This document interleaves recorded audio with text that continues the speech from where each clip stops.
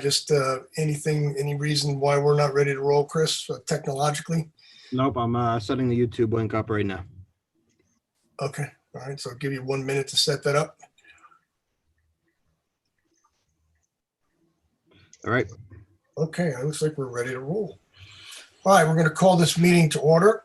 The adequate notice statement will be read. Adequate notice statement.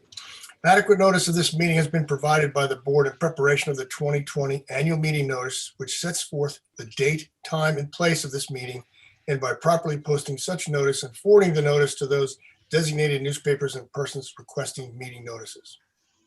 Moreover, in order to comply with the national and state declarations of emergency related to the COVID-19 pandemic, and in accordance with the municipal land use law, the Open Public Meetings Act, and recent operational documents from the Department of Community Affairs, this meeting is being held virtually as a web-based platform with remote access.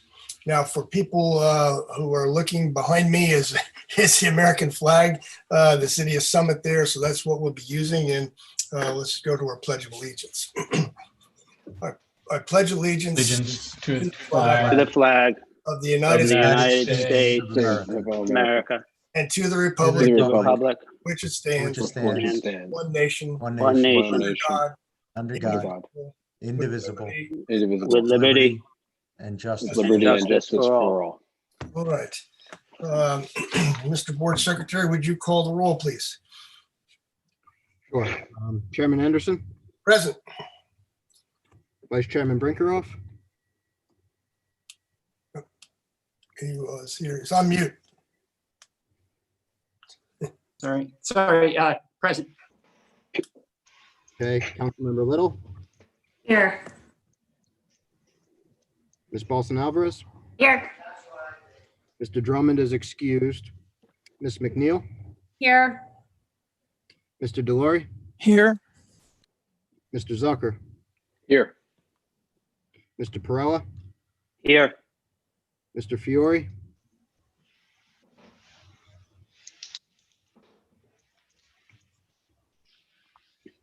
Mr. Fiore, he was in here. Can you double check the attendees, please, Chris? Sure. If he somehow,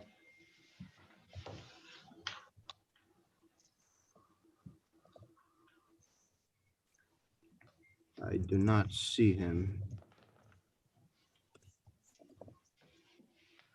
but he was in here. Lisa Fiore.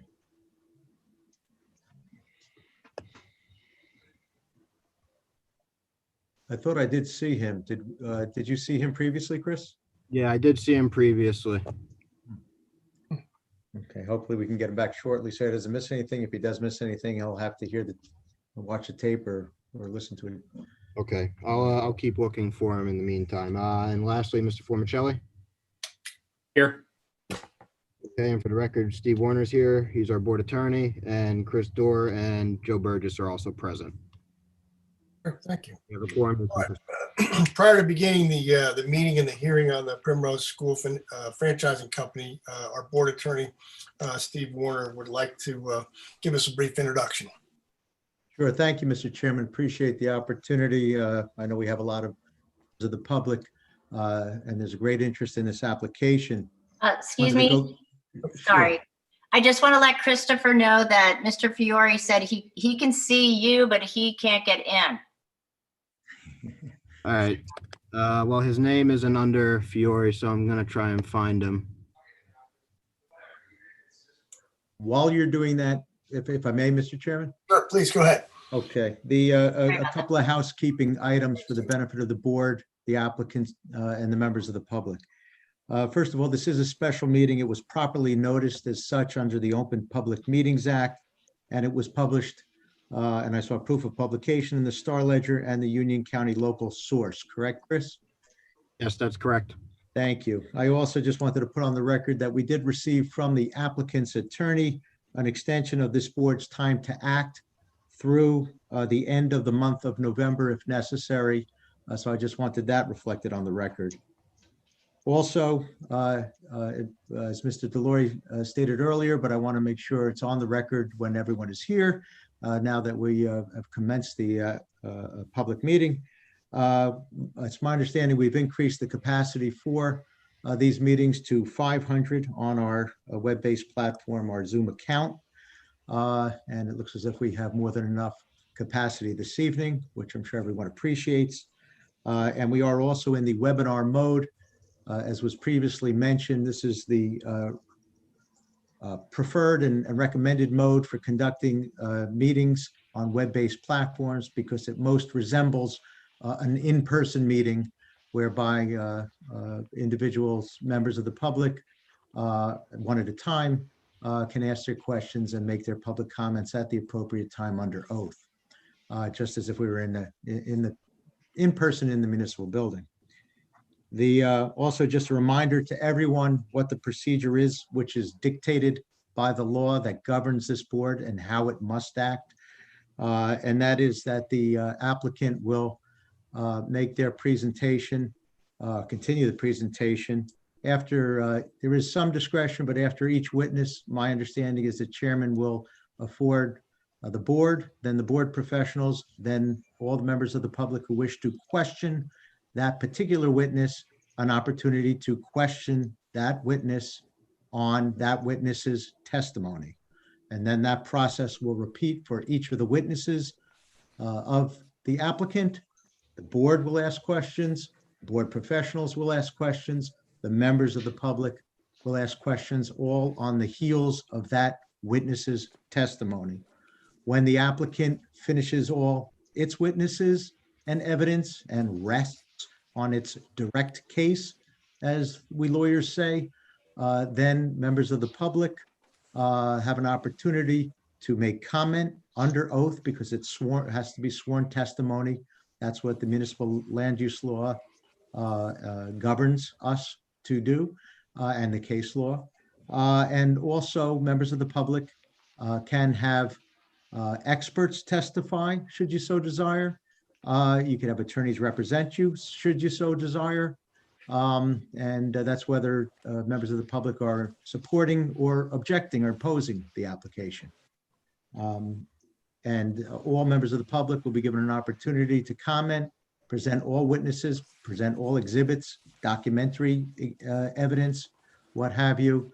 And then and only then when all interested parties are complete and have a full fair opportunity to present their testimony and their evidence, then the applicant is given an opportunity to give a brief summation. And then it is in the hands of the board to deliberate and vote on the application. That is the procedure that's dictated by the municipal land use law and by the court decisions that have been published that govern what land use boards can and cannot do. Additionally, there's been an issue with respect to letters, petitions, emails coming in to the board. And I know that there's been a lot of concern about that. Let me reiterate something I said the other day. First and foremost, I am sympathetic and empathetic, and I know the board is as well, that to everyone wanting to have an opportunity to say everything they want to say as soon as possible. Unfortunately, the law does not allow that type of process to take place where everybody says whatever they want immediately. It requires this board to, as an administrative body that's conducting a quasi-judicial, like a court hearing, to go through a particular process that I just outlined. And it also does not allow this board or any land use board, a planning board, a zoning board in the state of New Jersey cannot, by law, under the municipal land use law and the cases that have been published and govern what boards can do, cannot consider petitions, letters, emails, texts outside of the open public meeting and this properly noticed hearing. Why? Because among other reasons, people cannot question a piece of paper. They can only question a witness who is under oath. And just like the board and board professionals and members of the public have an opportunity to question every one of the applicant's witnesses, the applicant has the right also to question, should the applicant want to, any or all members of the public and objectors and witnesses for objectors who wish to testify and make comment under oath. That is the confrontation clause and due process clauses of the US and New Jersey State Constitution. And to be very specific, what's happened in governing cases that govern this board and every board is there have been situations where members of the public have submitted petitions or letters or emails. And there have been cases where ultimately the board denied the application. We have no idea what the board will do here. We haven't heard the evidence yet. But in those cases, they've denied the application, and the court decided that because the board considered petitions or letters or emails outside of the hearing, not the testimony of members of the public under oath, that denial was reversed. So in essence, there's the potential if someone wants to submit a letter or a petition or an email and have it considered by this board, and they hope to oppose the application, that it can actually have a opposite effect and result in a court overturning a decision of this board in the event this board were to deny the application. So hopefully everyone understands that that's counterproductive to what you might want to occur. But the bottom line is we don't know whether the board will just grant or deny the application until the entirety of the case is over. The applicant's had its opportunity to present all of its witnesses and evidence. Members of the public have had an opportunity to present all their testimony, witnesses, and evidence, and the board's had an opportunity to deliberate and decide the case. And that is the law that we are governed by as a board. And it's my job, obviously, as the board attorney, to ensure that the board follows the law. So I have nothing further, Mr. Chairman, and I turn the reins back over to you. I appreciate the accommodation. I would just note for the record that Mr. Fiore is indeed in the meeting. Okay, and we have not yet recommenced the testimony, so he remains qualified to vote if we were to conclude the application this evening. And it's my understanding, Chris, in the event we were to conclude the application this evening, we have, other than our recused member, all the other members are qualified and eligible to vote, having been at all hearings or heard any tapes in the interim, correct? Yes, that's correct. Thank you, Chris. Back to you, Mr. Chairman, and thank you again. I think you're on mute, Mr. Chairman. Apologize. I know we had discussed trying to conclude this case this evening. We're going to go as far and as quickly as we can, and hopefully we can do so. If not, we may have to move it over. But at this point, let's have Mr. Giannetti pick up where he was in the last hearing and take it from there. Welcome, Mr. Giannetti. Thank you for being here. Yes, thank you, Chairman and members of the board. Craig Giannetti of the law firm Dave Pitney on behalf of the applicant Primrose School Franchising Company. This is a continued application for preliminary final major site plan approval along with variance relief. The application was first presented on August 24th, where we completed our civil engineering testimony and as well as questioning from the public. And we started the architect, essentially just getting the architect qualified and showing or entering some of the exhibits and renderings he would be using, and then it was left at that point. The matter is carried to September 23rd, where there was the capacity issues and whatnot with the Zoom meeting, and it was carried further to this meeting as well. As the board is aware, this is an application seeking to or involving lots 1 and 2 in block 505 along Morris Avenue. The property currently contains essentially 2 separate buildings, one including a law office.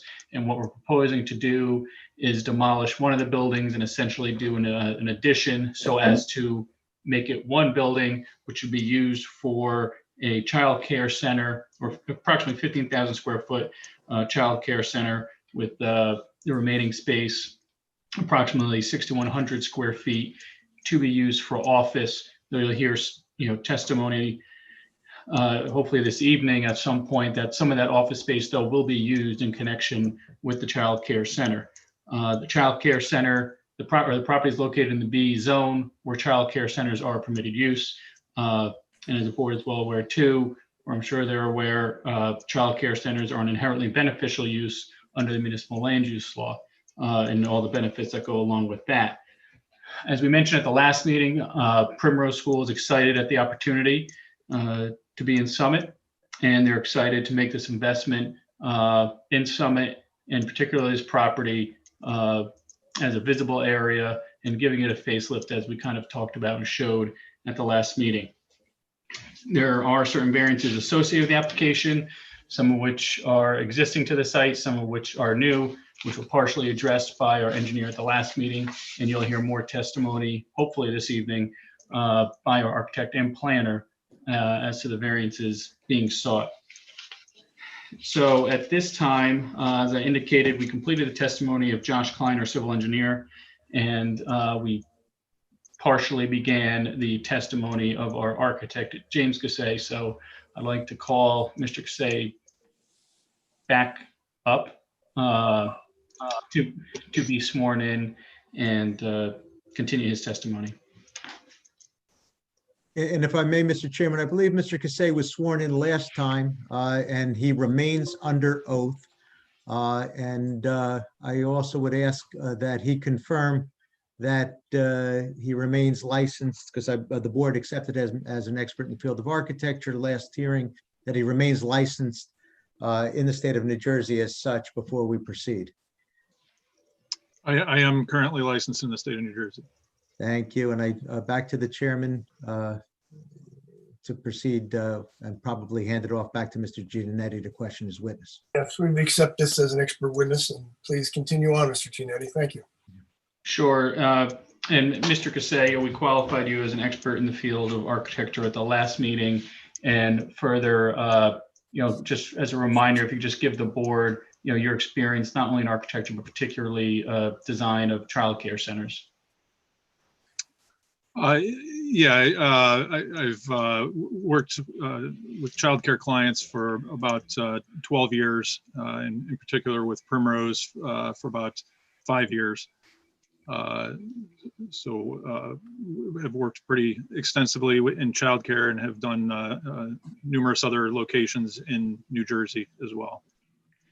And at the last meeting, we had two packets, which are also on the planning board's website, that were marked into evidence. We had marked A3, which were architectural renderings, and then A4, which was essentially the floor plan and similar to the floor plan that was submitted with the application. And since that time, we submitted an updated architectural rendering set, which is also on the planning board website. Is that correct? That's correct. And essentially, just for purposes, it was to update one of the sheets in that rendering, which did not have a wall sign that was included in the elevations and architectural elevations included with the site plan application. That's correct. But other than that, the renderings or the package of renderings in there are same as the ones previously entered. Is that correct? Yes, that's correct. There were some trash enclosure renderings added as well, I think. Well, I believe that was a separate exhibit, correct? That's not part of the same package. Correct. So maybe, Mr. Warner, Chairman, if we could have this updated architectural rendering set marked as A5, and then the architectural trash enclosure rendering marked as A6, and I'll have Mr. Gassay walk through those through his testimony. So, Mr. Gassay, we're going to be marking what's on the planning board website. I believe it's referred to as updated architectural exhibit. If you can share that rendering set that's been marked as A5 on your screen. Yes.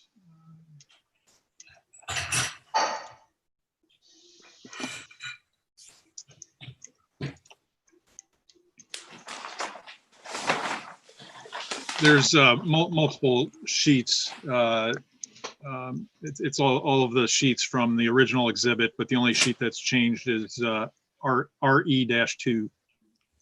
If I may, are they all still marked July 9, 2020 as the last revised date? They are. Thank you. Okay, so maybe, and I know it can probably get confusing, but we'll start with sheet 1. And if you can kind of go through your testimony as to what's being shown there, including the materials and color palette being used for it, and then we'll walk through the remaining renderings, and just when we go to each new sheet, identify the sheet number at the bottom of the page. Okay. Are we doing this for all of the sheets? For all the exhibits, or just the new exhibits? I would, well, The updated- given since it was last August, I would go through this, highlighting again what we're looking at. Okay. Is this A5? No, this is the original exhibit. Why don't we start with A5? Original. Okay. A5 is, okay.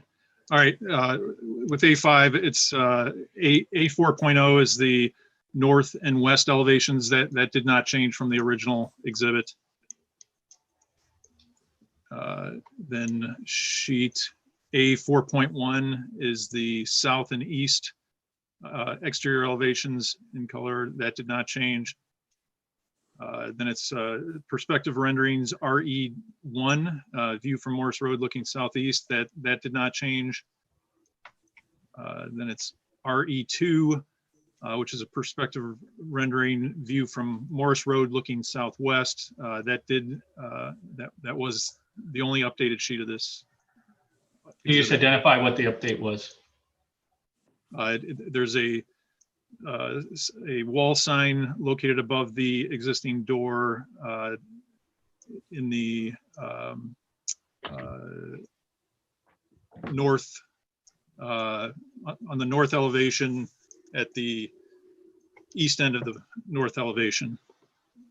And that wall sign, which your cursor's right near in the almost center of the screen, that wall sign was shown in the architectural elevations that were included with the site plan application. It was just missing from the rendering. Is that correct?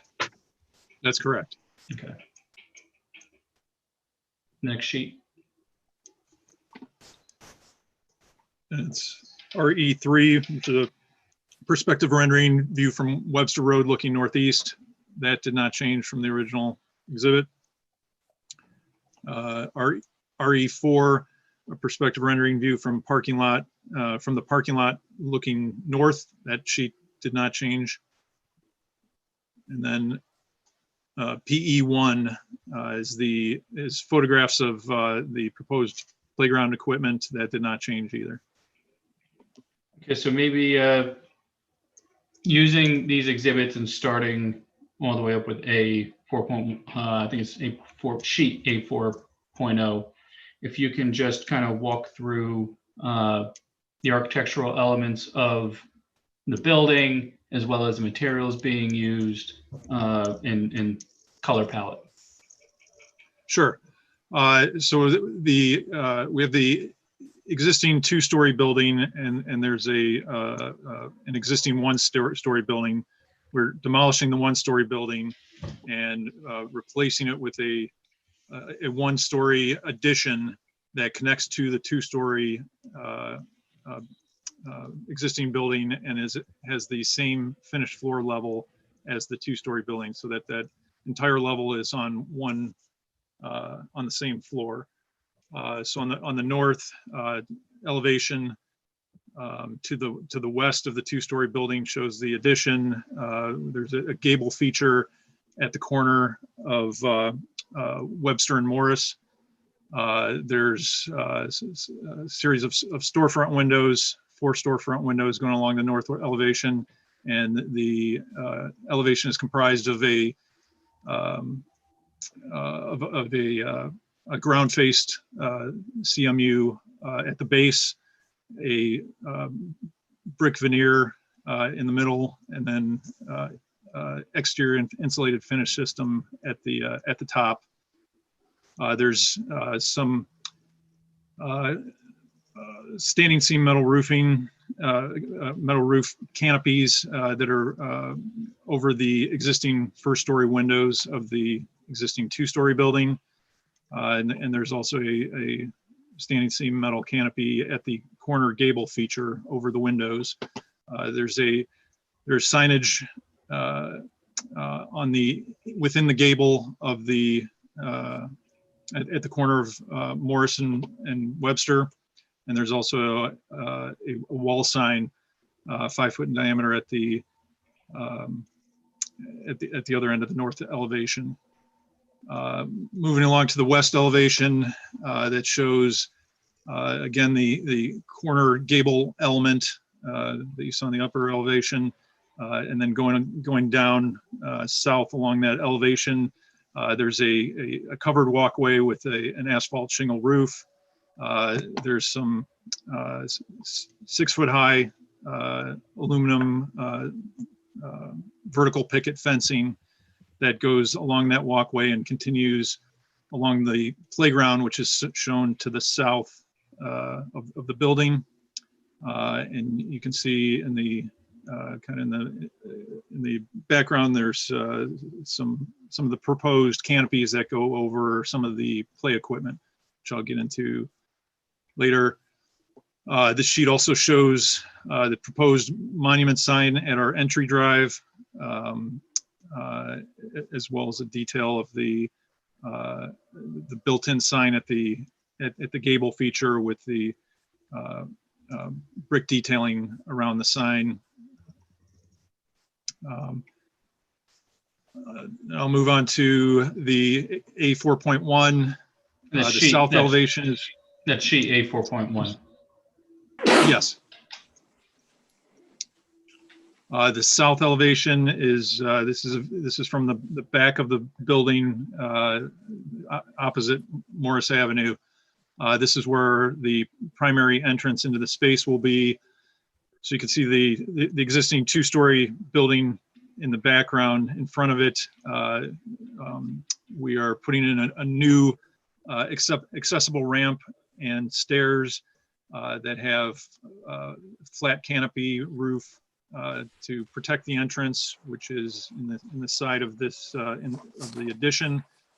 There's another gable feature along the back that also has a 5 foot diameter primrose sign. And when you refer to the entrance earlier, that's an entrance to the Primrose Child Care Center, correct? Yeah, I'm sorry, I can clarify that. There's actually two entrances over here. The entrance on the two-story building is to the offices, to the second floor of the two-story building, which has an office. That's entrance for that tenant only.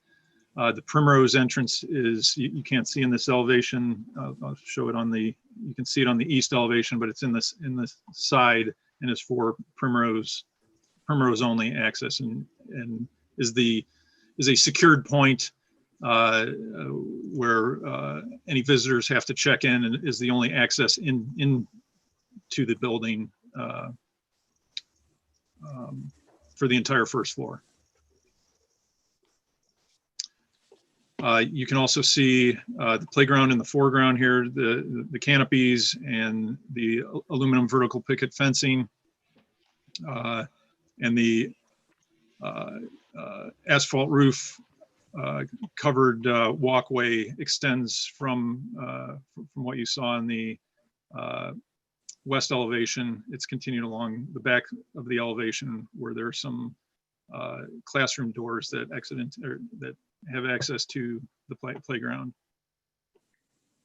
The east elevation shows the existing two-story, which I didn't mention earlier, but the intent is to paint the existing masonry. It's currently painted white.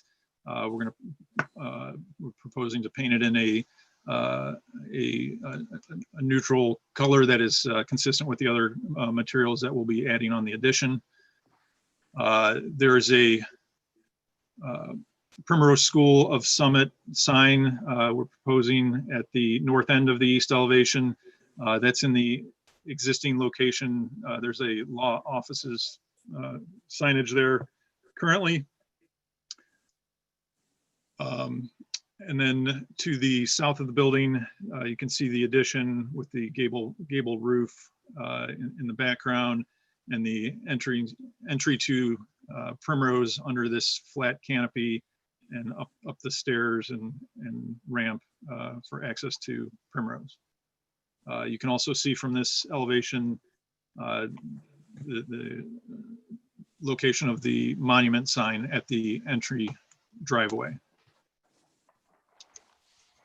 I'll move on to the perspective rendering RE1. That's the view from Morris Road looking southeast. This gives a better view of that gable feature. To the side is Webster Road, and Morris is the one in the foreground. So this, you can see the ground face CMU is carried throughout the base and along the length of the building and over to the retaining wall portion that's heavily landscaped in front of the playground.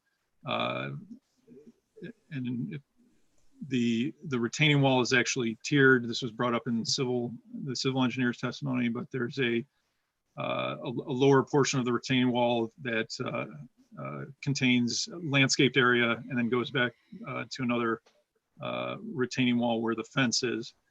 And we're bringing all new landscaping along each street facade. So new trees and shrubs throughout the length of both elevations, and in a planter at the corner.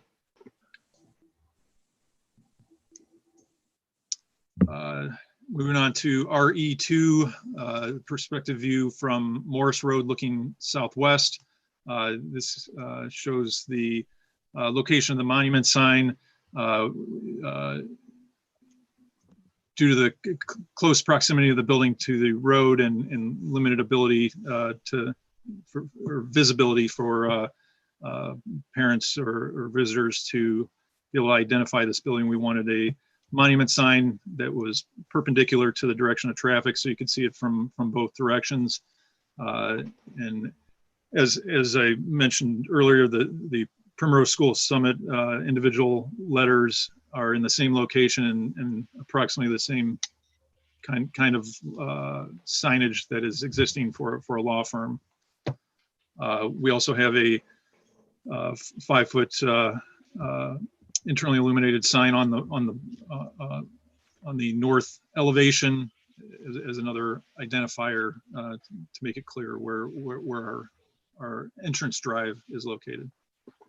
You can also see the canopies and brackets that we are introducing to the existing 2-story elevation to break up that elevation a little bit and bring a little variation.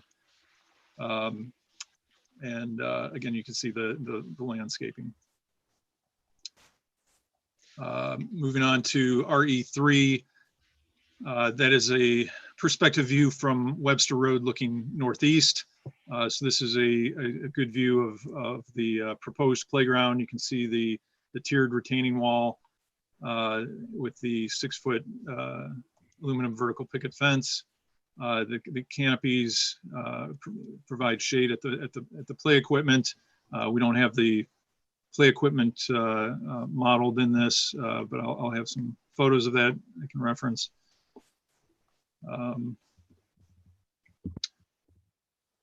Then moving on to RE4, the view from the parking lot looking north.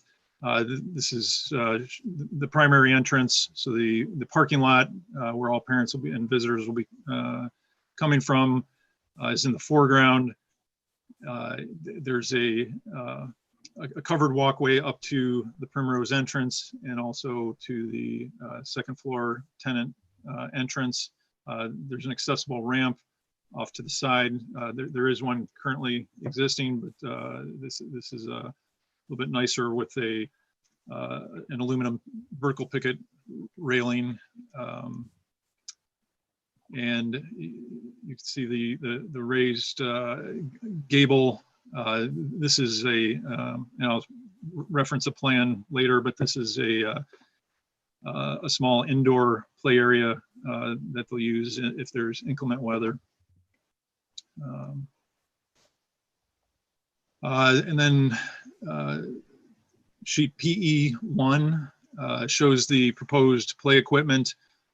We subdivide the playgrounds by age group and utilize age appropriate equipment.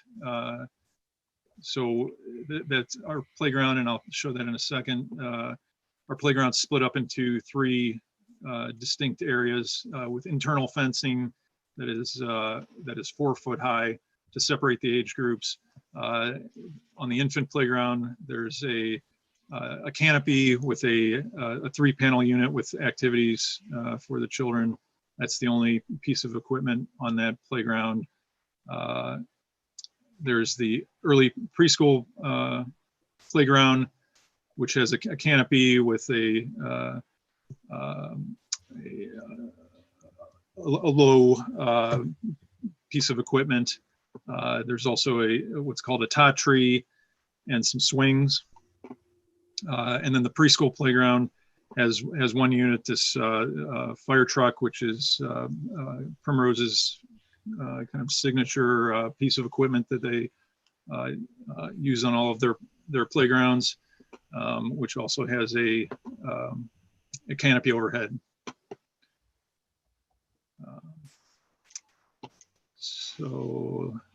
And I'll since we're on the playground, I'll just quickly reference let me see what sheet this is. This is Civil's color site plan, sheet 1 of 1. This is A2 that was marked at the last hearing, the color rendering of the site plan.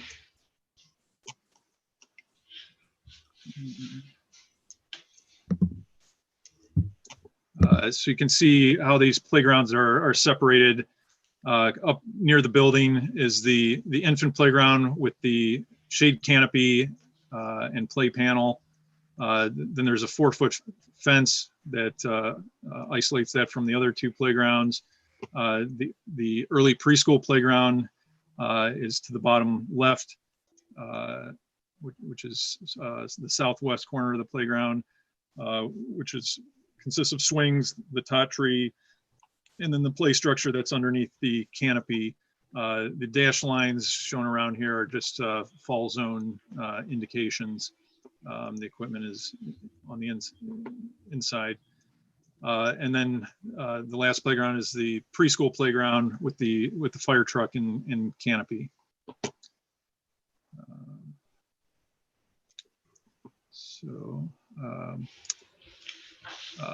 Then I'll move to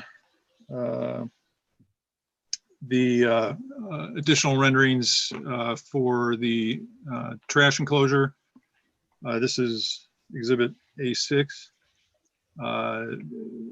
These are a series of, there's 2 renderings and 1 photograph of the existing conditions. There's no sheet number.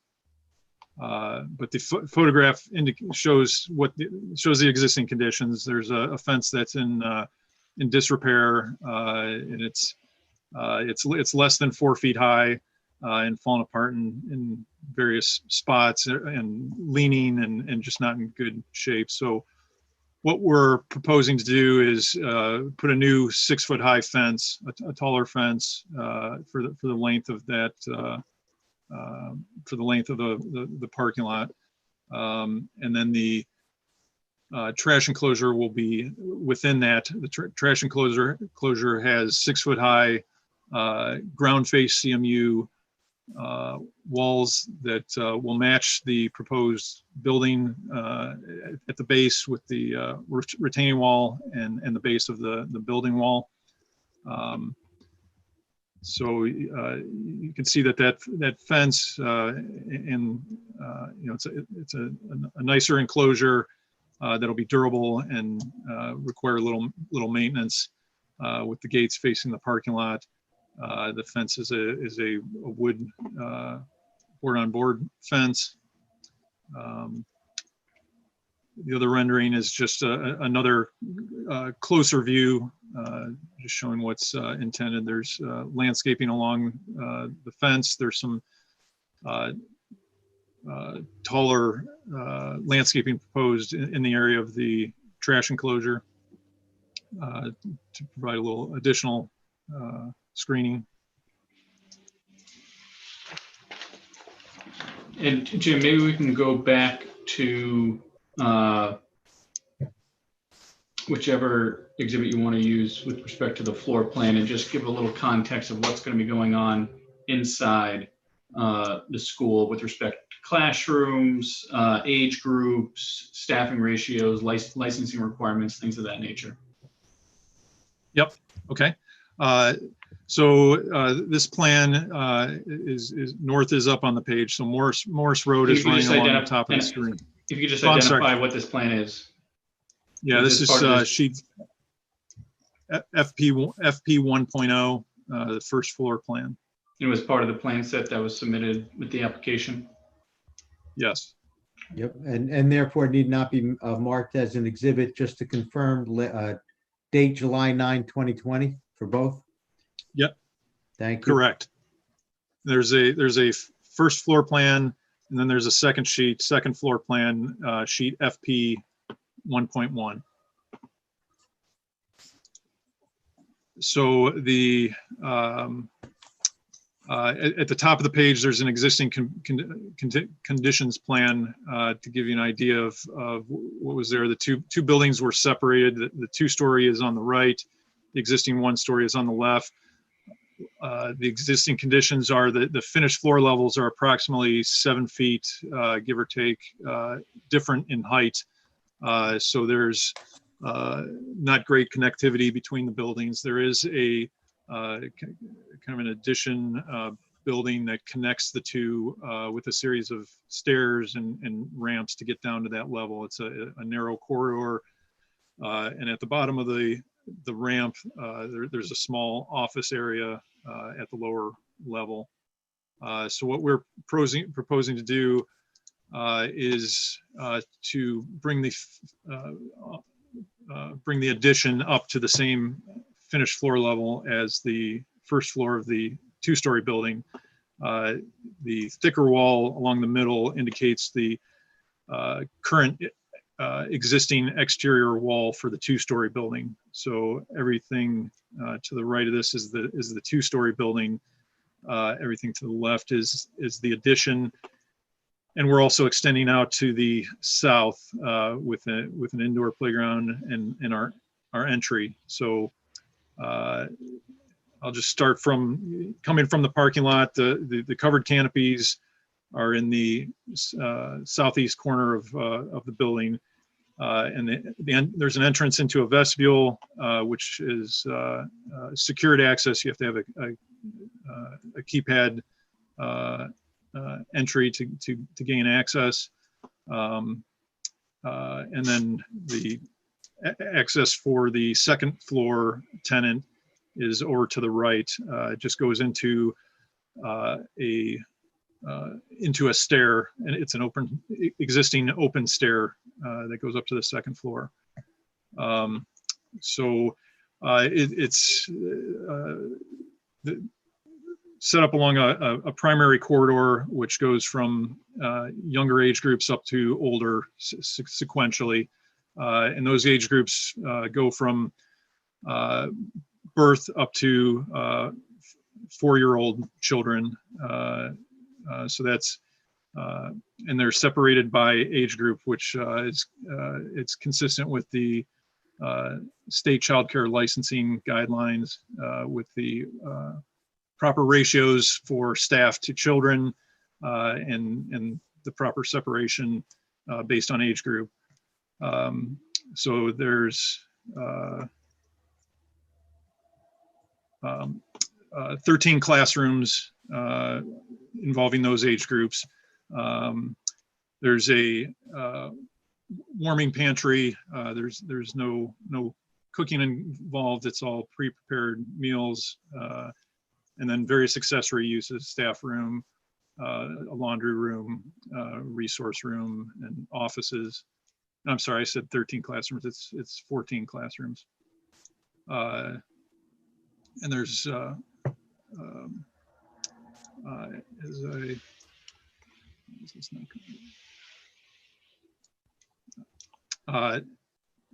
there's also a conference room off of the lobby and the indoor playground, which also has a door that accesses the exterior playground.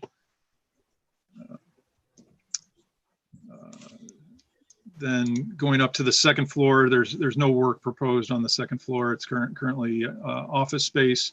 There's an existing tenant in half of this space that will remain there, and then the other half of the space will be utilized just as accessory use for the daycare office type use. So that will be used as almost like a flex office space or back office operations for the Primrose School, correct? That's correct. And what about any mechanicals or equipment like that associated with the school? Where are they located? Yeah, there will be new rooftop units on the roof of the one-story building. We have approximately a 4-foot parapet that will screen at the perimeter of the one-story that will screen those units from street view. They're roughly the height of the mechanical equipment. And is there a generator associated with the daycare? No, there is not. Is one required by any state regulation or law? No.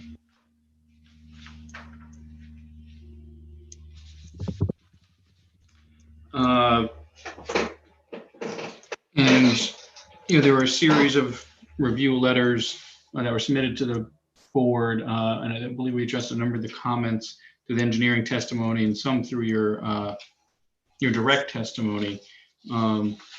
And I know our civil engineer talked about deliveries, but if you can just address, what are the type of deliveries that are associated with this type of Primrose School?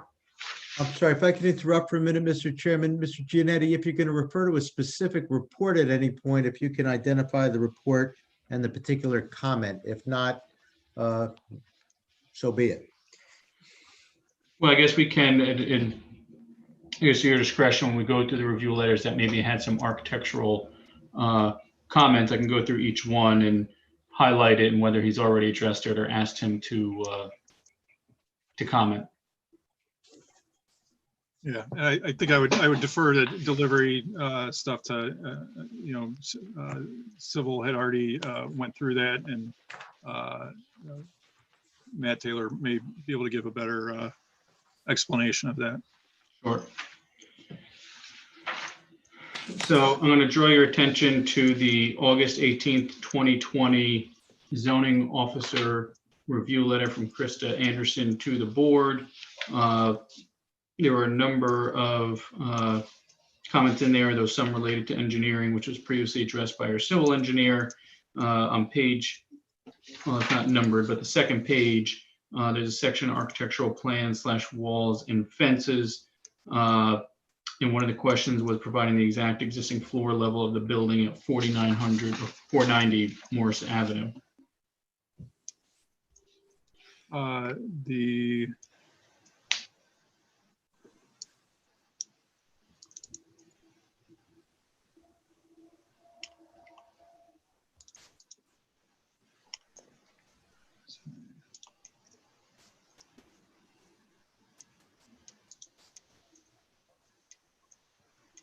Sorry, that's-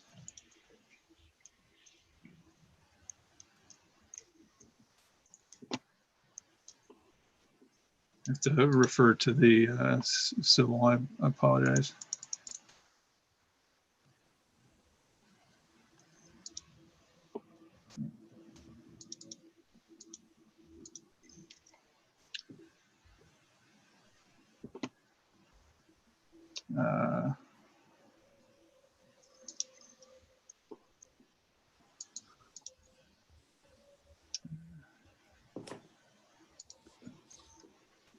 There we go. The finished floor level is 278.70. And in the next paragraph, there was a question as to the height of the play equipment area, of the equipment in the play area. Yep. So the, get to that sheet.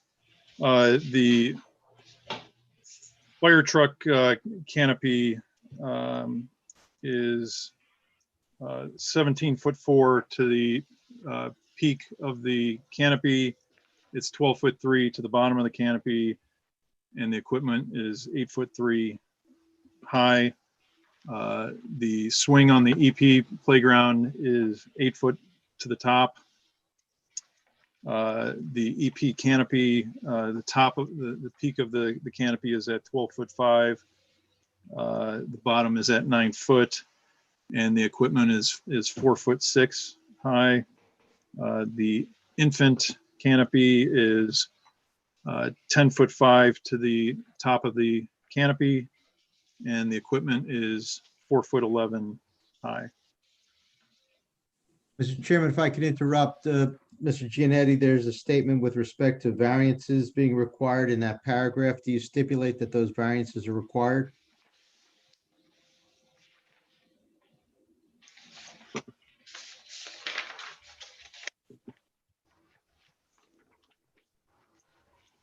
Combination wall and fence height more than 10 feet, wall in the front yard more than 4 feet high, and fence in the front yard more than 4 feet.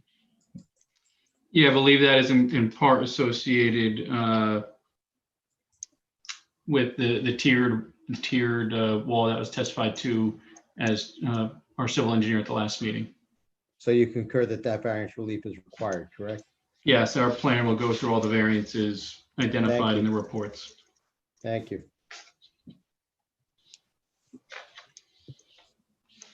And then the only other architectural comment that wasn't addressed by our civil engineer with this review letter is on the last page, which you just addressed as to the mechanical equipment and the generator.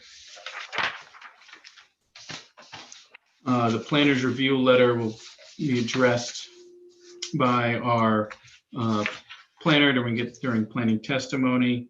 And with respect to the engineer's review letter dated August 18th, 2020 from Christopher Dorr to the planning board. Again, I believe the architectural comments have been addressed in your direct testimony. We're going to comment 16. There was a question as to the existing basement in the, if there was an existing basement in the building, and is it to be demolished, or is a basement proposed with the addition? There is a basement in the existing building that will be demolished. It's a small partial basement in the one-story building. There will not be a basement in the addition, the new addition. It will be backfilled to the level of the finished floor, and we'll have a concrete slab. And going to comment 24, and you kind of touched on it during your floor plan, but with respect to the warming kitchen, just describe again what the warming kitchen is, and how the kind of, I want to say food service, but food is handled with respect to the school operations. Yeah, it's there's no hoods or open flame cooking equipment. It's microwaves and convection ovens. This food is all pre-prepared and warmed in containers, and they're warmed in the warming kitchen and then delivered via cart to each of the classrooms at their specified times for eating. The warming kitchen also has a commercial freezer and a commercial refrigerator, and there's a 3-compartment sink with a dishwasher, disposal. There's a hand wash sink. I think that, and there's some dry storage cabinets. Thank you. And with respect to the, planner's review letter and the remainder of the engineer's comments, as well as the engineer's updated memorandum of September 22nd, 2020 that dealt with traffic and planning, we have, traffic and planning testimony that will be addressed. So at this point, that's all I have of a direct presentation of Mr. Kasay. If the board or his professionals have any questions or comments of him. Thank you, Mr. Giannetti. Any members of the board have any questions of this witness? I do. This is Matthew. Oh, I'm sorry. Jay, you go first. Go ahead, Matthew. That's fine. Thank you. I heard you talk about air conditioning and the fact that there was no generator, but did you talk about how the building's being heated and where that's located? And apologies if you did. Yeah, it's rooftop units. So heating and cooling is a package Is unit, one unit. On the roof. Okay. Yeah. And then I know you referenced the storage of, you had some drawings of the garbage area in the back. I know at the last meeting, there was discussion about a variance needed for that due to its proximity to the property line. Was that ever addressed? Our planner will address that in his Discuss that. testimony. And then similar, it was discussed that we would hear about where recycling was being stored. Was that ever addressed, or would that be addressed by professional coming up? Because I know the outdoor enclosure, it was reported that would have garbage in it, but it didn't appear that it would also contain recycling. And where would recycling be stored until it was disposed of? I would imagine with all that warming and containers, there'll be a lot of recyclable materials. I think that may be a question better for our operations witness next. Okay. And then with regards to the office space, you had mentioned that there would be a keypad to get into the vestibule. Is that right? You can get into the vestibule from the outside, but once you get to the inside of the vestibule, the double doors going to the lobby are secured and require keypad access. I see. And the people going to the office would enter through a different area. Is that correct? Correct. That's to the east of the Primrose entrance. There's an existing stairwell that goes up to the second floor. Okay. And it appears on, I'm sorry, go on. There's no other access to the first floor. It's just that stair footprint going up. Okay. And then it looks like once people are in the office, is there any way for those people to get from the office to the center? From the second story office, you mean? Yes. No, there is a common stairwell, but that door will not have hardware on the stairwell side. It'll be egress only. That's in the north east corner of the building. So that's a shared emergency egress for both the first floor user and the second floor. Okay. Thank you. Okay. Thank you. Mr. Kasay, I just have one question. The decision to maintain the finished floor of the building to be at the same height as the existing building leads to the requirement for the wall and fence higher than our ordinance allows, and therefore a variance. Did you consider not equalizing the finished floor of the two buildings so that the retaining wall would not be as tall, the fence would not be as high, and a variance wouldn't be required? We did investigate that, and it is much more challenging from an operational perspective. Part of it with how they deliver food from the warming pantry with carts, and just the age groups. There are infants in the center, that go in cribs, and during emergency evacuation, we have particular emergency evacuation cribs that have larger wheels, but they would typically put the infants in those during an emergency situation. So we wanted to make this as safe as possible, and have the playground and all egress points at one level from a safety perspective and from a practical perspective operationally. So at the risk of putting words in your mouth, then you're saying that it's necessary to have a finished floor, both buildings, the finished floor to be equal for both buildings? Yes, it makes it significantly more of a safe and a practical from an operational perspective. Thank you. Any other members of the board have a question for this witness?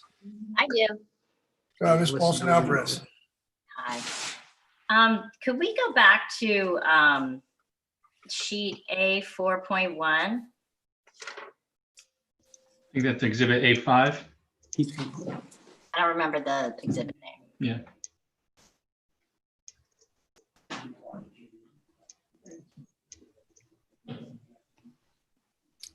Okay. I just wanted to make Just sure like- that because this is the big part of the design, to understand, is that the right one? South elevation, right? Yep. Yeah. I was actually thinking of the catty corner one, but that's okay. That'll work. I can go to this one. The other catty corner one. Sorry. The Morse Avenue intersection. There you go. Yeah. There you go. Yeah. Okay. So the DRO says that a front yard wall, or there's a section on fences, walls, and wall-like structures. And they said in that section, it says that fences or walls shouldn't be more than 4 feet tall per Krista's report in the front yard. Can you tell us how tall let's call it the basement level, or whatever that CMU level is? Yeah, that's indicated on zoom here. It's approximately. I'll just tell you what it is. It's at the very corner. The sidewalk is sloping as it goes down Webster towards Morris. So the lowest point at the corner is 7'6" below finished floor, and it continues to go up the further it goes south down Webster. It decreases in height. Right. So the tallest point is at the corner there, and it's 7.6 feet tall. To the base of the Correct. quote unquote first floor windows, it's 7.6 feet tall. Right? That's correct. Okay. And I just Yes. want to get a sense of the impact. I just want to ask you a few numbers so everybody can picture it in their minds, because it's hard on renderings are helpful, but it doesn't always give you the total picture. Like, we would never be this far away from the elevation to see, you'd be standing right next to it. So the first line would be 7.6. And then when you're looking at your elevation, Sorry. okay, pick up. So I can see the numbers. Sorry. Elevation. Okay. All right. So it's 7.6. And is that 7.6 the floor of the playground also? Or is that It is. an additional height? No, it's the same height. Okay. So where we got to the 14.6 was the floor of the playground, and this height here on the corner, that's 7.6. And then the fence is 6 foot, making it 14 feet, right? At 13'6". Right? Yeah, but as it goes down, Number from last month. So I just want to make sure we Okay. understand what the heights are. So if it's 7.5 here to the floor of the playground, and the height of the truck playground is 17 feet, that's the height of the highest- canopy. That's the highest point next to the neighbors, right? The canopy. Yeah, correct. And that 17-foot canopy is the furthest east from Webster. It's alongside of our parking lot. Right, and next to the first residential house on Webster, right? The first house, the house is right along that perimeter, along where this playground is and this structure, right? I'm just To want the south, yes. There's a landscape buffer between there, but yes, it is along the south. That's property. 24, almost 25 feet of mass. Just want to get a picture in the back along the residential side, right? Yeah, I don't know that I would call it mass. There's 25 feet when you add all of them up, but they are staggered in their elevation. That was part of our concept to reduce the masses, to tier the retaining wall, and then the equipment beyond. You're never going to see it, as you mentioned, in this elevation. It'll be set back, and that perception of height will be reduced. Your I'm parapet, sorry, you're speaking over one another and I'm not getting. I got it. The parapet is just below the white. Show us where the parapet is and where the mechanical's going. Yeah. Is the parapet shown? Yes. Yeah, the parapet is shown at the top of this white band.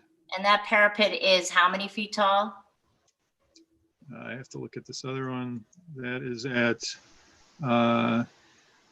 18 feet above finished floor. So that's approximately 25'6"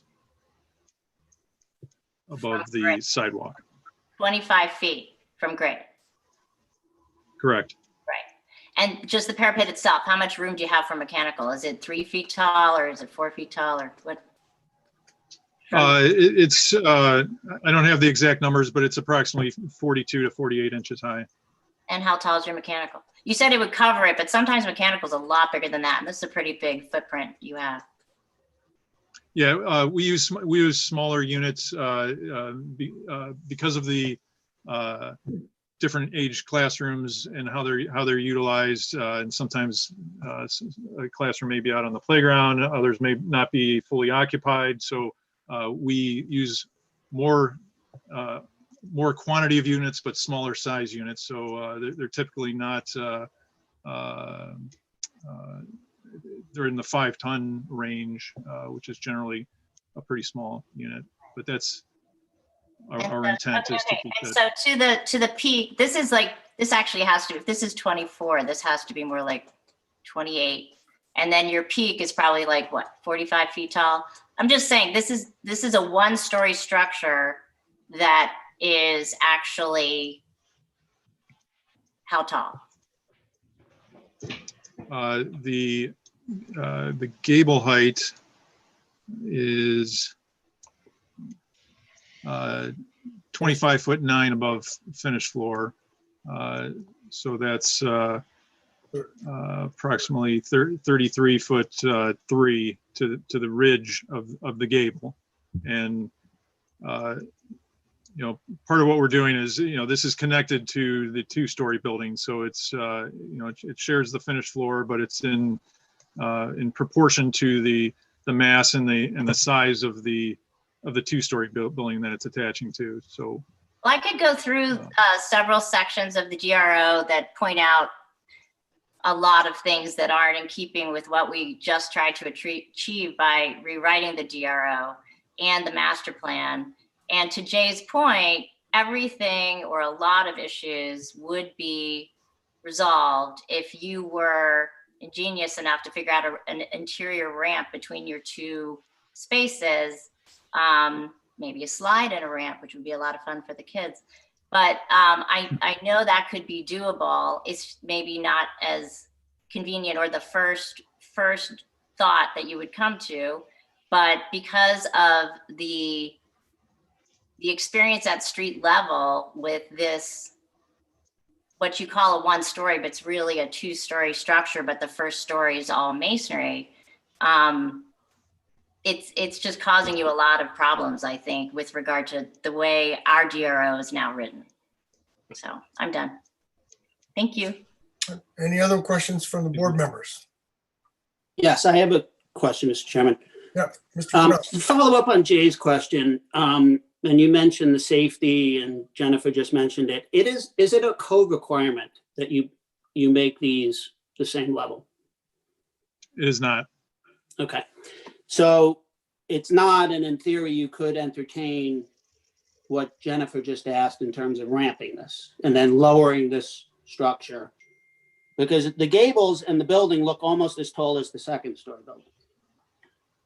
Secondly, so you mentioned cribs as one of the issues, obviously, to roll them. Are cribs going to be rolled out onto the playground? No. Okay. That's only in an emergency situation. So why can't the whole playground be sunken lower?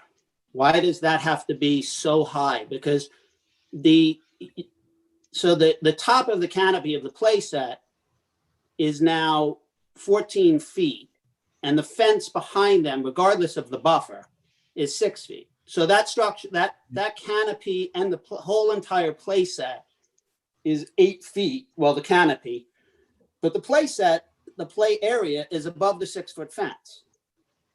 So it's over any barrier to the neighbors that are right next to that property. Am I correct?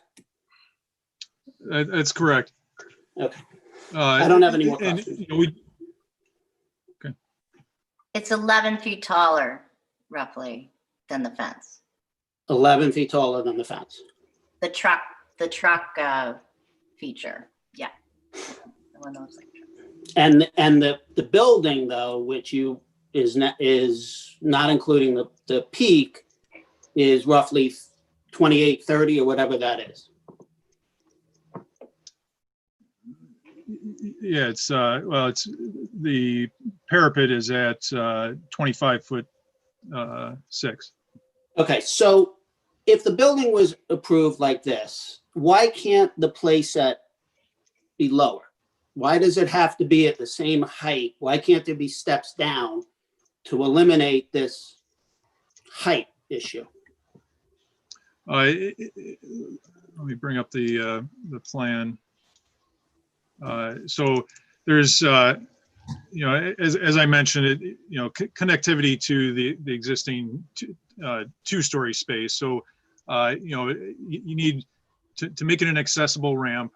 You need 12 feet for every 1 foot that you go in elevation. So just moving it 1 foot down, which is not going to have a significant impact, is going to cause 12 feet of ramp. So you can imagine you get up to, that 7 feet of elevation that's there now requires just I forget what the number is, but it's a labyrinth of ramps, and anywhere in between creates a lot of difficulty. So not only would you have a ramp between the two buildings in the corridor, but then to all the other parts of the site. And unfortunately, there is a lot of elevation on this site. So access to the entrance, how that ramp works, and access to the second story. Our classrooms have access. It's highly preferable to have the playground at the same elevation as the classrooms. We do have 4 classrooms that have direct access to the playground area, which is desirable and makes it operationally easier. Otherwise, we would have we'd lose a significant amount of playground space to accommodate a ramp that had to get access to all those, and it just really becomes difficult for little gain on the elevation.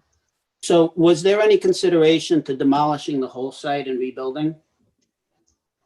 And having everything at a lower grade level? I don't think there was any significant consideration to that. That would be a cost prohibitive. Any other board member have a question of this witness? I have a couple questions, if it's okay. Sure, please. On this interior plan, I want to make sure I'm reading the proposed classrooms and classroom sizes correctly. On the table up on the upper right-hand corner there. In each Yes. classroom, there's a maximum group size and then a proposed room capacity. Is that correct? Like that I'm reading this, that by the size of the room, you're allowed to have the maximum group size, but the proposed sizes are somewhat smaller in most of the classrooms? Yeah, the maximum group size is based on what the state of New Jersey child care licensing regulations permit. There's a ratio of staff to children and then a maximum number of children that you can have in that room. The proposed room capacity is based on Primrose standards and it never exceeds what the state requirements are, but in some instances it's less based on their how they operationally do their program. Okay, so I'm reading that in the two older children classrooms that the maximum group size is 20, but you are proposing 24 children. Yeah, I apologize. That's a typo. It should be 24 is the maximum group size.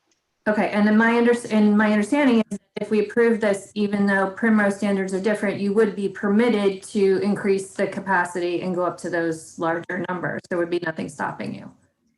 Correct? No, we've sized the component that regulates the size of the room is based on square footage of the room. So there's and you can see in the New Jersey square foot per child, they're all designated as 35 square feet per child. So we calculate that excluding fixtures in all the rooms, and you can see the actual square foot versus the required square footage. So say in the early preschool room, there's 20 children as a max group size. We're proposing to put in 16 children, and we have 576 square feet. So to get greater than that, we would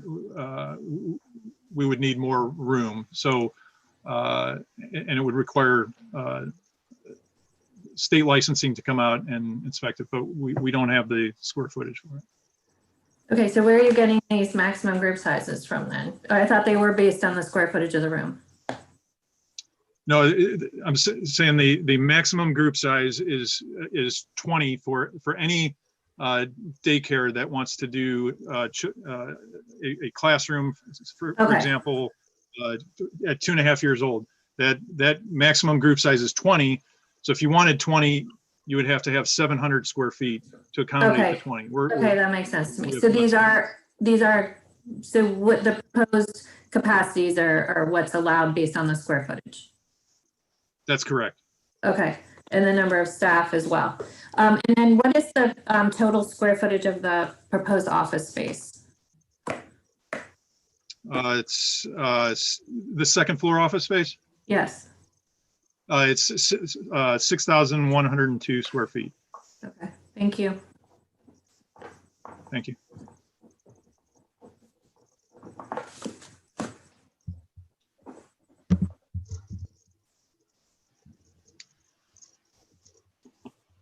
Mr. Chairman, do we have any more board members who wish to ask questions? Bill, you're muted. Actually, I do. My bad, I'm muted. I'm sorry. Any other members of the board have questions of this witness? Yes, I have a question, Mr. Chairman. Yes, with regard to the second floor office space, you said about 6,000 square foot. What's the maximum occupancy that you can see would be allowed there? That would be dependent on what tenants in there. If it's office space, I don't recall off the top of my head. I think, let's see. That was, I believe, in the civil drawings, there was a calculation.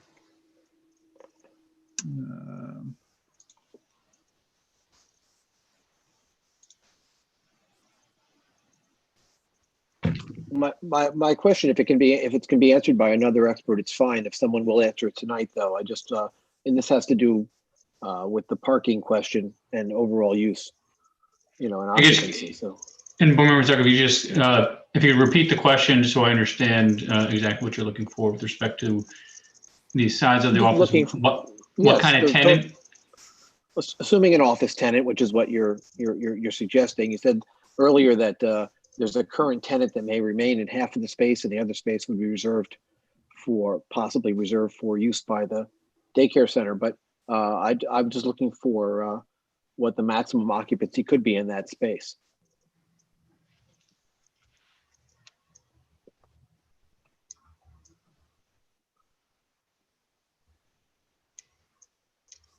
I guess maximum occupancy by code. Yes.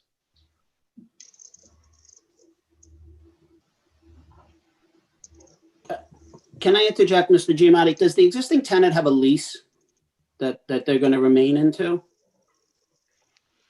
I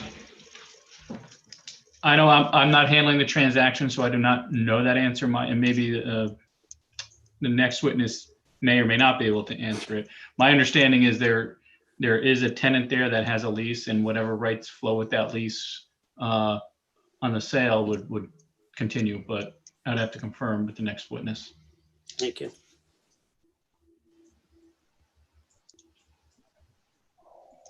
So we'll get to that. We'll get to my answer at some point, you think? Looks like Mr. Casey is trying to calculate it. Okay. Oh, okay. Yeah, if I, it'll take me a minute. I'll see if I can do it. And I think our traffic engineer has some testimony regarding what's proposed there, but I would have to. Okay, so you Look, want to if hold he that to doesn't answer, the I'll see. traffic consultant, Mr. Casey or Mr. Giannetti? Yeah, why don't we hold it to the traffic consultant, and during that time, Mr. Casey can also run his calculation, and Well, at that point, we'll be able to answer it one way or the other. Thank you. Mr. Perella.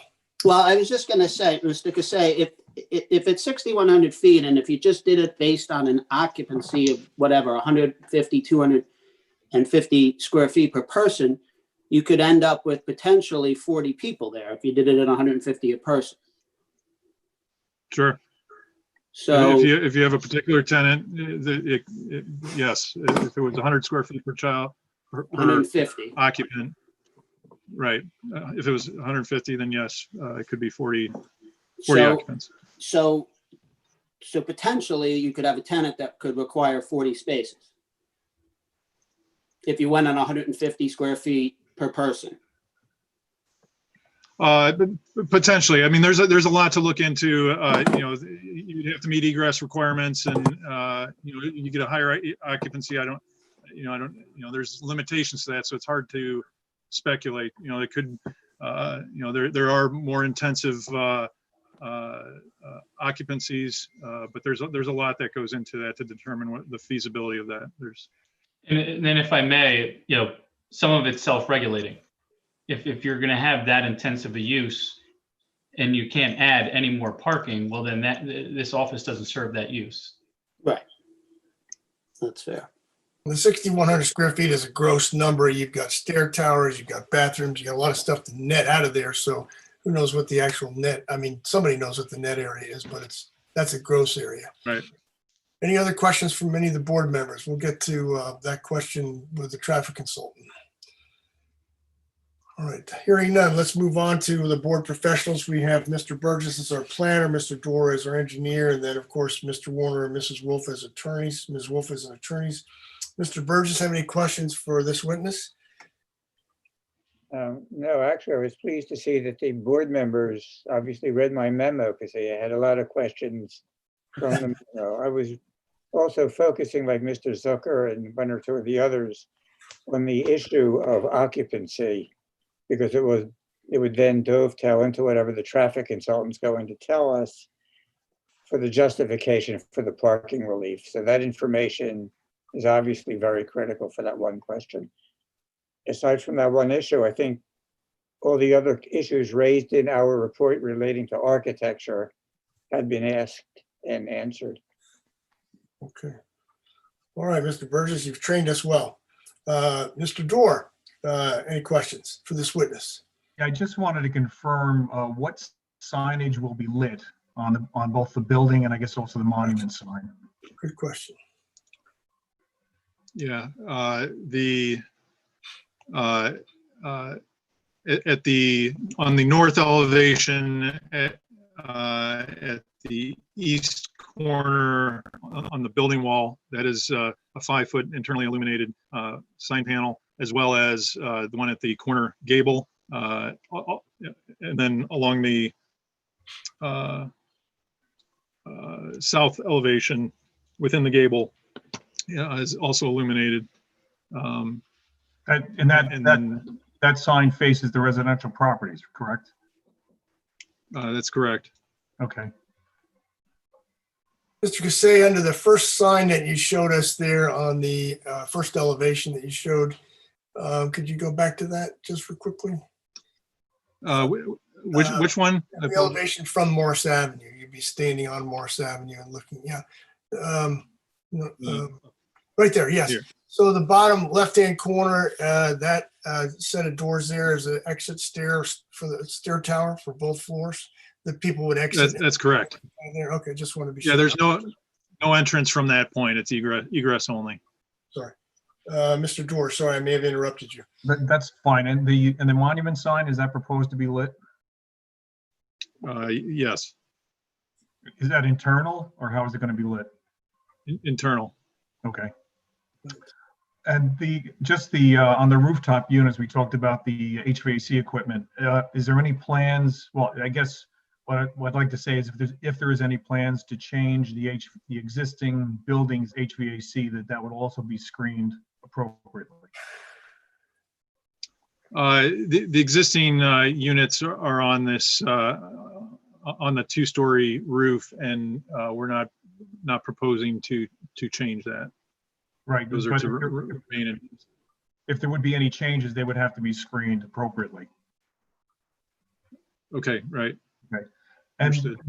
And just, we talked about massing before, and just to confirm, and you had the site plan up before, the floor plan, all the elevations along Morris Avenue and Webster, they're pretty much all in, the new building is in line with the existing building. And then on the side on Webster, the building and the retaining walls are all in a line, correct? There's no articulation between the set or different setbacks between any of those components. For the retaining wall, I'll start by at the second end of the second story building, going to the west. That elevation is at the in line in the same plane. As it turns the corner, there's a planter at I believe it's 30 inches high that sticks out, that projects out to give some relief to that. And as you turn the corner, the area where the covered walkway is projects out. Then there's a low rate retaining wall that's in the same plane as that, but then the upper portion of the retaining wall is recessed back. I believe it's 8 feet. Okay, thank you, Mr. Chairman. That's the only questions I had. All right, Mr. Warner or Ms. Wolf, as our attorneys, have any questions of this witness? Just a couple very quickly, if I may, Mr. Chairman. Thank you. Mr. Burgess's memo of August 19, 2020 for this witness or for applicant's counsel. Do you stipulate that the bulk variance relief set forth therein, I believe there are 9 variances referenced, that those 9 variances are required of the applicant for approval in this application? I think that's better addressed with our planning expert. Okay, that's fine. We'll hold that question. And the applicant stipulated, though, in addition, that preliminary and final major site plan relief is required, and a lot consolidation would also be required or be a condition of approval. Is that correct? Yes, and I think we might have mentioned at our last meeting, but we will agree to merge the lots or consolidate the lots into one lot. Okay, I had nothing further, Mr. Chairman. Thank you. All right. At this time, of course. And if I may, I just have a follow-up, Mr. Kasay, in the testimony as to the step down of the buildings and the ramp, and I just wanted to kind of be clear on it. So I believe it was your testimony that, by code, if you're going to have a ramp, it was for every 1 foot you're going down, you need 12 feet of ramp. Was that your testimony? That's correct. That's for ADA though, right? Yeah, which this space would all have to meet accessibility requirements. So the connection between the buildings would have to follow accessibility, and any egress points would have to follow it. Even if you have elevators and other things, maybe you do, I guess. Not sure. That gets tricky. I mean, stairs can be accessible, but it's not.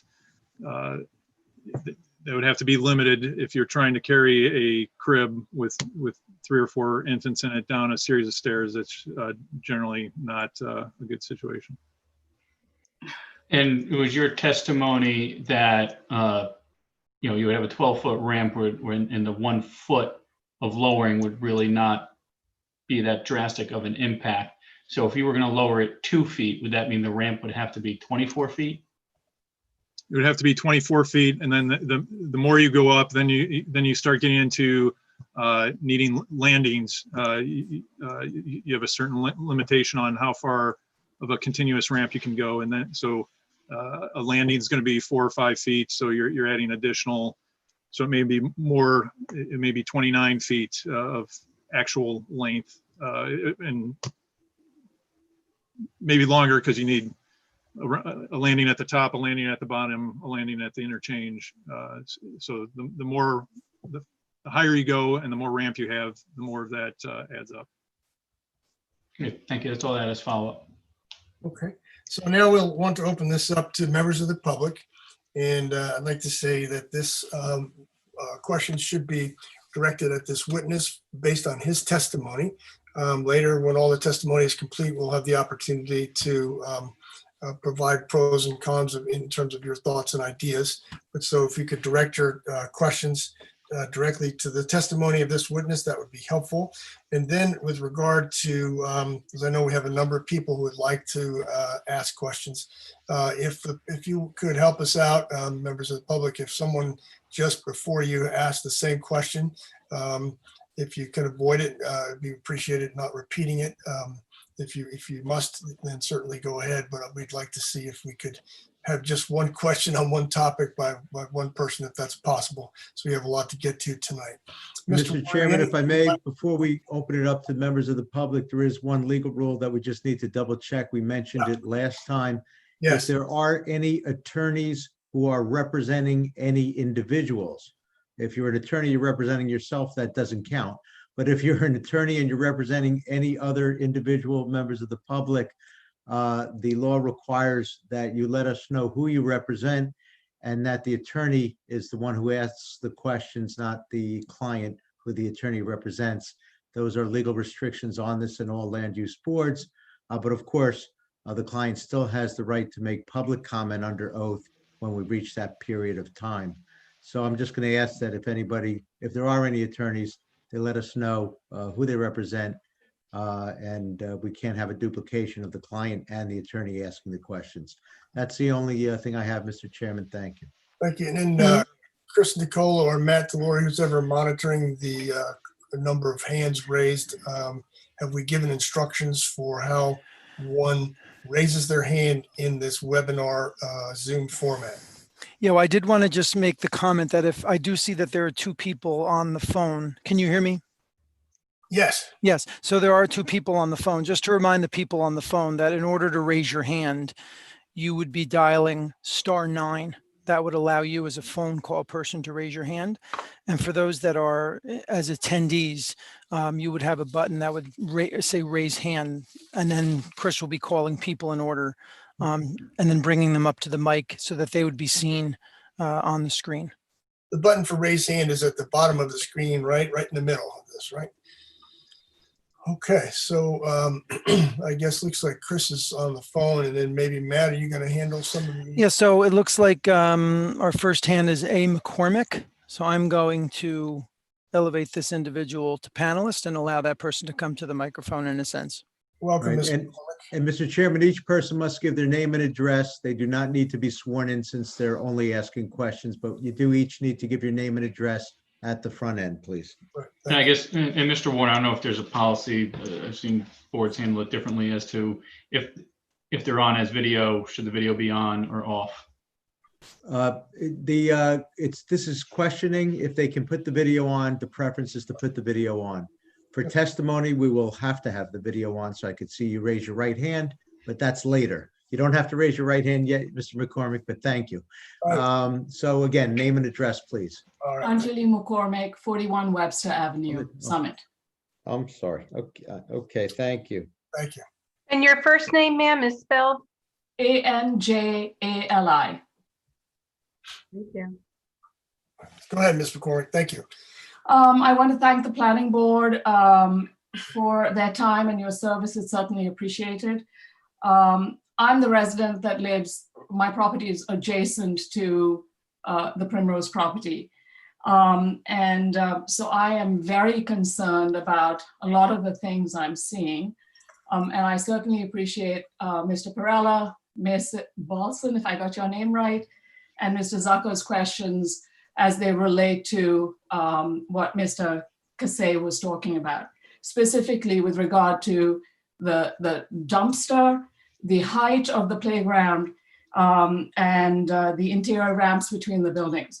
But before I get to those things, I want to ask about the alleyway in between my property and the playground. There appears to be 15 feet of space between my property and the playground. What is that area? What is it going to be made of? How is it going to be lit? What is it there so that people can park on Webster Avenue and bring their kids in to the property? If you could share a little bit about that, because I'm certainly concerned from a safety point of view and a logistics point of view. So if we could start there, then move to the dumpster, and then the variance in the height of the playground, because I'm very concerned about drainage and other issues. So you live on Gates Avenue? Webster Avenue. I'm not sure I understand which alley you're referring to. To the south of the playground? To the south of the playground, my property is adjacent to the Primrose property on Webster. So I'm the first house in from on Webster Avenue.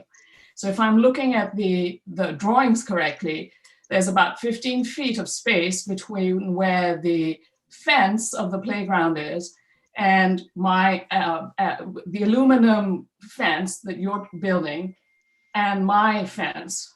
So there's 15 feet of space. What is that? So I'm calling it an alleyway. What is that? Is that a pass through from parents to park on Webster as they walk to the property? If you can tell me a little bit about that. And maybe Mr. Kasay, if you could share the screen of the colored site plan. I think that shows, the landscaped area.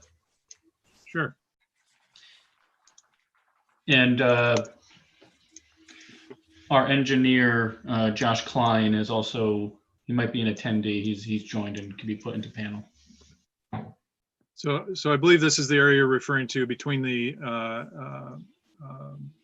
playground fence, and then we have a new proposed fence that goes along this way. This area is currently vegetation and trees and existing plants. We are cleaning that up a bit. There's two large trees that we're leaving But this is all heavily landscaped, and there's no pedestrian access. Nobody can easily get to the entrance from Webster Road. We specifically want to limit that access or access to the playground to anybody walking by. So If I could clarify that, Mr. Kasey, if it talks between the playground fence and the fence that you're talking about is 15 feet. The trees only take up a couple of feet of area, so there would be at least 7 or 8 feet there. So if you're promising that it's going to be fully vegetated and it's not going to be a walkthrough, then I will have less of an issue than if it is going to be a clear area where people can pass through, etc. okay, and maybe the civil engineer can talk better to it, but there is, I realize there's space around there, but there is existing vegetation that's in that location. You know, it's the same condition as it is right now with these 2 existing trees, and then we're adding some evergreen trees to the east of those, and then there's some ground cover that takes up a large portion of that. So I can't promise that a person couldn't walk through there, but it's not going to be a visibly clear path to get through there. Okay, so I will take that as a confirmation that there will be no pedestrian or very inaccessible pedestrian access from Webster Avenue to the property from between my property and the playground fence. Is that a fair statement? Yes, correct. Okay. It is, yes. And if I may, would the applicant stipulate as such, Mr. Giannetti? Yeah, I think the testimony is there's no pedestrian access. I mean, just because there's no pedestrian access, people can't try and climb through it, but there's no pedestrian access proposed or shown in that landscaped area. Thank you. I then want to ask about the dumpster.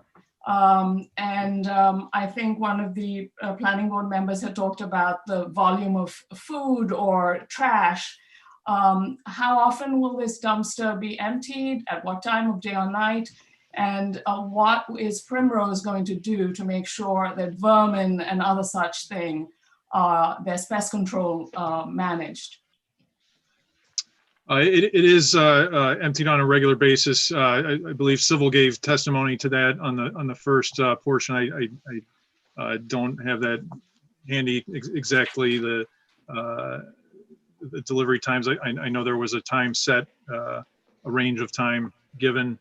I'd have to defer to the civil engineer. And I believe the testimony was, we referred to the town ordinance, which I think is between the hours of Monday through Friday, 6 a.m. to 10 p.m. is garbage collection, 8 a.m. to 9 p.m. on the weekends. And I believe the testimony was we expected the delivery, the garbage pickup between 10 a.m. and 2 p.m. Okay. The other question I have, which is of significant concern to me, is the height variance between what Primrose is proposing and what my property is. And this feels a little bit of a David versus Goliath situation where Primrose is certainly well-funded and all that. And you're going to build this property and water always travels to the lowest level. So is the city, is Primrose, what sorts of plans do you have in place to make sure that somebody like me isn't flooded out? Because it feels very overwhelming, this huge variance in height. Yeah, again, Civil would be better to talk to that, but we do have, let me get to that page. I believe there's internal drains within the playground.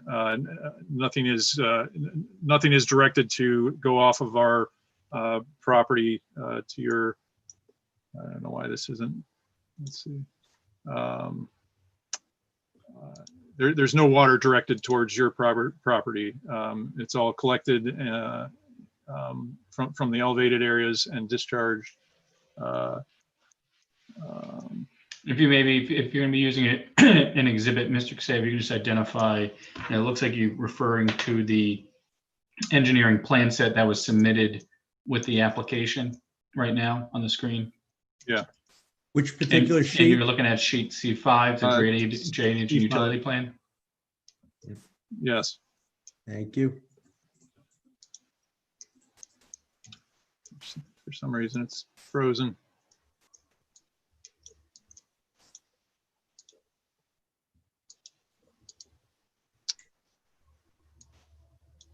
But the testimony is that there was inlets provided in the playground area as well as the other stormwater management on the property, and there's no runoff that is directed or would be going off the playground area or the Primrose property onto the adjacent property. May I Correct. ask Mr. Dorr if that comports with your understanding? And that's our city's professional engineer that I'm asking that question to. And Mr. Chairman, that's my understanding, is that they did testify that the playground would be impervious, meaning that there's no filtration from the surface into the ground, and that the water will be collected in one central point on the playground, one or more central points, and then directed out towards Morris Avenue. Okay. All right. So, Mr. Anderson, I have a question. If there is some issue at some later point, do I have any recourse against Primrose School or the city should something come to bear? How does that work out? I'm going to direct the chairman not to request that the chairman not answer that question. That's a legal question. And frankly, the applicant's representations, if there's an approval, will be memorialized in a resolution with conditions of approval, and the city will address compliance and enforcement with respect to any approval and all conditions associated therewith. Mr. Giannetti can address what your question to the extent it was directed as to liability of the applicant, but as to the city of Summit, that's a separate issue, and the city will address compliance and enforcement if there's an approval and with respect to all conditions, including stormwater management conditions. And one of the other items that we agreed to at the last meeting with our civil engineer, that we would add a yard inlet to collect the runoff behind the playground. I have one more question related to the ramps. My question is, do you actually, so I actually worked at 490 Morris Avenue.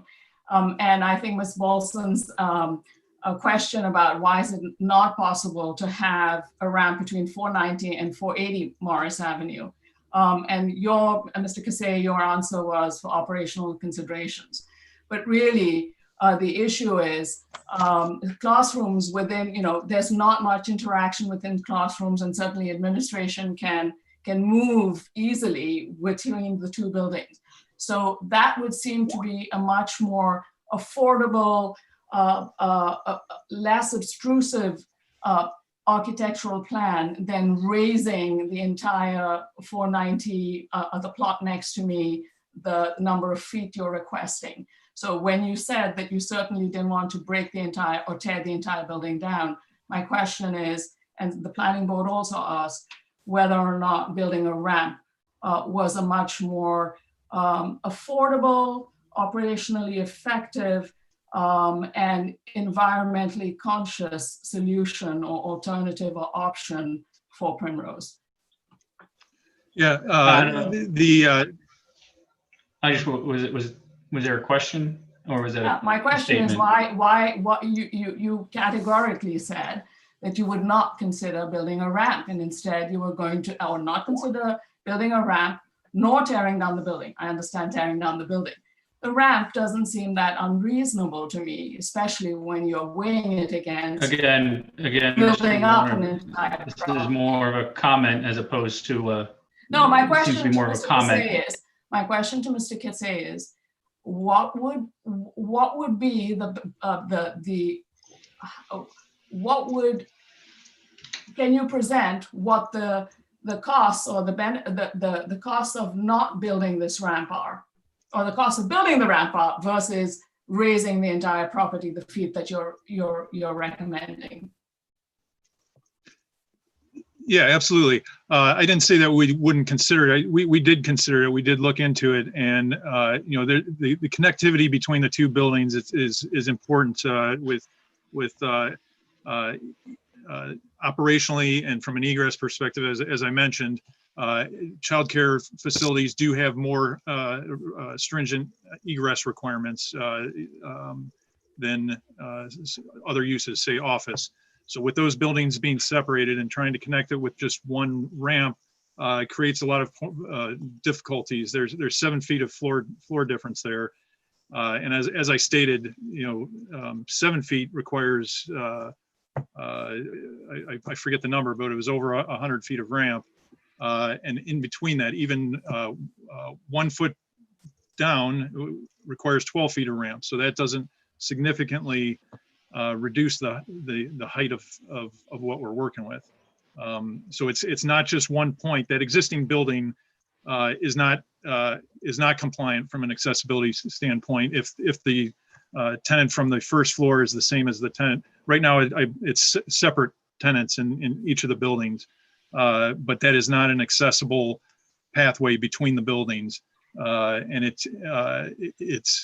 there's not enough room in that length of where that existing ramp and stairs are to make an accessible ramp. It requires switchbacks, would take significant square footage to do just one ramp, and that is only one point between the two buildings. You have multiple points of access from the entry point. It makes it difficult from the parking lot to where you enter the lobby and then disperse to either side of the building. Just creates a lot of challenges, and like I said, we did look at that, and it was becoming it was just too difficult to get it to be a cohesive plan, and there wasn't a significant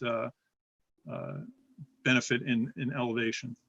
Mr. Kasay, how do you reconcile? Ms. McCormick? Sorry. Can I interject one thing? I apologize for bringing up the ramp. I think my question should have been, can you imagine programming it so that you can have the building separated so you could lower the other section? Because you do have infants that need one set of programming and then older kids that need another set of programming. Forget the ramp, but you could probably figure out egress for the different types of programming that you have. I see why it's easier to do one floor, but I imagine that you could probably design it so that programming could be done on 2 levels. That was the only point, but we should probably get to traffic and parking soon. Just one last thing I can say is we did look at that and separating those uses, but as I said, there is a lot of integration. Even though they're different age groups, they're still part of a unified building program that's important to Primrose, and they do have access. The older children and the younger children access the outdoor playground as well as the indoor playground.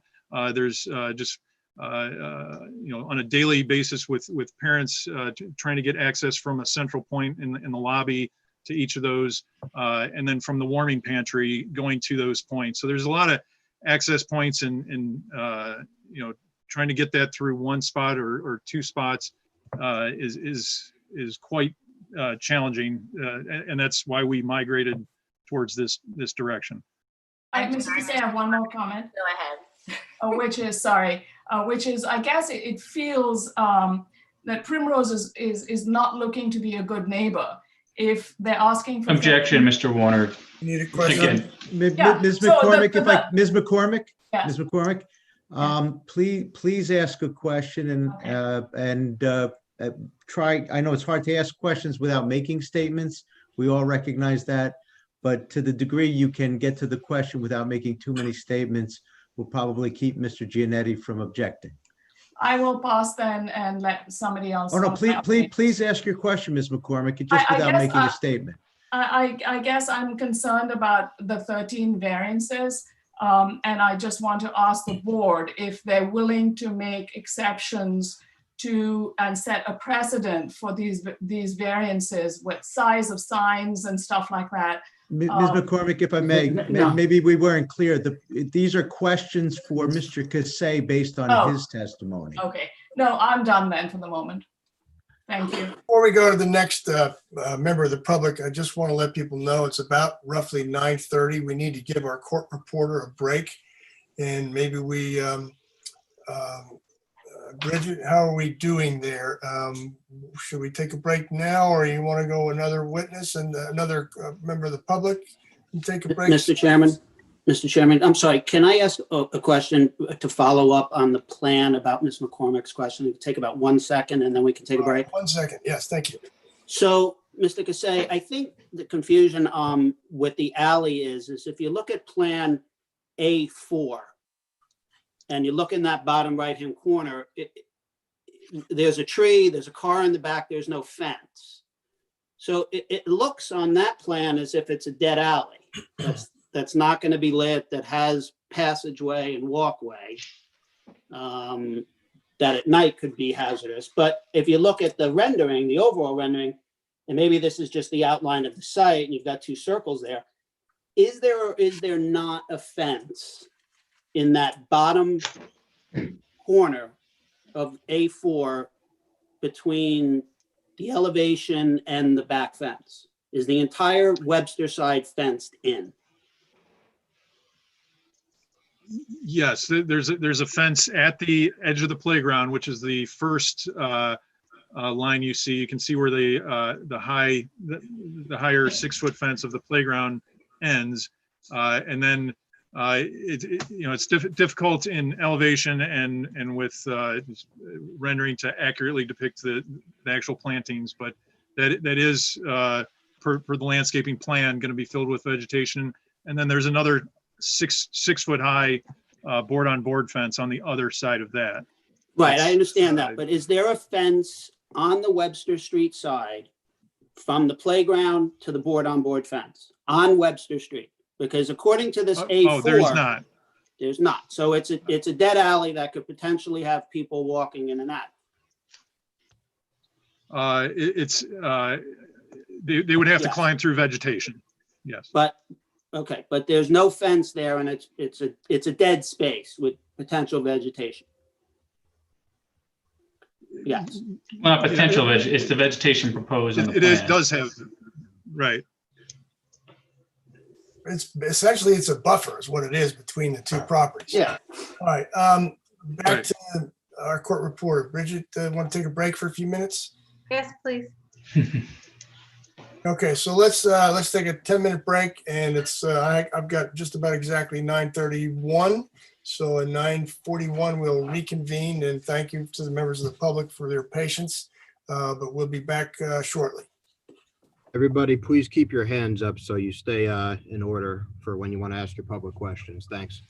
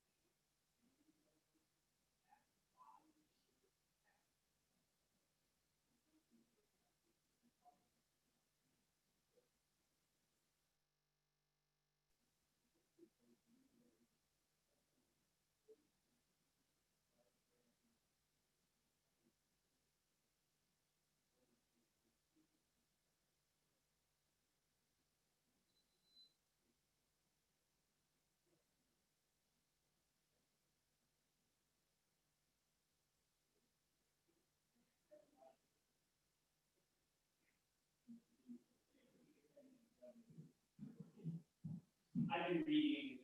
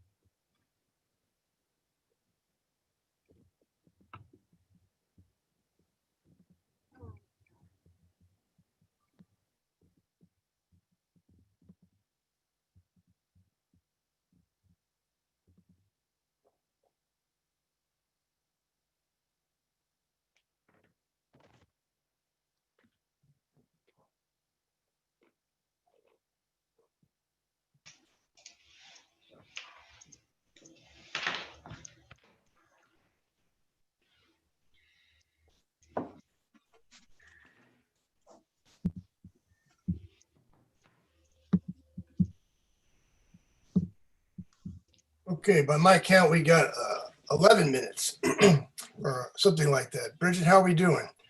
Very well, thank you. Okay, great. So, Mr. Mr. Warren, Chairman, can we get first- a, Mr. Yes, Chairman, sir. can we get a quick roll call just to make sure for the record, all our board members are with us? Great, thank you. Yep. All right, Chris, Chairman Anderson, present. Chairman Brinkerhoff, I see him. yeah, he's unmuted and we're getting there. All right, here. All right. Councilmember Little, Here. Ms. Paulson Alvarez, Here. Mr. McNeil, Here. Mr. Delory, Here. Mr. Zucker, Here. Mr. Perrella, Here. Mr. Fiore, Here. and Mr. Formicelli. Here. All right, everybody's here. We have a quorum. Good, Chris, I see we have Mr. Klein back in the group here, which is good. How are you, Josh? All right, Mr. Giannetti, I guess we're at this point ready to add a second questioner at this point from the public. And Yes. if there are others, Chris, would you acknowledge the next person from the public? Sure. We have 13 hands up right now, and De Guzman is our next one. So let me promote him, and he can then.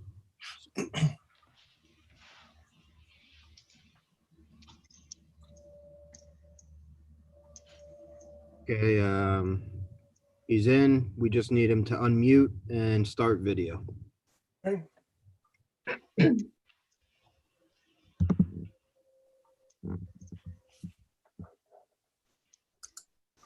Mr. Guzman, can you hear us? Maybe they're not back from break. Can you unmute your line, line and hit the video portion so we can see you? I'm right there. Oh, If you can't, we can't see you, but if you can't get the video part, at least you got the audio. You don't have to be sworn in to ask questions. Just give us your name and address for the record, please. And then with the Yes, chair's permission, you could ask questions of Yes, Mr. Cassay. Go ahead. I'm Bernie DeGuzman, 7 Webster Avenue in Summit. And there were a list of concerns that were sent to us. And what I'd like to do is to just mention basically a couple of them that I'm really interested in. And that one is number 2. It's called traffic congestion. There's 200 additional daily round trips. Mr. Guzman, I'm going to have to interrupt you. Maybe you didn't hear us earlier. This is the portion of the hearing where you have to question the witness, Mr. Cassay, the architect, based upon the testimony he just provided. Do you have questions for Mr. Cassay? No, I don't. Okay. Well, Can I just clarify, Mr. De Guzman, did you say you were reading from something that was sent to you? Yes, yes, it was a document that was put in my mailbox. And Mr. Guzman, the no documents are to be considered by the board, nor have they been considered by the board unless and until they are introduced through the sworn testimony of a witness. And that will remain the case, as I said, at the beginning of tonight and the beginning of the last meeting, because that's the law. And I tried not to explain it any longer than I had to. So I didn't give you the cases and the statutes and the particular provisions from the US and New Jersey State Constitution. Okay, I But guess if I you don't- missed that. If you, Mr. Guzman, if you don't have any questions of Mr. Cassay right now, then the chair will have to move to the next person who hopefully will have questions for Mr. Cassay, because that's what we're doing now. Can I ask you a question? Just one question. When can we have open questions?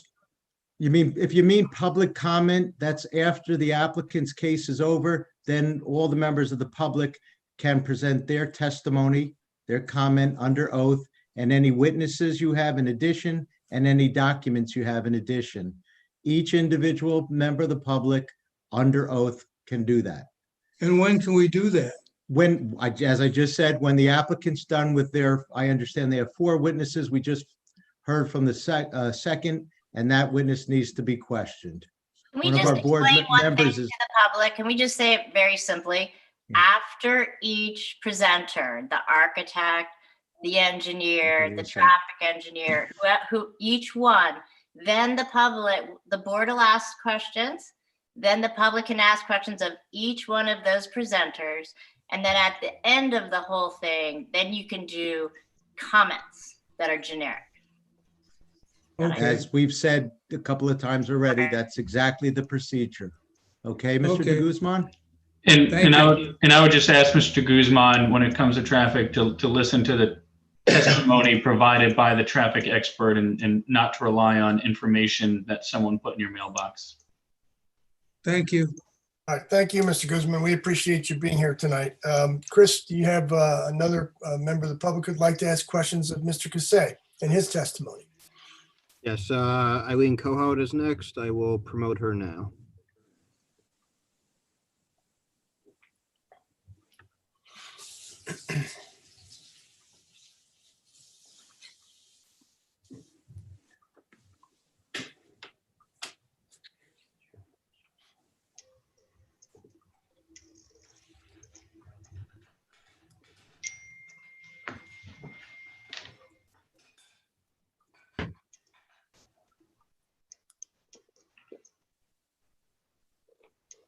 Okay.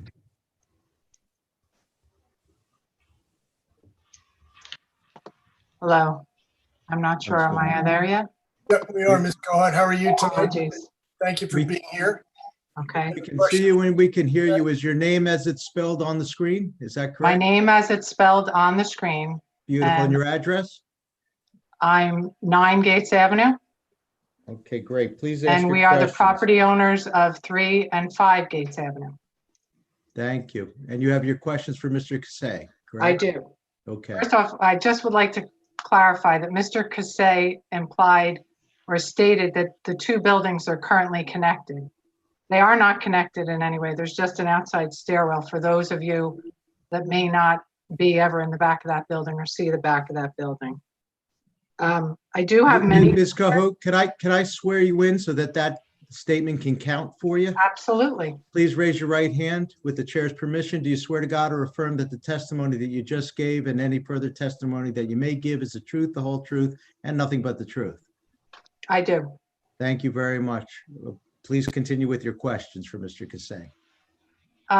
With regard to the dumpster, the current repair of the fence is on the current owners of that building and it's not done.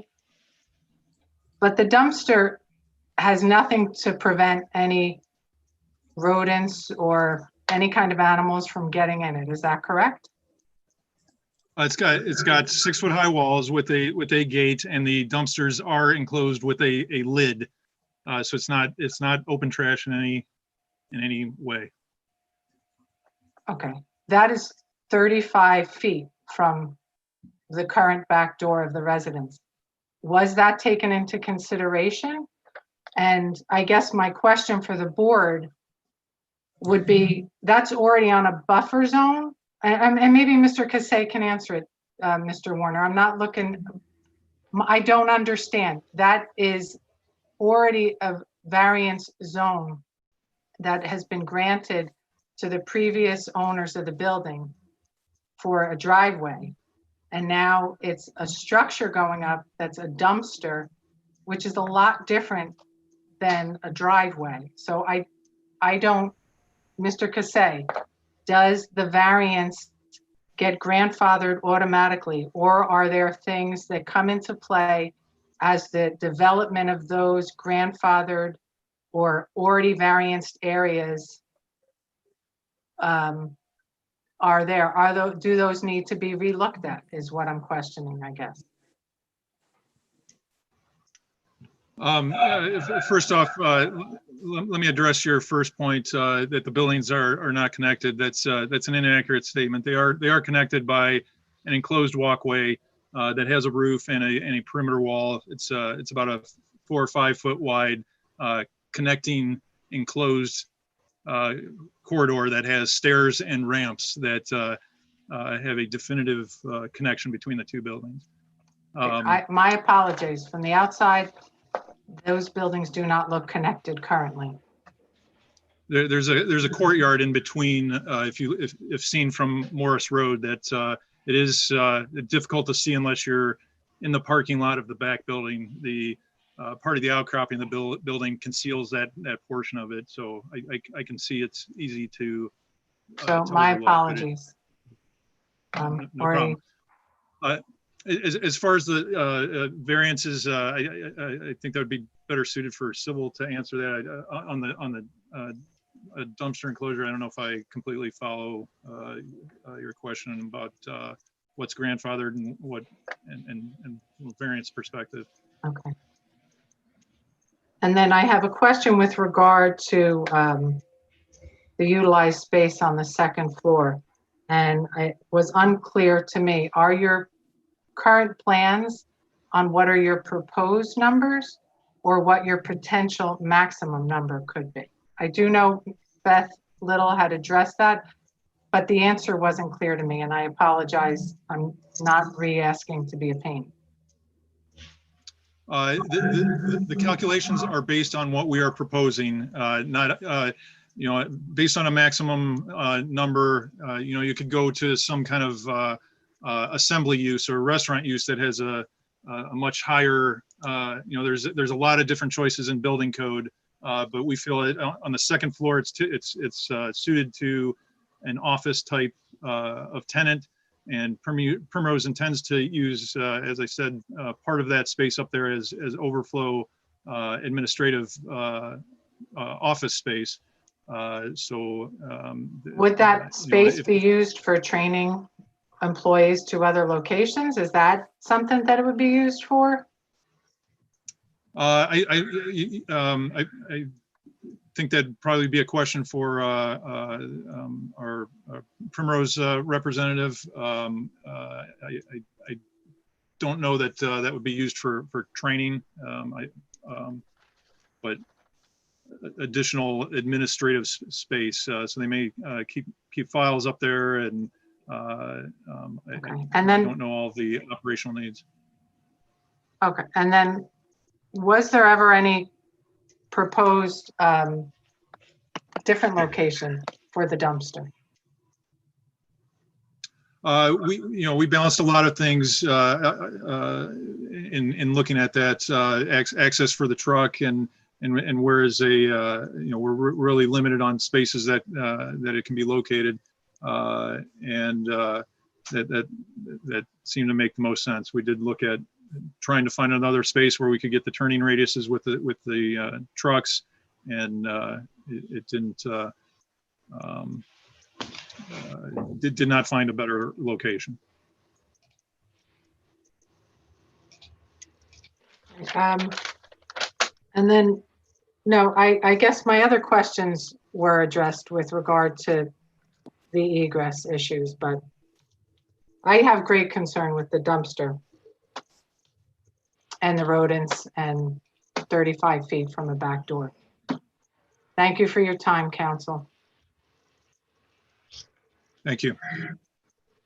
All right, Chris, maybe have our next member of the public. Okay, next is David Williams. All right. And when he comes in there,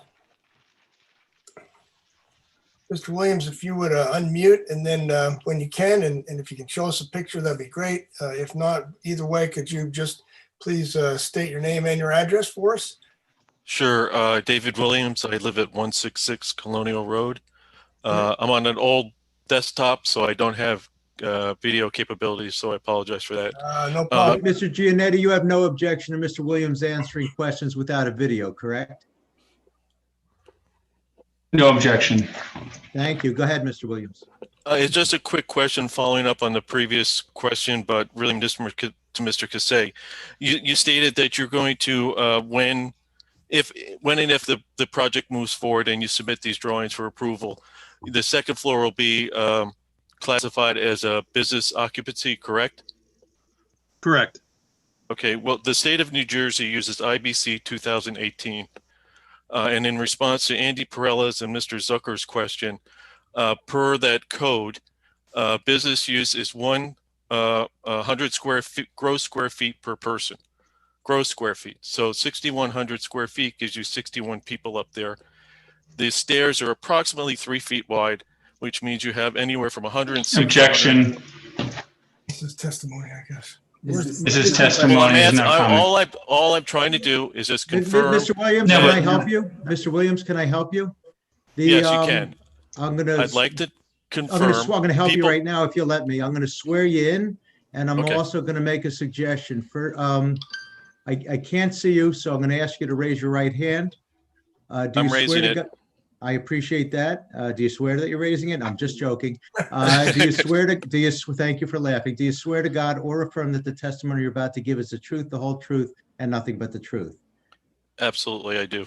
Okay, And but just to be- nevertheless, I'm going to make a suggestion. I suspect what you want to do is ask a question, so I suspect at the end of your question, it's going to be something along the lines of, isn't that correct? And we'll see if Mr. Kasay can answer it. And just to be clear, I'll Mr. try and Warner, phrase it that way. the question should not include facts that aren't in evidence and that no other expert has testified to be clear. Well, along those lines, then, I've been a practicing architect for 32 years. So, yeah, but Well, when it Mr. comes time for public comment, he can be, okay. I just would like to know, Mr. Kasay, can you please tell us what the way a egress stair occupancy count is determined, seeing that you're an expert?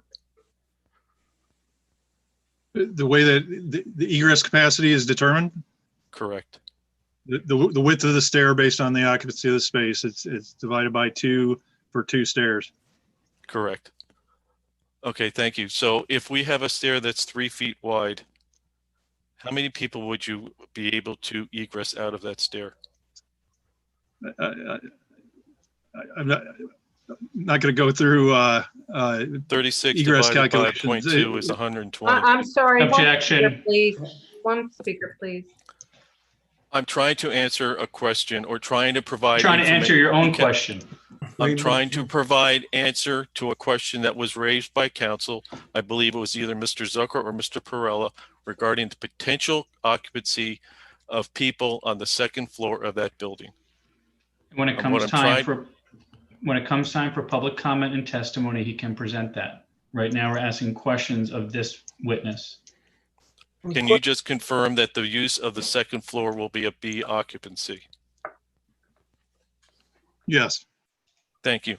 The question has been out, there in terms of what the likely occupancy of that floor would be. And I know, Mr. Giannetti, we maybe have the traffic engineer answer that, but I understood that Mr. Kasay was sort of trying to work on a calculation along Correct. the way. So is that prepared, or is that something we're prepared to say at this point, or not yet?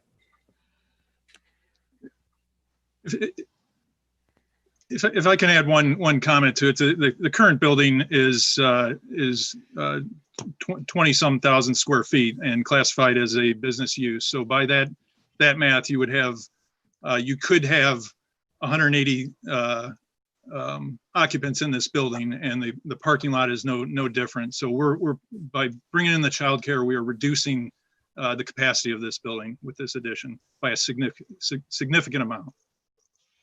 Okay, not quite an answer to the question. All right, let's go to the next member of the public, Chris.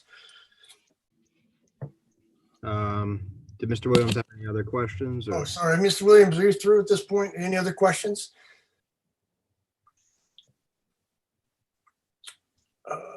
Okay, hearing none, let's go on to the next member of the public. Over the parking lot of the second building. I'm sorry, who's speaking?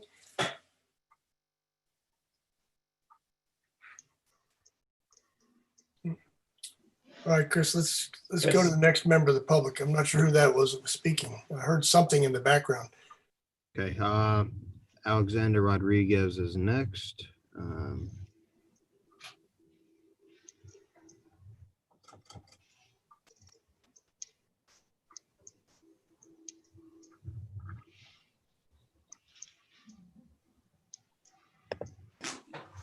Hello? Okay.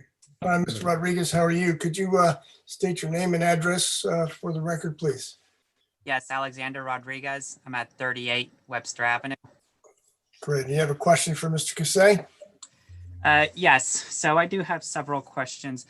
I guess the first one is the existing two-story building. Is there an existing basement underneath there, that existing two-story building? There is. It's a partial basement under the two-story building. So it's a partial basement. Is that going to remain in use? It is. Well, there's no occupancy in that level. There's some electrical switchgear, but it's a small partial basement. Okay. And then as far as the new one-story building that you're adding, could you mentioned that there is going to be no basement on there, but I was just curious, once this is approved by the planning board, could you potentially add a basement to that space in the future? I suppose it's possible with significant expense. There's crawl space under the other half of the building. I'm just wondering if you're going to be adding additional square footage to that, to the one-story building down the road. Oh, there's no intent to, under the proposed addition there, that will be backfilled with soil up to finished floor level, and there will be a concrete slab for the addition on grade. Okay. And then I guess currently the building coverage that's allowed in this zone, it's I guess it's a B zone, it's 30%, and you're proposing to be at 35.8%. Did you consider a smaller building footprint for this lot so the building coverage isn't so over what's allowed?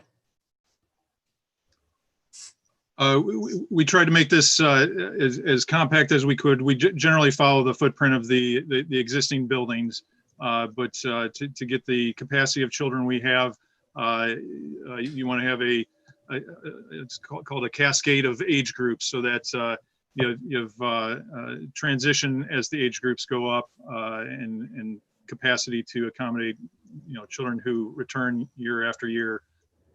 So as far as limiting accessory uses and we tried to be as efficient as possible. But couldn't you have done a two-story building for a daycare?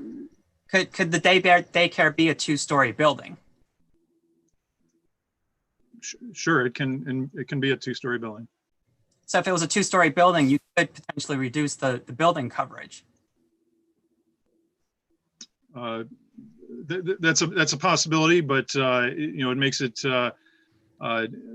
just challenging from a operational perspective and a safety perspective. As I stated before, going between levels, it is possible, and the older children can go on the second floor, but just from an operational perspective, with using getting food from the warming pantry to the classrooms, and from the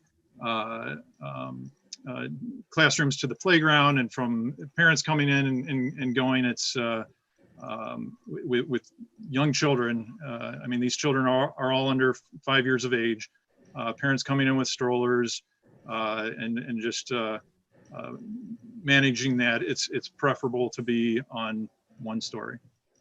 Does Primrose have any other daycares that are two stories, or are all Primrose daycares, or are they all one-story buildings? No, they do. They have two-story. So it can be done. Yeah, I said that. It is possible. It's just preferable in this instance with we're using a portion of the existing two-story building. So to combine that with the other side, that was preferable from an operational perspective. Okay. And just this is a B zone. I mentioned I guess I'm still concerned with the building coverage. There are several B zones in this kind of Morris Avenue corridor, starting from Lafayette, and I think going up to, I don't remember the name of the street. I think it's Weaver. Do you know if any of those other lots have a building coverage over 30%? I don't know. Do you know if that's something we could find out, if any of those B zones are, what percentages all those lots are? My thought is, if any of those other B zone lots are less than 30%, should we be granting you a 35.5% building coverage? If I may, Mr. Warner, that's probably better addressed by our planning Okay, expert. thank you. I do have some additional questions. I guess I'm just concerned also with noise and the playground. Do we know how loud that playground can get as far as decibels are concerned? I don't have decibel calculations. Okay. I mean, I was able to, I don't know if I can, again, I don't know if I can bring it into testimony, but I did have I did find some information on playground noise levels. If I may, Mr. Giannetti, do you have any objection if Mr. Rodriguez uses some information or documentation in the context of his cross-examination of this witness? Well, I would object because I don't believe he's been qualified as a noise expert, and I don't there's think no he was foundation. One speaker. And I don't think there's any foundation for whatever he's reviewing or using in connection with the noise. Well, if I may, Mr. Chairman, for purposes of cross-examination, wide latitude, which is what this is, questioning of the witness, wide latitude is generally granted even in a court, and we have perhaps even wider latitude as an administrative board, but not much wider. So it would be my advice that Mr. Rodriguez be able to at least begin the process, and we see what it is he'd like to use for purposes of simply questioning the witness, Okay, well then, not testifying.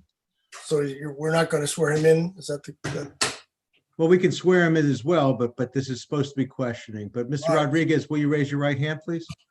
Do you swear to God or affirm that if you give any testimony, the testimony that you give is the truth, the whole truth, and nothing but the truth?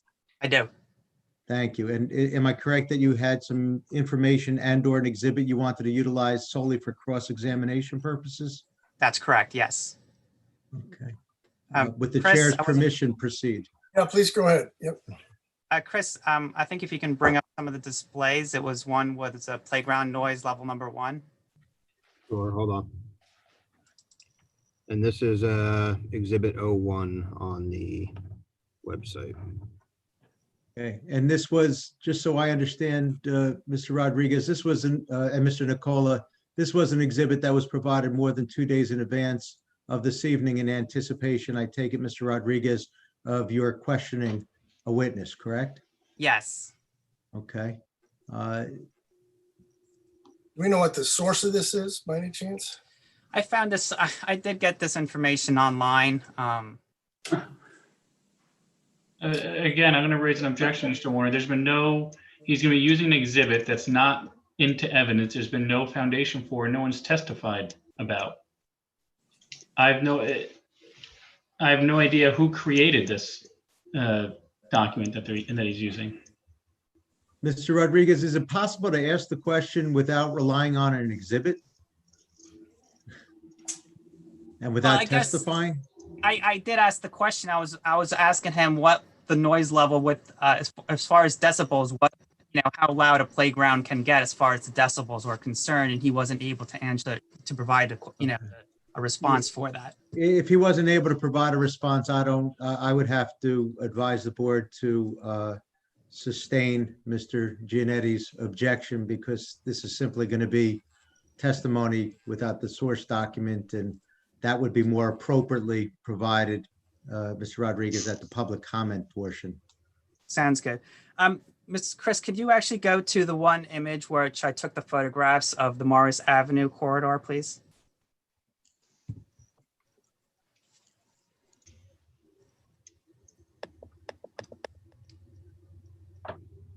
I'll also have to advise the board not to consider any of these other documents that are passing by, at least for the time being, unless and until they're properly introduced. Can you zoom out? Yeah. And can we get an identification by exhibit number of this particular document, Mr. Rodriguez or Mr. Nicola? This is all part of the 01, which is on the website. So it's page 7 of 01, is that correct, Mr. Rodriguez? Correct. Thank you. Go ahead. With the chair. This is actually, this is the Webster Avenue. There's one from this. Yeah, this is Webster Avenue. There's another one I want to refer to. That one right there, page 4, please. Okay, page 4 of exhibit 01, which is not yet in evidence. Please proceed. So Mr. Kasay, I guess my questions has to do along with your relationship with all the buildings on Morris Avenue in regards to your building. So do you have any parking along Morris Avenue in front of the building?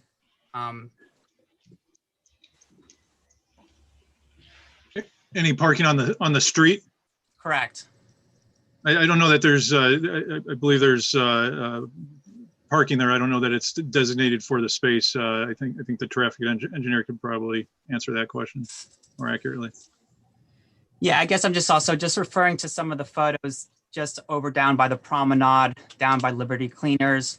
Again, Mr. Warner, I just want to raise an objection. We're dealing with photographs that we don't know what the pictures are, who took them, what the sources are. Mr. Rodriguez, I think a lot of did this you- is best for public comment.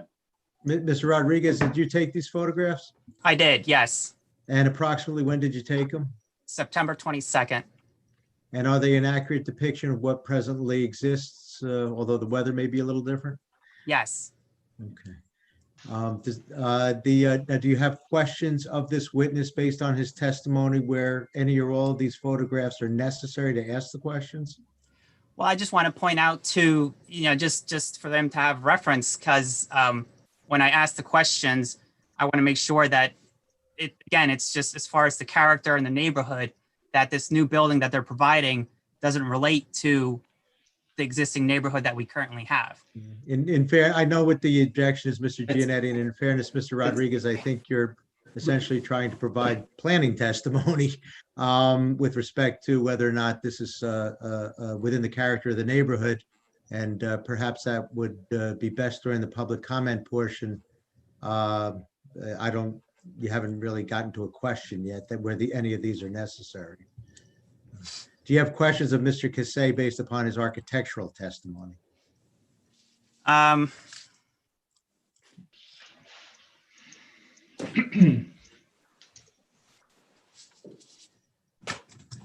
then I can defer these to my public comment then.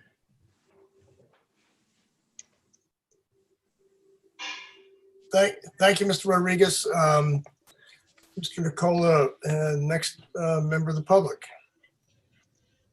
Sure.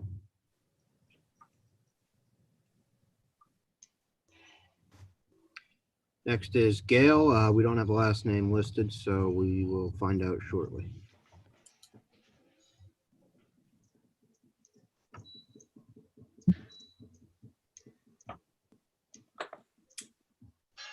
So, Gail, I think you've been admitted. Can you unmute and perhaps start the video portion of the call if you're able?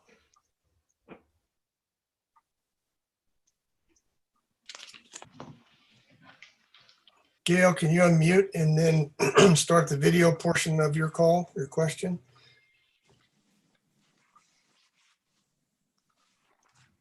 It appears, Mr. Nicola, that she may have left or not communicating. Let's go to the next member of the public, please.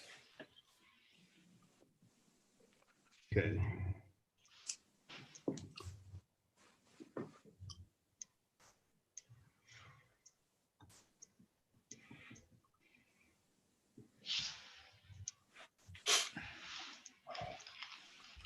Next is Nicole Wedman.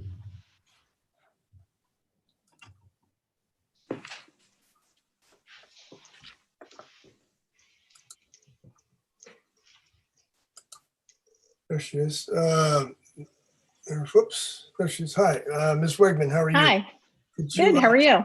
Could you state your name and address for the record, and then whatever questions you have for Mr. Casay? Of course, my name's Nicole Wegman. We live at 17 Webster Ave, and we also own 417 Morris Ave, Apartment 1. Okay, great, thank you. So my first question, Mr. Casay, is why was this design chosen? I've seen the Primrose in Berkeley Heights, and this is very different than the Berkeley Heights and Primrose. Or I should say the Primrose in Berkeley Heights. So I'm wondering why this design was chosen for this location. And the same owner owns the Berkeley Heights location, but that's a completely different scenario, and that was a ground up building. We tried to be consistent with the existing two-story building and the general height and character and with that existing building. I know there's question on the height and the massing of that one-story building, but it's the roof, the level of the roof is about 2.5 feet higher than the existing roof.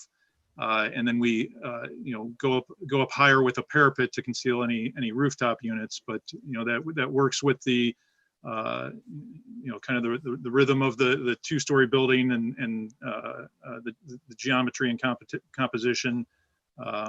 So as far as overall design, it's there is a lot of similarity. Berkeley is a one-story building, so a lot of the internal components that make sense operationally are transferred through here.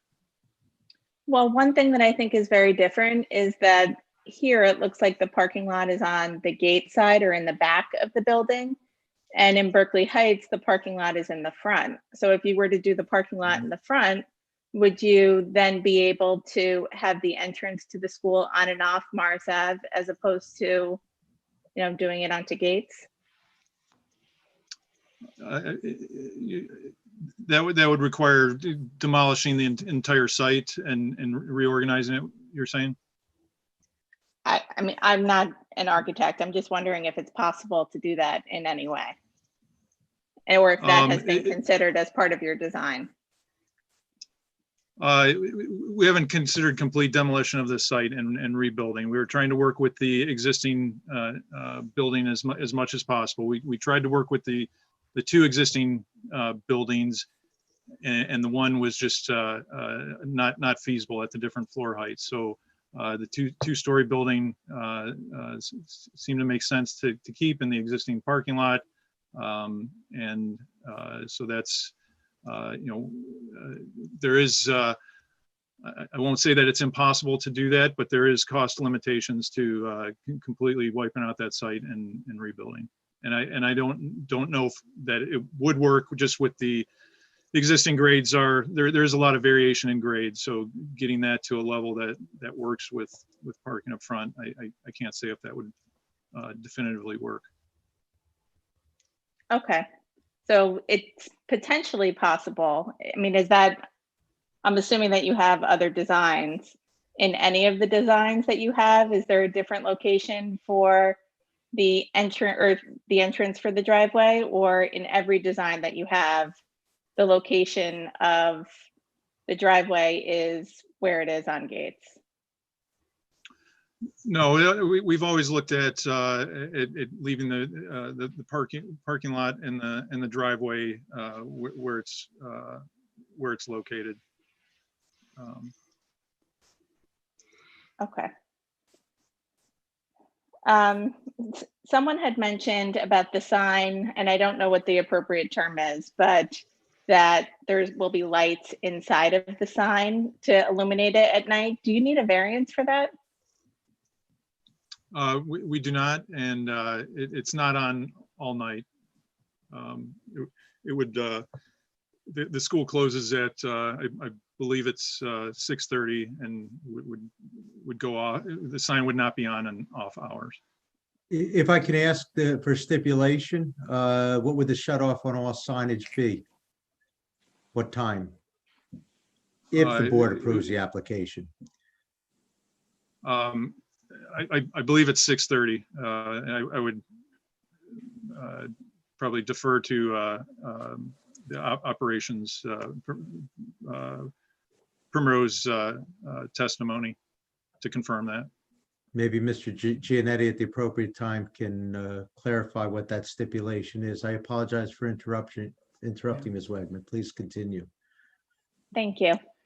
And also, I noticed that you just referred to it as a school, the building, but I remember the engineer said this, and I think Mr. Giannetti, you said this as well, that this is not a school, that this is a childcare center.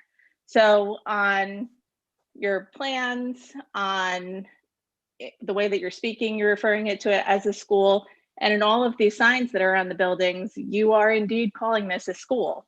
So is this a school or is this a childcare center? It's a childcare center. And you know, the name school, school in the name is just a reference to that it's not just you know, dropping your kids off and somebody just watching them and not working with them. So they, you know, they try and provide curriculum and things that enhance the child's learning. But it's not a school. There's no school accreditation. It's licensed as a daycare by the state of New Jersey. Okay.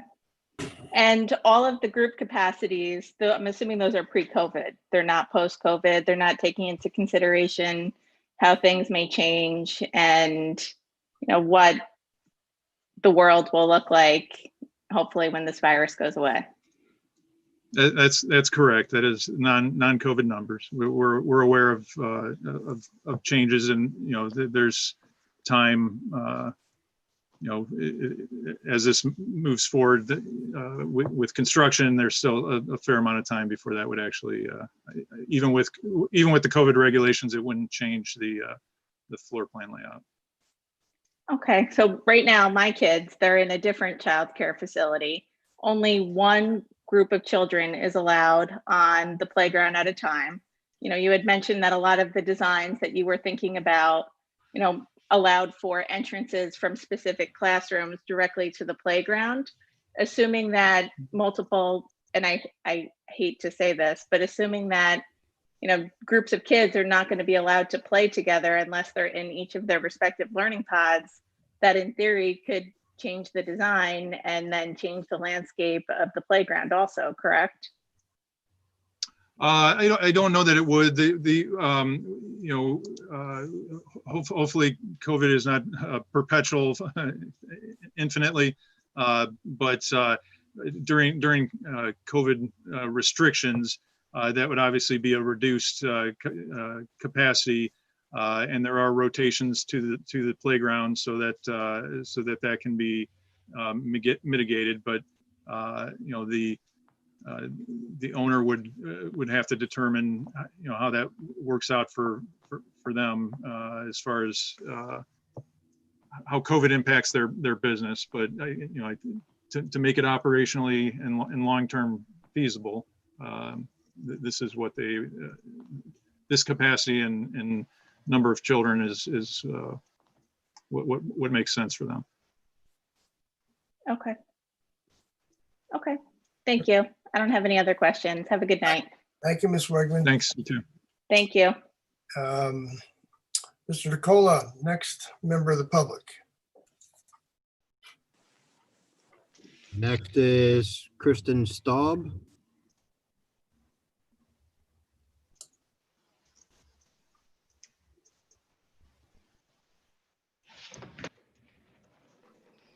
Oh, there we are. Ms. Staub, if you could unmute and hit your video button there if you have one.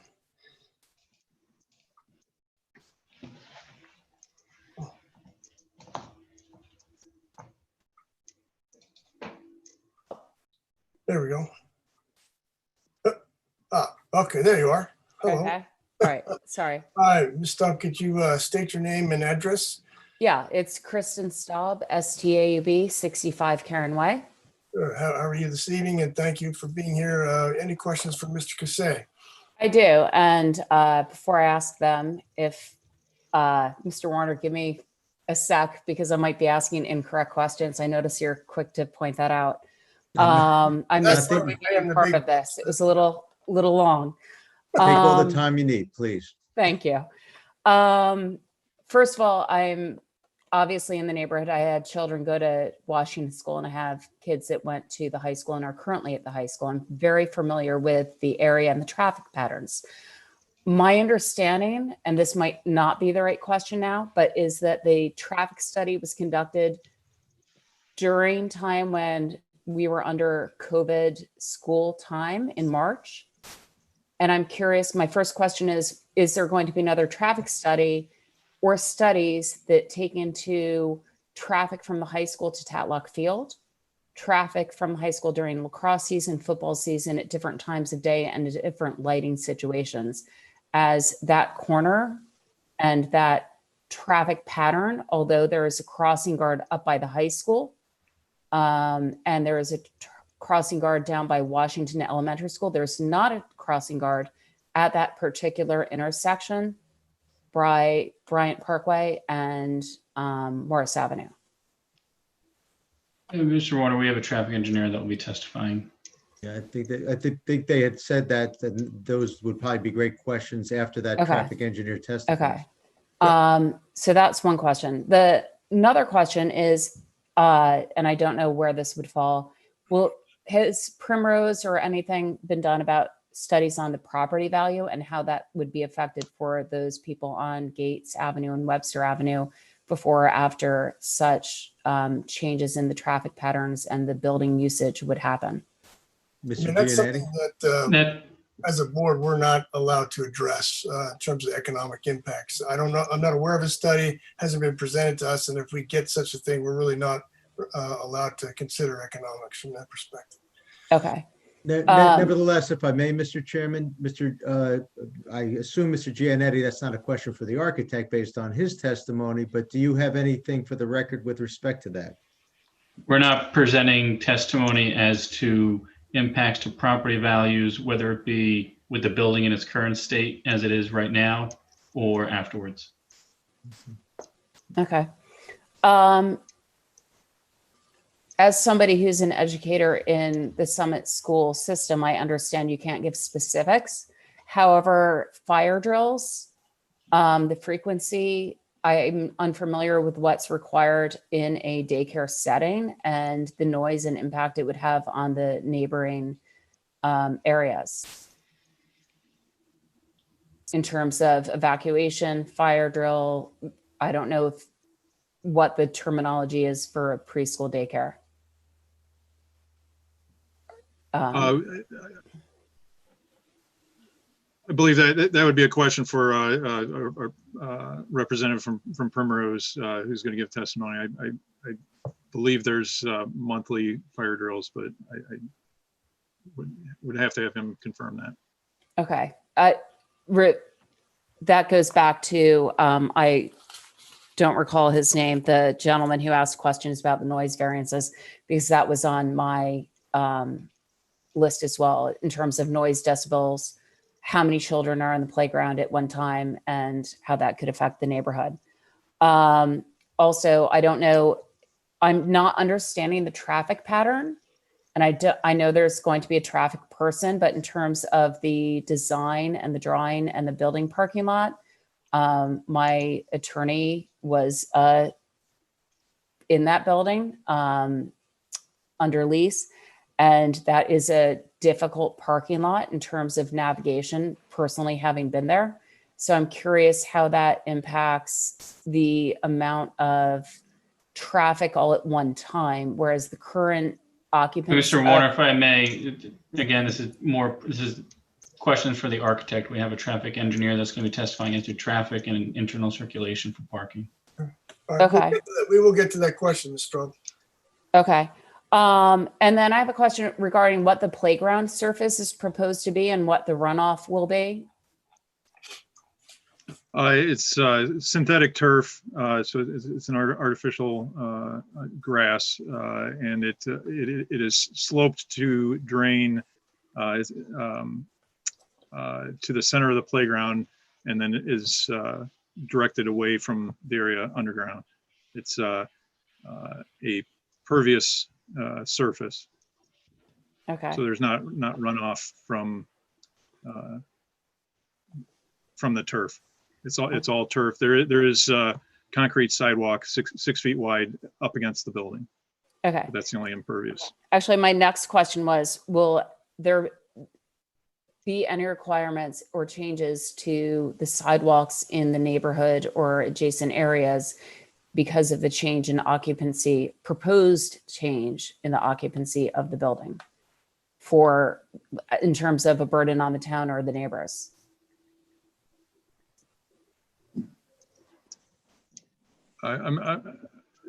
Impacts to the public sidewalks?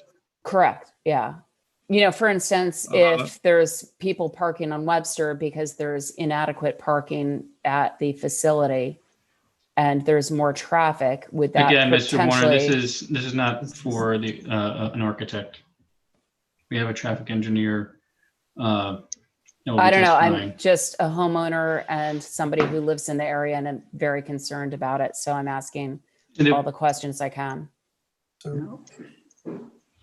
And again, are there any noise buffers or additional plantings to change, what used to just be a parking lot with people parking for the day versus children playing outside? And then I have another question actually regarding security cameras. I assume that there will be security cameras in terms of the privacy for the residents in the area.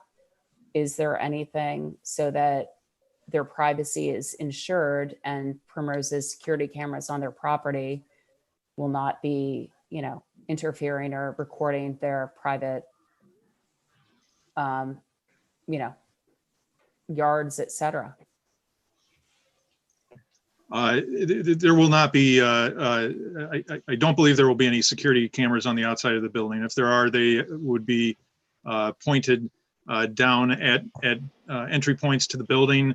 There's equal concern that children in the center are not videotaped. So if we were to do it, it would be looking down at entry points. If I may, So Mr. Giannetti, can you get a definitive answer from your client, whether it's going to be, they're not going to exist, or whether they're going to exist, but they're going to be downward pointed? I can ask my client what the intention is. Okay, and you have an operation. I guess is it anyway, correct? Yes. Well, maybe yes. My second question, or the addition to that, is what happens with night cameras? I've been on a board of a private club that has security with night cameras, which is not unusual. I know towns have it, Summit has it, other towns have it. So I'm concerned about the privacy of the neighborhood.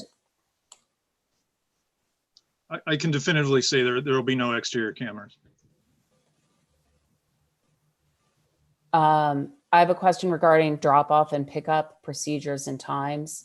And that's again, I guess, a traffic concern for that expert. But it seems that given the amount of parking spaces as shown on the plans that Mr. Casey showed earlier, the parking does not adequately represent the amount of daycare children that would be going in and out of the building at that time. So it seems that unless one parent is dropping off, Objection, Mr. Warner. many children. Ms. Staub, perhaps you can ask these questions that are for the traffic engineer when the traffic engineer testifies. Well, I didn't know that honestly until I listened to this and wrote No, my but now that questions you as I was do, watching. now that you do. But I in also, okay, so as a Summit resident, I've found it very difficult to find the information readily as to when to call in or write in. I had a letter that I wanted to send in, and then I was told that we could only voice our opinion on this call tonight. And I don't know if that's true or not. So that was another question to ask. Right. Did you hear, if you didn't hear the explanation, all the questions can be asked of each witness after each witness's testimony based on their testimony. And when we conclude the direct case of the applicant, then all the members can ask, make all their public comments. So where would that schedule be so that a resident doesn't need to sit for 2 hours listening to the, explanation of a plan beforehand? I think it's been explained at the beginning of each meeting, every time. Yeah, Right, I but think that time can vary. So my question is, for parents that are concerned and, residents that are concerned, and are we able to just write a letter into town and express? No, our you concern? can. As I explained earlier, the board is not allowed by law to consider letters or petitions or emails without testimony provided. The testimony comes in when the applicant is finally finished with all their witnesses. We just heard from the second one. Once the questioning is done of that witness, presumably there'll be 2 more witnesses, the questioning will be done, and then public comment will begin. Unfortunately, nobody can guess exactly when that's going to be because the process has to play out, and this board is giving everyone a full and fair opportunity to ask all the questions of each witness. So it'll happen when we get there. Yeah. Okay, well, that's a little bit unclear. My other question is concerning snow removal. Where will the excess snow from the property and the sidewalks be put? Because currently, when I have been in the parking lot, snow's just been removed to one side because not that many cars need to be in the parking lot. Where would all the snow be? Would it be pushed onto Webster or Gates Avenue?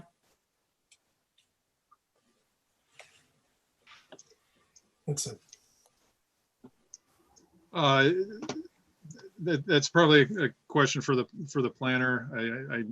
I'm not, don't know what the plans are for snow removal. Okay. I would love for these questions to be added because I have listened, Mr. Warner. I am trying to be a good citizen and listen and be supportive of our board, but it is very frustrating, I've got to say, as a resident, to need to sit through 2 hours of testimony and explaining of plans and ramps that aren't going to happen and be able to ask questions. So it would be great if we had a better way to do that without having to sit through 2 hours of other information as well. Ms. Straub, I wish there was a better way to do it as well, since we have been at this for about 6 or 7 hours in 2 nights in a row. So all the members of the board would love a better way to do it. I'm not being facetious.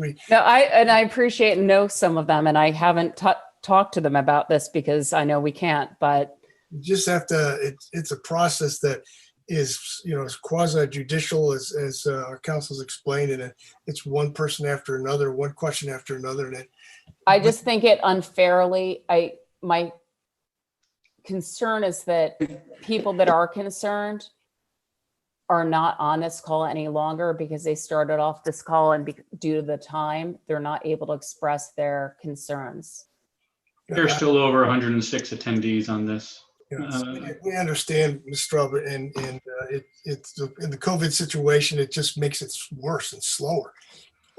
One person. I'm not sure about that. I've been to some town meetings and planning meetings. All right, maybe not. Any more questions? And Mr. Chairman Anderson, I'll renew my, if it, appeases Ms. Stab, I renew my request again. If our next few witnesses, we just allow to present them both, and then the public can ask either one of them questions, as opposed to the public asking each witness a question. Okay, I'm done, but may I ask one question? Does Primrose currently own the property? I guess I can answer that. They are the contract purchaser of the property, or its franchisee is. So it has the property has been sold and closed to Primrose. No, contract purchaser means they have the property under contract. They haven't a right to purchase it, but they haven't closed yet and do not have fee ownership of the property. Okay, thank you. Thank you, Ms. Straub. Chris, anyone, another member of the public who would like to speak? Yeah, we still have 13 hands up. Cameron is next. No last name provided yet.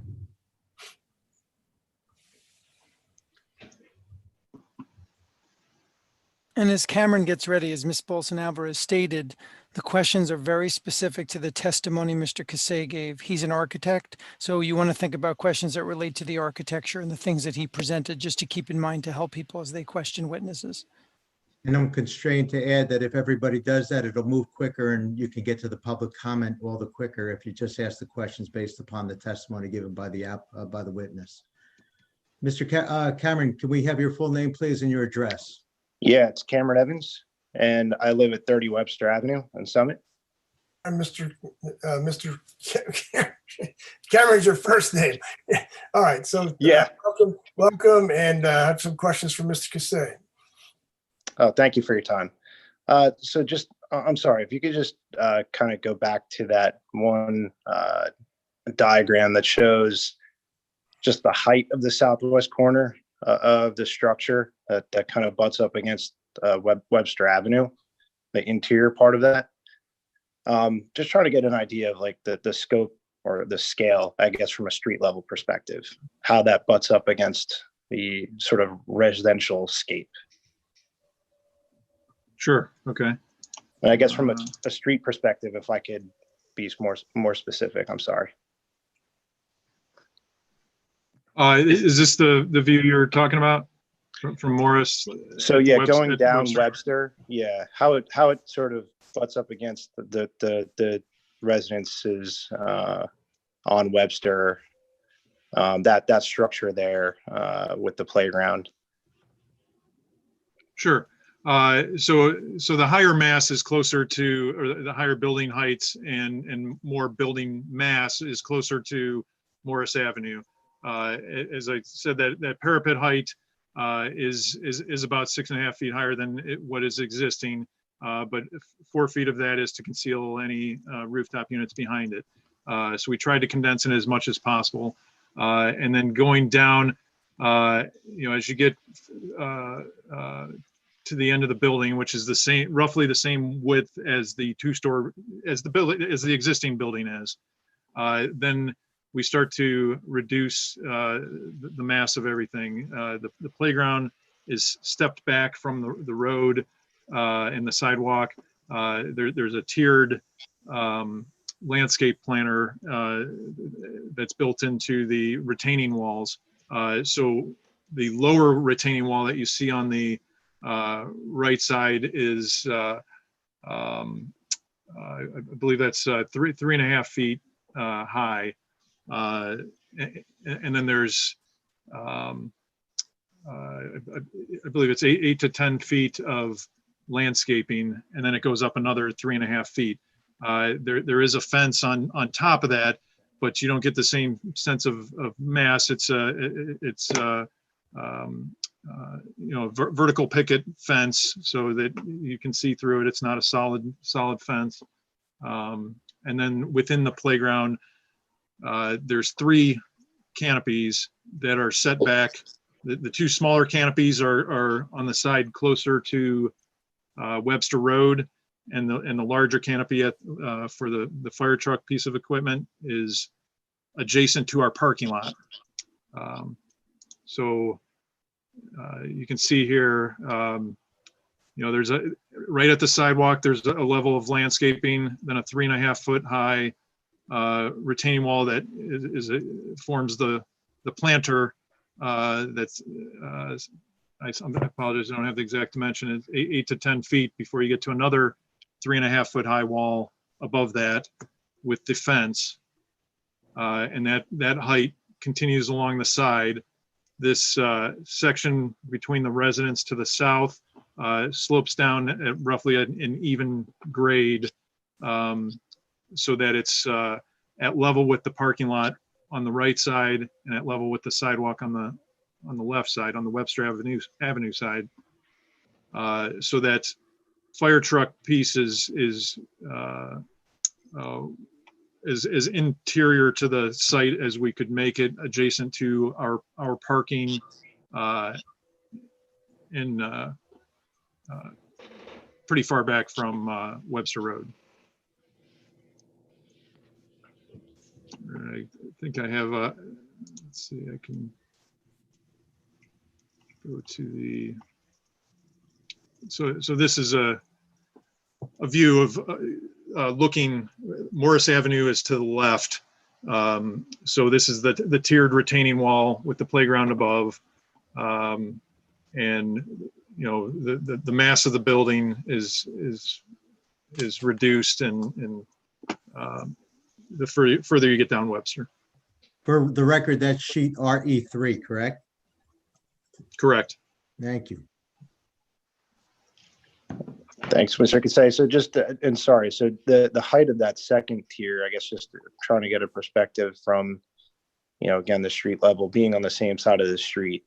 What's the total height on that second tier, including the vegetation?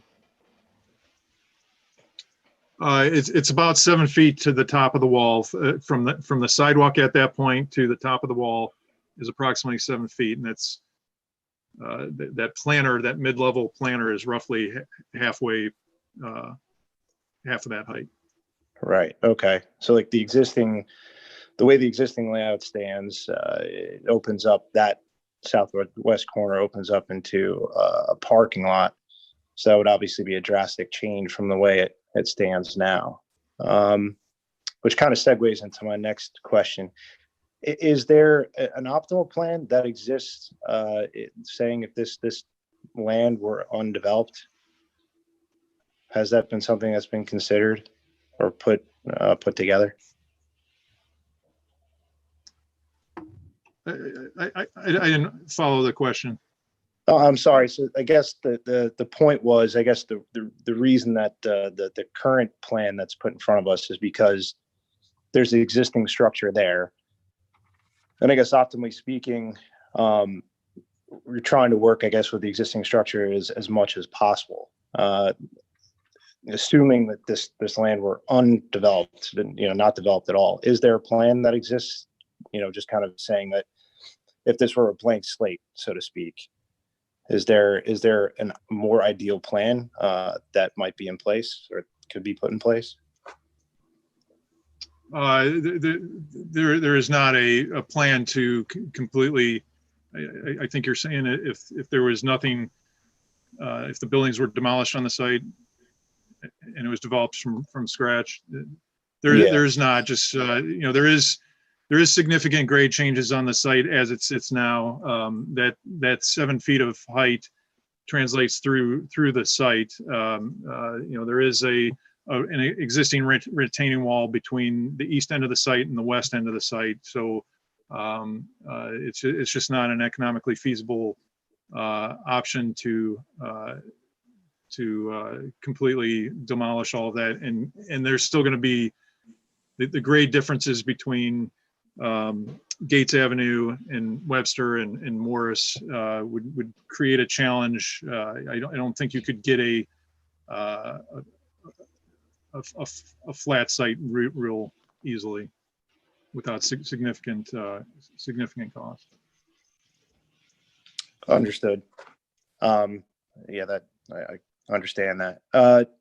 And then just a question about the design elements on the outside. Is there anything that's taken into consideration from, you know, just a minimizing of noise or noise reduction? Is there anything that, you know, from your designs that you're proposing that would, you know, assist in that, given that there are concerns about noise in the neighborhood, or increase in noise rather?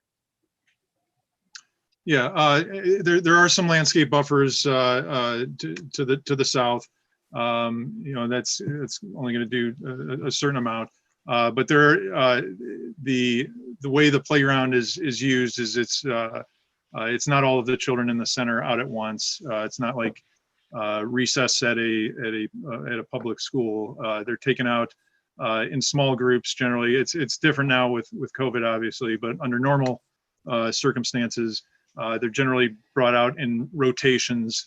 So if there's, you know, 4 infant classrooms, there may be 2 or 3 rotations, maybe 2 of the classrooms come out at once, 16 kids to the infant playground, and similarly with the other age groups. So that does help to mitigate, with smaller groups of children. Right, but from a design element, not much, or if anything, sort of considered in that plan. I guess the only thing you touched upon was the vegetation. Is that right? Right. Okay.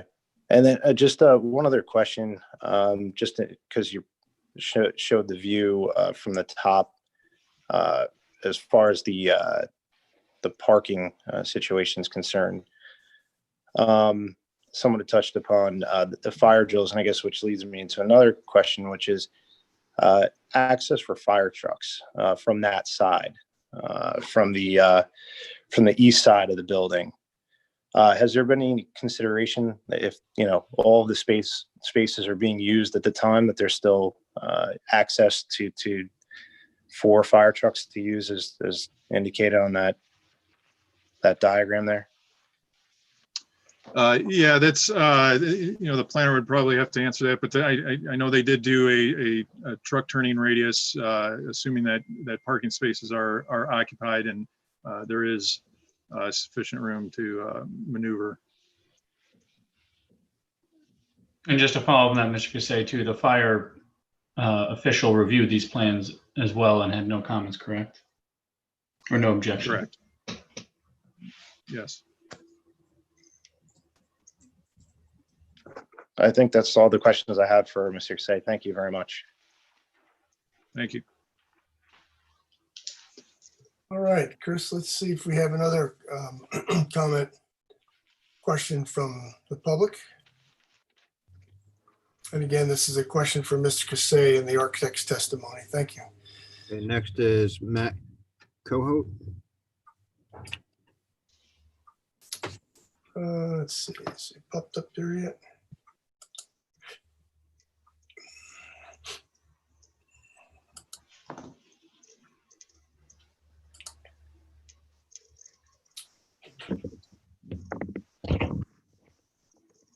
Oh, there it is. Okay. Mr. Cohout, if you could unmute and then click your video button. Ah, there we are. Okay. See my video button. There it is. Oh, there it is. Okay. Hi, good evening. How are you? Good evening. Good. How are you? Good, good.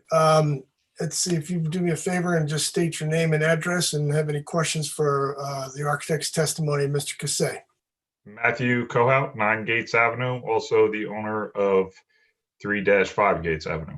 Great. Thank you. First question on signage. I noticed from the Morris Avenue, the existing law sign is no longer on the building. In the drawing, is that the law office is no longer going to have a sign? That's correct. Okay. I'll follow up at another time on that question. I think the law offices would end up vacating the premises, I guess, right? At that point, and would no longer be a tenant. Is that fair to say or not? Yes. Okay, so the law office is planning on vacating. All right. The sign in the rear facing our properties, is there a concern that people are going to be confused with where the building is after they pull into the parking lot? That big sign has to be out there? It's just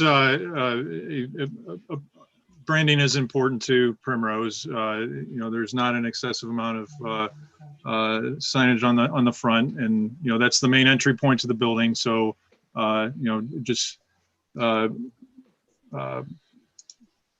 preferable that they they do their branding and image. I'm sorry, you said there's not a lot of signage on the front? Yeah, there's 5 foot, 2 5-foot diameter signs on the North Avenue, on the north elevation. Mr. Casay, maybe you could pop up those drawings again. Sure. There's no need to pop up the drawings. I believe there's three signs visible from Morris Avenue, correct? There's one at the end of the building, so at the intersection of Webster and Morris, and then there's one at the east end on the north elevation, and there is a Morris, I'm sorry, a monument sign as well. Correct. So that's 3 signs from Morris Avenue. Yes. Okay. I consider that a lot of signage.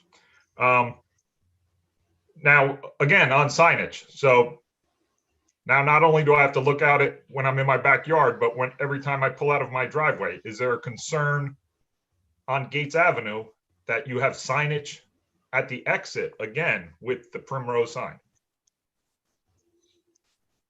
Signage at the exit of onto Gates Avenue?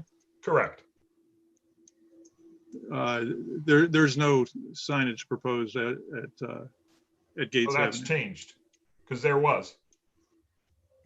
If you have a drawing from Gates Avenue,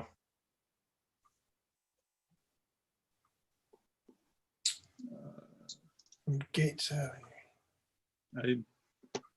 the exit from Gates Avenue, there is a drawing with I forget what you just called it. Monument sign? Monument sign, correct. Thank you. I don't remember.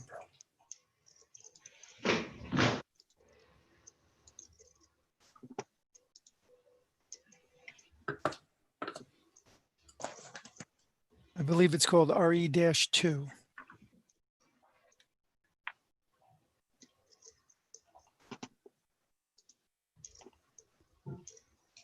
RE-2 is from Morris Avenue.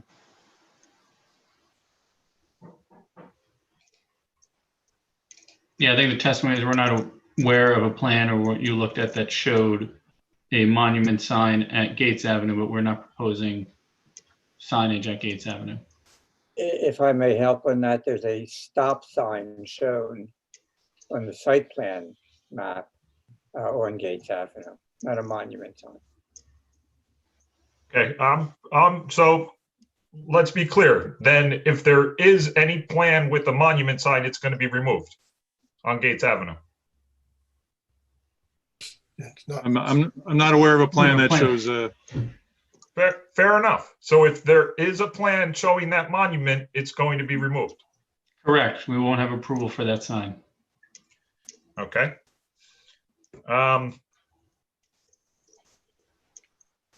Touching on all the new trees and shrubs planted on Morris Avenue next to the sidewalk. There was a question here already, and again, maybe this is operational, but also I think you should take it into your architectural plan for snow removal on that sidewalk. That leaves nowhere to put snow removal. So I'll just leave it at that.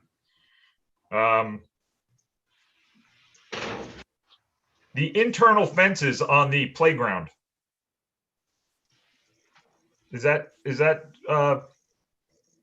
what you have? Internal fences sort of blocking off one area from the other?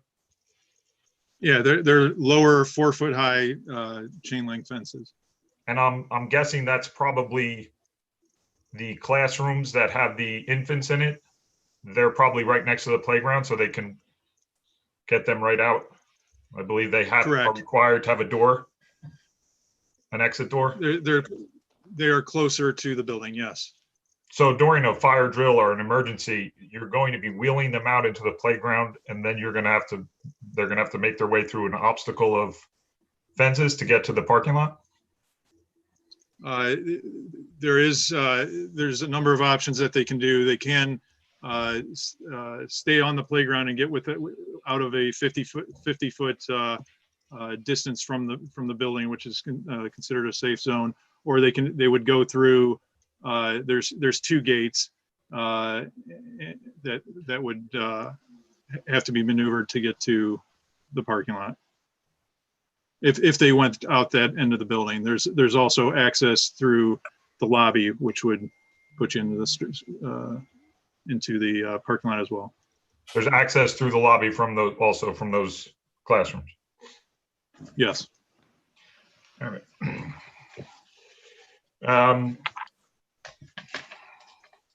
I know the trash enclosure's already been bought up, but the current location for the trash container at the property, you're not changing the lot. The truck is able to get to that trash container. Why isn't that considered a location for it? There is the current location is in the corner of that small addition, so it is more difficult to navigate. But that would put the trash enclosure by our entrance, and it's just you have to go around two further bends to get to explanation. You don't want it by your entrance. Thank you, because I don't want it by my entrance either.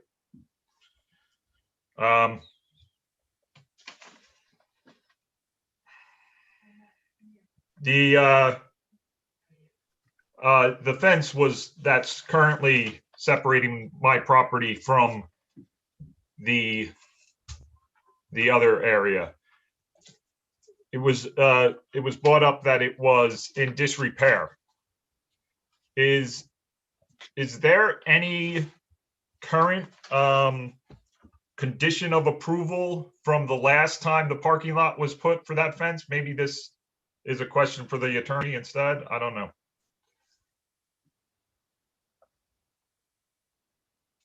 I have no idea when. We were not involved in the prior approval. I don't know any conditions of approval associated with it. Okay, so I'll just ask, how can I find out that information? Because I don't really know who I can talk to and who I can't. Mr. Chairman, Chris Nicola, if a request were made of your office, would that be the appropriate office for Mr. Kohout to make a request for any prior approval? I would suggest him to file a OPA request for the Open Public Records Act, and he can request that document and/or variance if there was one for it. And if that's the case, then we can try and pull the file for Mr. Kohout so he can review it. And so the question, Mr. Cohen, is there someone else responsible for maintenance of that fence, or someone else?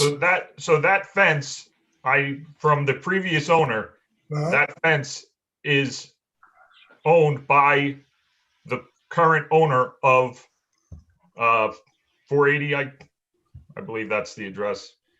And they, from my understanding, from the previous owner of 3-5 Gates, were supposed to maintain that fence. And he used to have to fight with them all the time to get them to maintain that fence. I see. Okay. Yeah. So I'm just curious, because, conditions for approval, then it's just something that we have to fight later.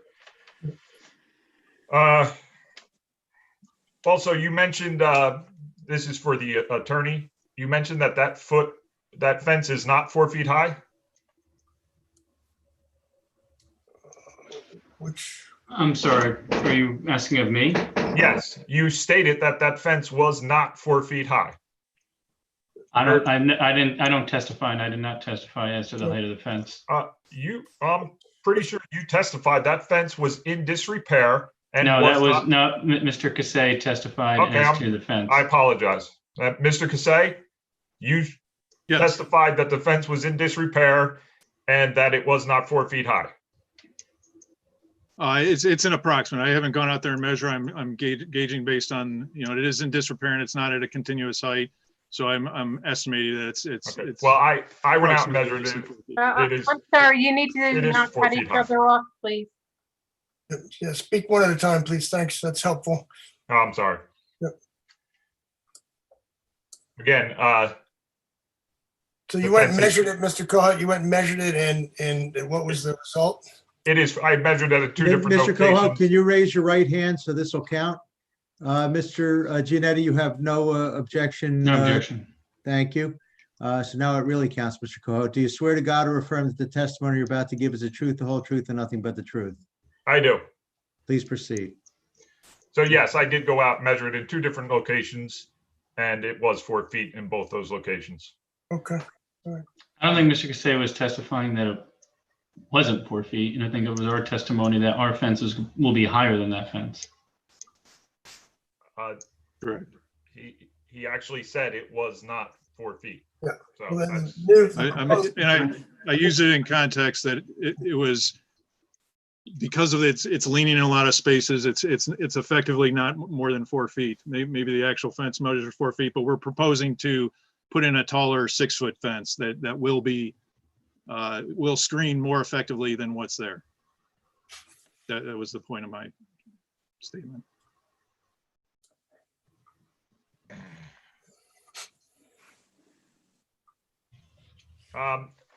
You stated that this site is not going to have a generator. Correct. Do any of the other sites have a generator? Not that I know of. I can't speak to all the locations. So the ones that you've worked on, none of. No, the other I have ones not you've worked on on?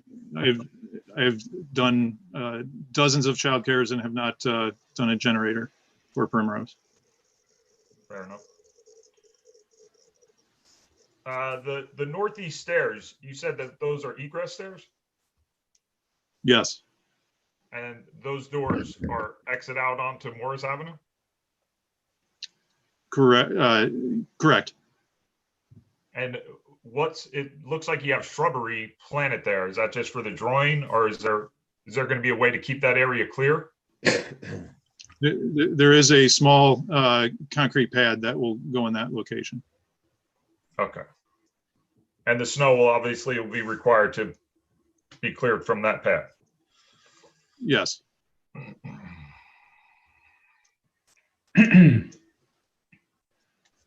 For the air conditioning units, is there any lighting required for those? Not that I'm aware of. No. So there'll be no lighting visible from the street for the air conditioning units? Correct.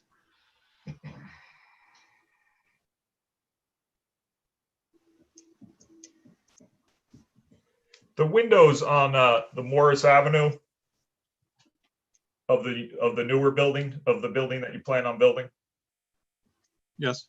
you show windows there from the Yes. one view, from the elevation from the one that shows Morris and Webster. Yes.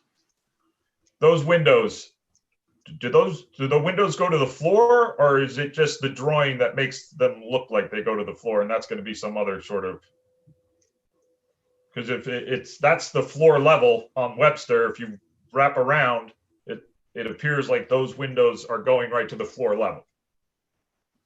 Or is that Those are, the opening goes to the floor, and there's storefront framing that goes to the floor, but the bottom portion of it is a spandrel glass, just to bring a little bit of variation into the elevation with a little bit of color. It's a green color, but the actual visible glass portion is above finished floor by, I believe, about 30 inches. So from the exterior, there's going to be glass, from the interior or not? I couldn't hear that. Get quiet. I'm not getting this. Yeah, Mr. Carlett, there's an issue with your volume right now. I don't think we could hear you at all.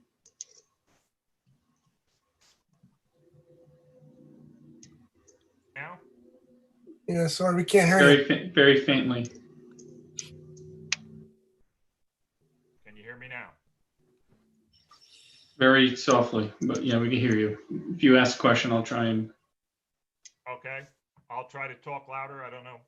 Is the glass is visible from the outside, but not visible from the inside?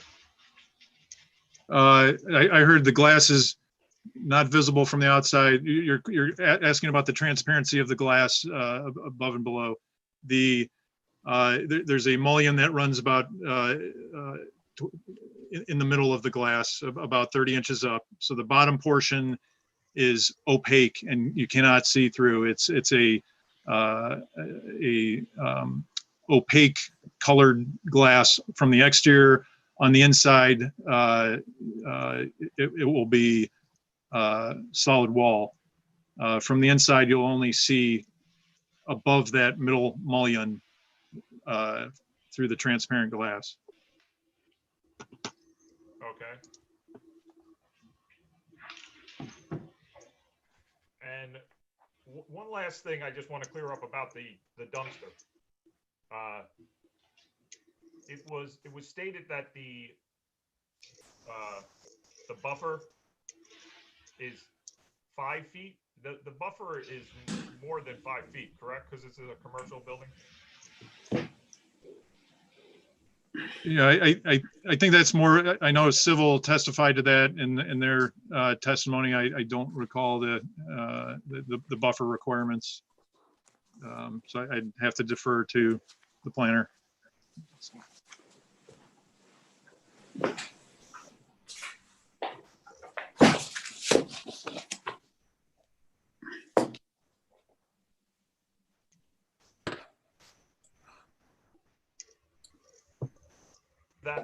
I'm just checking to make sure that all the questions, my other questions are not for you. I want to thank you for your time. Thank the board for their time. Thank you. Let's go ahead. Thank you. Have a Thank good you for evening. hanging in there with us. Chris, have we got any,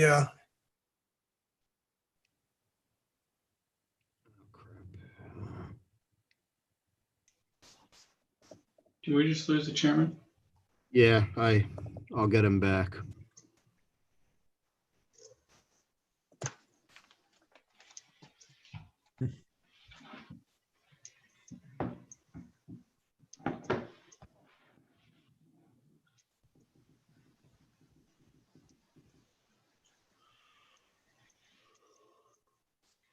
Apologies, Bill. that's all right. Thanks. I'm back. All right. Any other members of the public we have? Chris would like to have a question for the architect.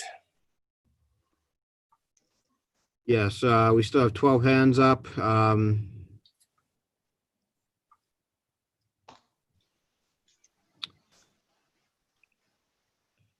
me see here. So, Mr. Warner, I have a general question for you. We now are at 11:15 this evening. We have a court reporter here that has been here for 4 hours. I don't know, Mr. Giannetti too. Should we try to get through the comments for this particular witness tonight? If the question's for me, it's the board's discretion how long the board goes with respect to questions this evening. Yeah, I'd like to see if we could at least finish the questions for the architect tonight, and so that I guess next time we'd be starting with operations. Obviously it's taking a long time. So I guess let's see if we can get through a couple more questions from the public with regard to the architect. So in general, for the members of the public, if you're listening to me, this is Bill Anderson, Chairman of the Board. Please ask questions that are unique and haven't been asked by others. And please try to keep them specifically related to the architect's testimony so we can hopefully wrap up questions for the architect here this evening. We have other witnesses that will come along on operations and traffic engineer and planner as well in the future, it appears. So let's try to be as efficient as we can. Okay, Chris, let's try one more member of the public here. Okay, we have Beverly Brown, who is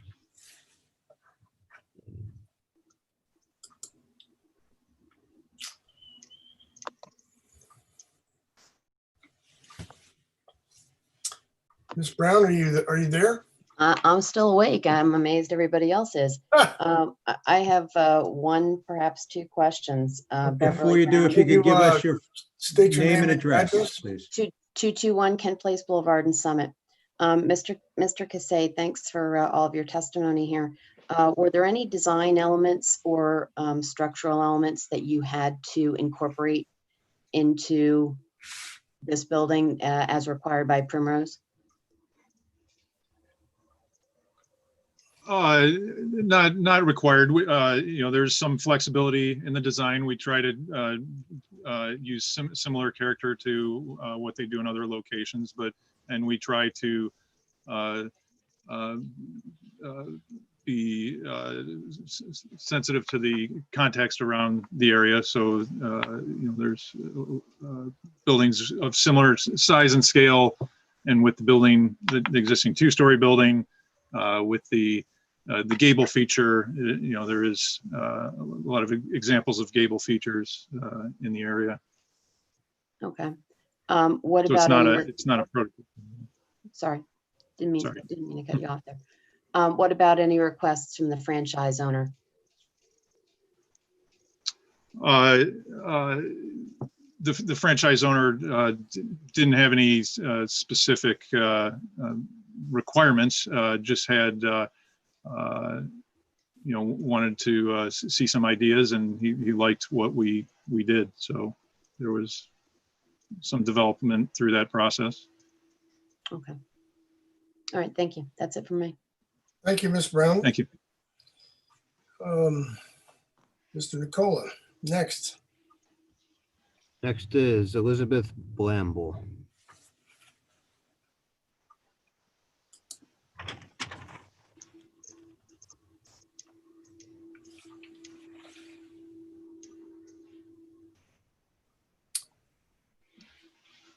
Good evening, Ms. Blamble. Do you have there you are. Okay, good. How are you? I'm all right. Could you state your name and address for us? Elizabeth Blamble at 40 Madison Avenue in Summit.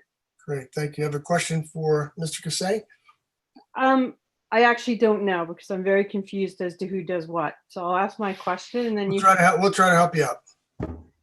On the parking spaces, I was trying to do some quick math. I think Mr. Kasay was saying that they planned for 40 spaces, 28 of which is going to be used up by staff, which left, and it's very late, so that 18 spaces, give or take. 12 spaces. No, it's 40. That wasn't accurate to the testimony. I think it would be best for our traffic engineer to address. No, this isn't. I haven't even asked my question, so please okay, don't interrupt me. Okay, sorry, go ahead. I've been very patient, but I've been listening to Mr. Giannetti interrupt people all evening. So, in any case, how many spots are in this parking lot? Since you're telling me I got my numbers wrong. For the architect's plans. For the architect's plans, how many parking spots are there? I think that's what we're getting at is that's not part of the architectural plans, and we do have a traffic engineer who's going to testify, and there was civil testimony. No, I'm not talking about traffic. I'm talking about, it is part of, because we had a discussion in the blueprints, had parking spots. My question is, I could go back onto the website if you want to waste more time this evening, which I'm pretty sure none of us do. I'm asking how many parking spots, because he testified to how many parking spots, because I wouldn't have gotten this information if he hadn't. Let's see. There are 40 parking spots. All right, so there's 40 parking spots, 28 being used for staff. Then you've got the office space, which based on, I don't know who Perello's conversation, or I honestly don't even know who, it was so long ago, that you can have maybe 60 people in the offices. If only half of those people park, that's another 30 spots. So my question is, did anybody take into account all these parking spots when you were doing your architecture and this building coverage that were going to be needed? And has anybody put any thought into exactly where these people are going to be parking? Yes, and that's what we're getting to. I know the traffic engineer is not just traffic on the street. They're going to go through a very detailed testimony on how we did our calculations, how many occupants, how many trips are to the center. There's going to be very detailed testimony on that. Okay, all right, so I'll hold off on that question. The traffic engineer tell the architect how many spaces. I'm sorry, is there another person talking for the record? Because I just need one at a time. That other person is not identified. Yeah, my husband keeps talking to me. He actually has had his hand raised longer than me, so I don't really understand you know, how you figure out who goes where. But the other question I had, which I think is the architect, someone had mentioned earlier on this garbage placement. If you look at the plans, it's really close to somebody's house. You know, there's raccoons, foxes, bears, all sorts of interesting wildlife running around. And I know someone asked, had anybody put any thought in how to keep the rats and everything else out of the place? But I don't recall hearing an answer to that question. Yeah, and there was testimony on that from the civil engineer at the last meeting. But generally, there is a buffer zone between the residents and the trash enclosures. There was thought, you know, visually obscuring that with a 6-foot high fence and then a 5-foot area of landscaping. It is surrounded by three sides with concrete block construction. The containers within the trash enclosure are covered and closed and are emptied on a regular basis, so that it's not you know, filling up and overflowing. I don't know if that really answered my question, but maybe it did. You know, because these garbage cans smell, and the smell doesn't stay within a 6-foot barrier or a 5-foot barrier. You know, if you look at the plans, what I'm wondering is why you didn't put the garbage cans in. I have no sense of direction, so you'll have to forgive me. But where you have your 2 handicap spots there, which would be a straight shot from your proposed exit onto, I think it's Gates Avenue, why you didn't move that part, that dumpster closer to that spot and keeping it away from the residential houses. And you know, the civil engineer did give a lot of testimony towards this issue, but you know, in general, trying to limit the number of turns that a truck has to make and maneuver through the parking lot, it makes it a much more challenging spot to get to, being pushed back around. This is a tight site with tight turning radiuses, so that for that truck to get it, there is also mention a concern for noise, and when that comes, that gets the garbage truck in and out quickly and efficiently.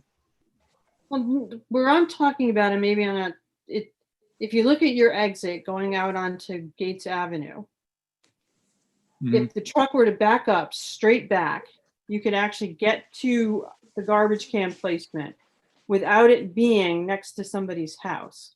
I'm just wondering, you know, why you didn't look at that as opposed to putting it next to somebody's house. Now, granted, that would put it next to your, I think, the playground. I'm not sure what's over there. Like, my question is, when you're making these plans, did you take into account what the buildings were surrounding you when you decided to place things? Or from where I'm sitting, it looks like the concern was, where's the best placement based on where the kids are going to be and where your clients are going to be using, and not so much what's bordering the property. There's a lot of factors that go into it, and we tried to mitigate that. There is a buffer zone between the adjacent property. As I said, for a truck to come in and make multiple 3-point turns to get back and backing up to that spot is more challenging. So that's yeah, but the spot I'm talking about, I don't see where the truck is going to be making any turns at all. Well, when I say straight shot, it means straight. You could back in and pull out. If you pull in straight, then you have to back up to either go back. You have to back up down that same aisle to go towards Gates Avenue and then go back towards Morris, or you have to back up and into the driveway towards Morris and then go forward out Gates Avenue. So it's a 3-point turn is where you come in and back up and to get going in the opposite direction. So it's I don't know how to explain it beyond that. I hear what you're saying, but I mean, you're assuming a truck doesn't know how to back up. You know, I've seen these garbage trucks running around Summit. They know how to back up their trucks. With the backup alarms. Yeah, I don't know that they're going to be doing any 3-point turn, because those trucks are pretty big unless there's a different size truck that picks up commercial garbage. I don't know. You know, I'm not a garbage person, so I have no idea. But the garbage trucks I've seen, you know, they're more likely to back into it than they are to do a 3-point turn.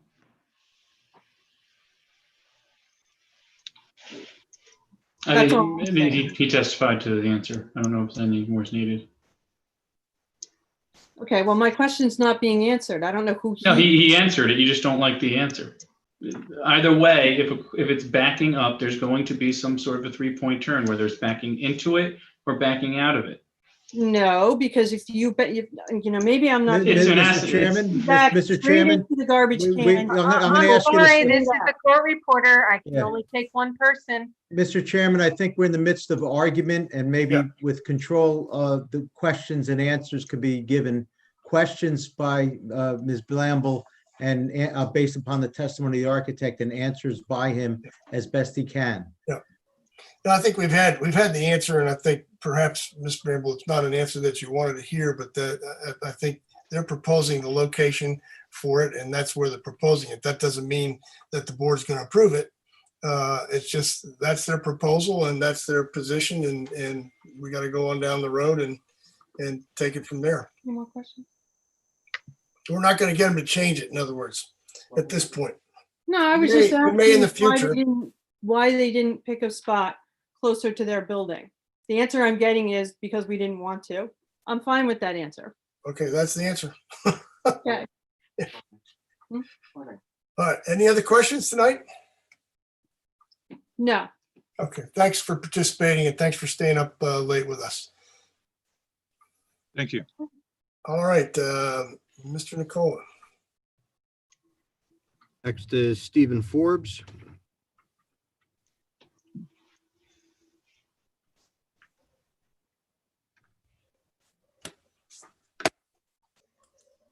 Mr. Okay. So, good evening, Mr. Forbes. How are you? Doing well. Apologies, it takes some time to connect here. It's no problem. And please state your name and address and your questions for Mr. Casay. Sure. So it's Stephen Forbes, as it's spelled on the screen there, and it's 28 Montrose Ave. Great, thanks. Sorry, Montrose, you said? Yeah, Montrose. Montrose. On a good clear day, I could see the back of the building, potentially, depending on the weather.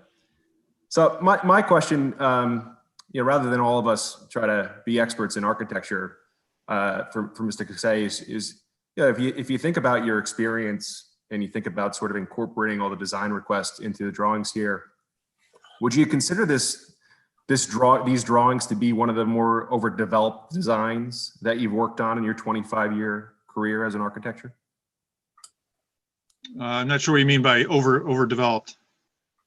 Well, your answer to a lot of the questions today, right, has been it's been difficult to incorporate, right, certain requests, and as I think the board appropriately, and thank you to all of you who have brought up the fence height, right, the elevations, and the lack of respect for the residential buffer, right, including garbage. There seems to be a lot of issues in incorporating and respecting all the variances that exist today to protect all the residents in the area. So I'm just sort of, if you think about your 25-year career in architecture, would you consider this to be one of the more overdeveloped designs? I still don't know what overdeveloped means. If you mean it's a challenging project, I've worked on more challenging projects than this, and this is, I think this is a well thought through design that's taken a lot of time and effort. So I don't think overdeveloped is I don't know what that word means. I don't think it's overdeveloped. It's there's certainly challenges, which is the case in a lot of East Coast dense locations. So it's it's a challenge, but this is a significant improvement to the property and the area. Mr. Forbes, are you thinking about coverage, land coverage, area coverage of the site, or what do you mean, do you think by overdeveloped? No, I think I see a list of 10 variance requests, right? You think about the answers, Mr. Kasey has responded to a lot of the questions, right? Sort of pertaining to the design, and not that they're flaws, right? You're obviously trying to please your client and so forth. It just appears that this is a screaming, overdevelopment. And I guess I can define that phrase how I wish, and you can as well. But I guess maybe another way to ask the question, given your expertise, and you've said you sort of worked on other projects in New Jersey specifically for this client for, I believe, the past 5 years. But what is the typical number, or what has been the historical number of variance requests in projects that you've worked on for this particular client? I don't have an answer to that. I don't have that on hand, so I don't know. Right. I know we've had variance requests, but as to how many on average, I don't know. Right. Yeah, I mean, I don't know if you can give a range. I mean, you're the expert, right? I mean, I would imagine you have a book of this. It depends on the jurisdiction. Some jurisdictions have very easy to work with conditions, and this happens to be a somewhat challenging site, but there's the types of variances we're getting are not out of the ordinary for development. Oh, so because the two that I'm focused on, right, and what I imagine most of the people in this area is the residential buffer, and then also just the height of the fence request. So you would consider that level of leeway to be sort of normal in your designs? It's a unique one that I haven't specifically come across because of this unique site, and it's the setback of how we're addressing it, to put the height against at the sidewalk. It's not it's not an opaque, it's not a single tall fence. So I don't know that that's the intent of the code. So this is how we've addressed it. No, that's fair. It's from a residential point of view, right, or a resident point of view, it seems like those residential buffers are there to protect us, and I think all of that goes back to the whole, what I'm phrasing as overdeveloped for the lot, and it seems like you haven't experienced this level of leeway in some of your prior variance requests. So I appreciate your answer and appreciate your time, and I'll end it there. Thank you. Okay, Mr. Forrest, thank you. Mr. Nicola, how are we doing? All right, we've got 9 hands. Next is Elliot Fishman.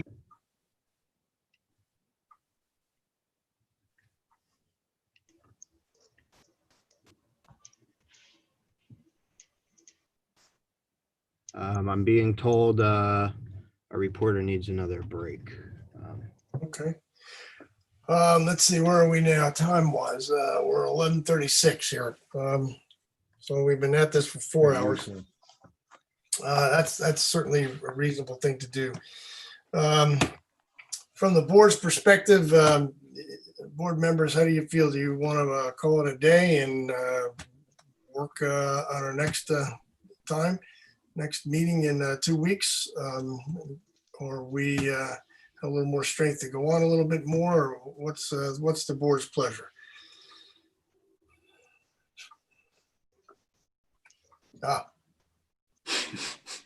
Everybody's not sure with everybody's awake or not. Wake up. All right, Jay, I'll call on the vice chairman.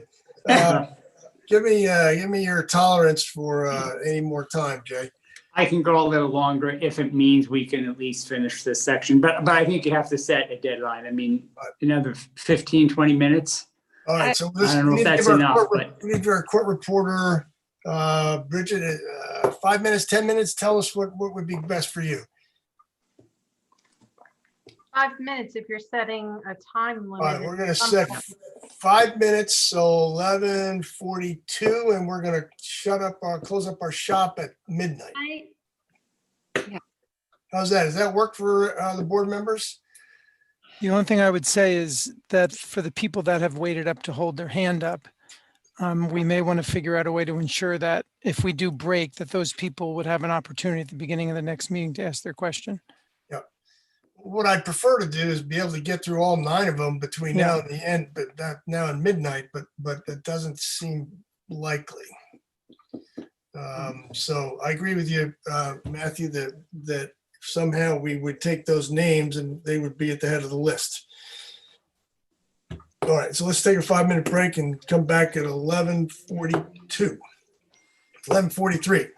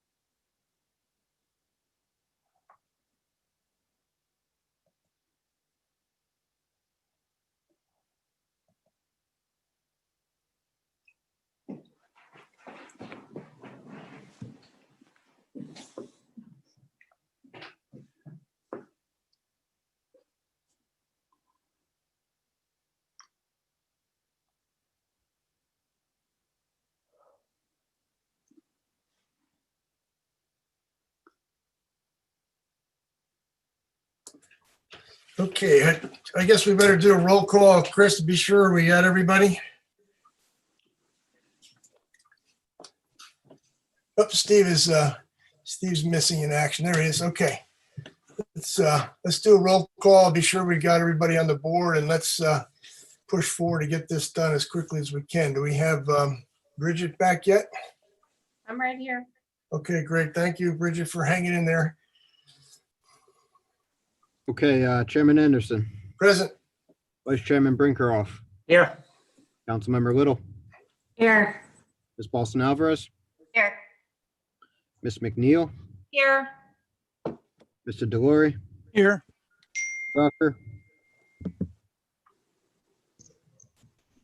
Sorry, here. all right, Mr. Perella, Here. Mr. Fiore, Here. and Mr. Formicelli. Here. All right.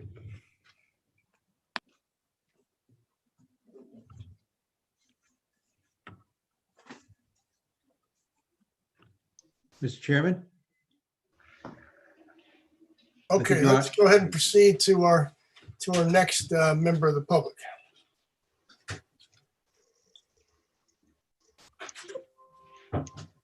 Didn't we have Elliot Fishman? Right here. Okay. All right. Your address, Mr. Fishman? My name is Elliot Fishman. I live and work at 34 Webster Avenue. Okay, your questions for Mr. Casay? As I said, I live, yep. Since I live and work almost exactly across the street from the development, I am understandably concerned about the residential buffer and the noise. The noise, in fact, could impair my ability to get work done, in fact, to make a living. So that's the nature of most of my questions. But let me start off with the variance, which was kind of, other people have brought this up, but I still haven't gotten a clear answer. So forgive me if I just ask this one more time a different way. And is it your position, sir, that an existing variance exists allowing the present tenant to build structures anywhere near the property line?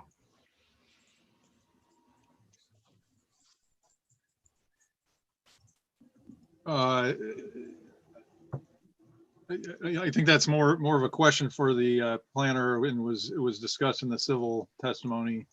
The reason I'm asking it again, because I did not get a clear answer when that question was tried to be asked by several people. So if you could not answer it, I would respectfully ask the chair that the civil engineer be made available to myself and, in fact, to many people whose questions were deferred to the civil engineer. We'd like to talk to the civil engineer, ask him some more questions about the zoning, because we're not clear on the variances. Mr. Chairman, we have a planner who is our last witness, who will be testifying about each and every variance that we're requesting, the justification for each and every variance, both the positive and negative criteria. So the question will be answered. My question is about variances. Mr. Fishman, wait a minute, Yes, please. yes, sir. And that's typical of planners. That's part of the burden of the applicant to have a planner to testify as to the variances and the basis for the relief requested to try to make their proofs. So my advice to the chair is that that's the appropriate person to answer. I think that makes sense, but frankly, it is a B zone, and B zone, has very, very minimal requirements for setbacks and side yards and rear yards and those things.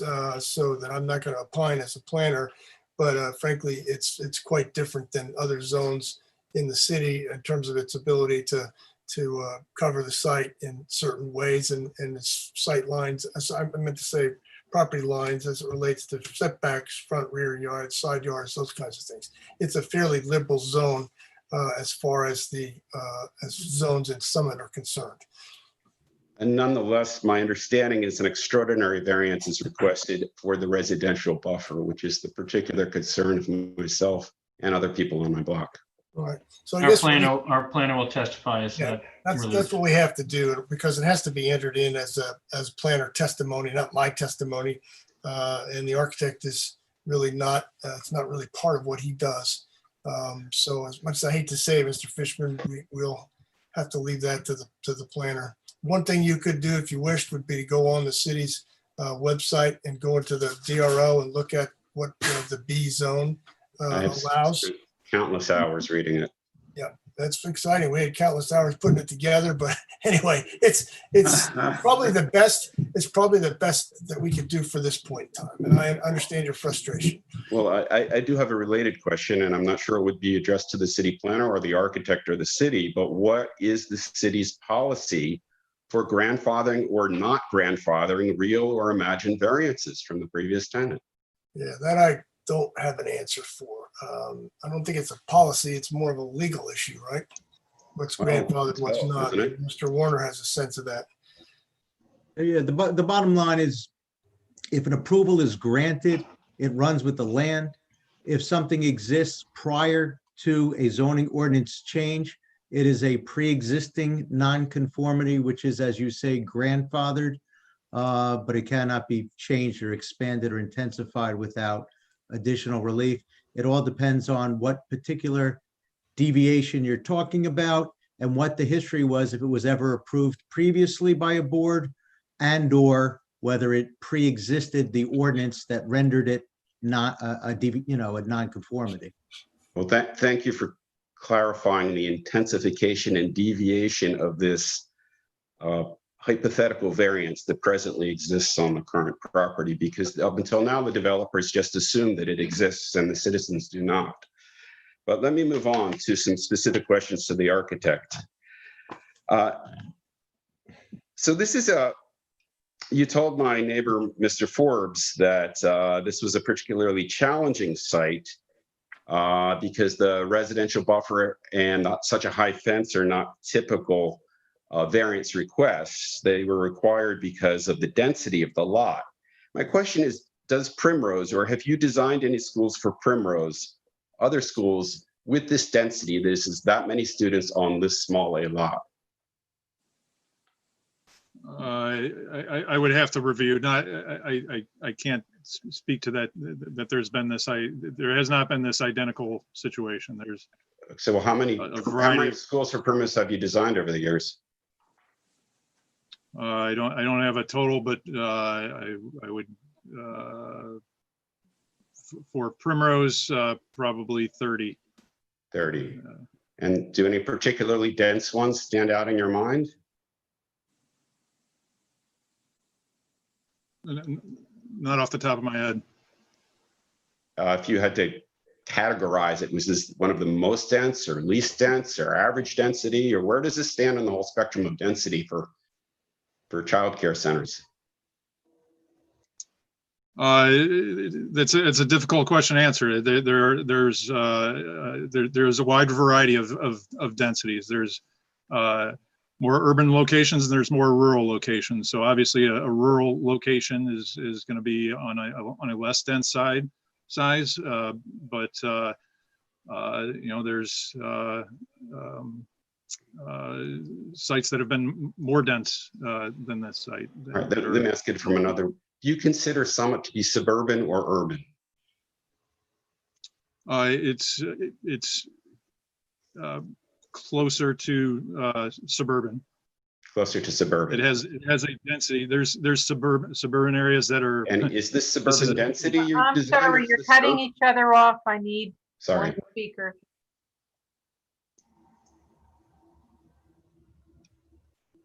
What was your question? You stated you consider Summit to be suburban in nature, more suburban in nature than urban. Is that correct? It's hard to classify. There's such a broad, there's not a clear definition of suburban versus urban. It's not in a major city, but it's it's not a rural location. So in between that is suburban, and there's a huge difference of suburban, and depending on what areas that is. So Okay, this is a more dense suburban location. Reading your words back to you, you said before you had time to think about the answer, you said it was more suburban than urban, which I happen to agree with. Is this design more urban than suburban? I'd say it's a hybrid. It's in between. It is a more dense site, but, you know, it is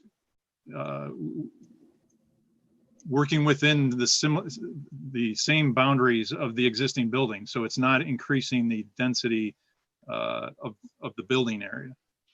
We're within the footprint of the existing building. So it's an existing density that we're not adding to. And that happens in a variety of ways in different locations we work with. Some of them, you know, are more dense or less dense, but, you know, Okay, so the existing building is 20, 30 feet off the property line. You have a parking lot near the sidewalk. Are you not in fact moving structures, playgrounds, walls, trash cans to the property line? There is variation in height of the playground, but as far as you know, that's open space with a retaining wall. Open space to the people in the property, but not the neighbors on the street. To us, we see a wall and a cement building. There is a wall.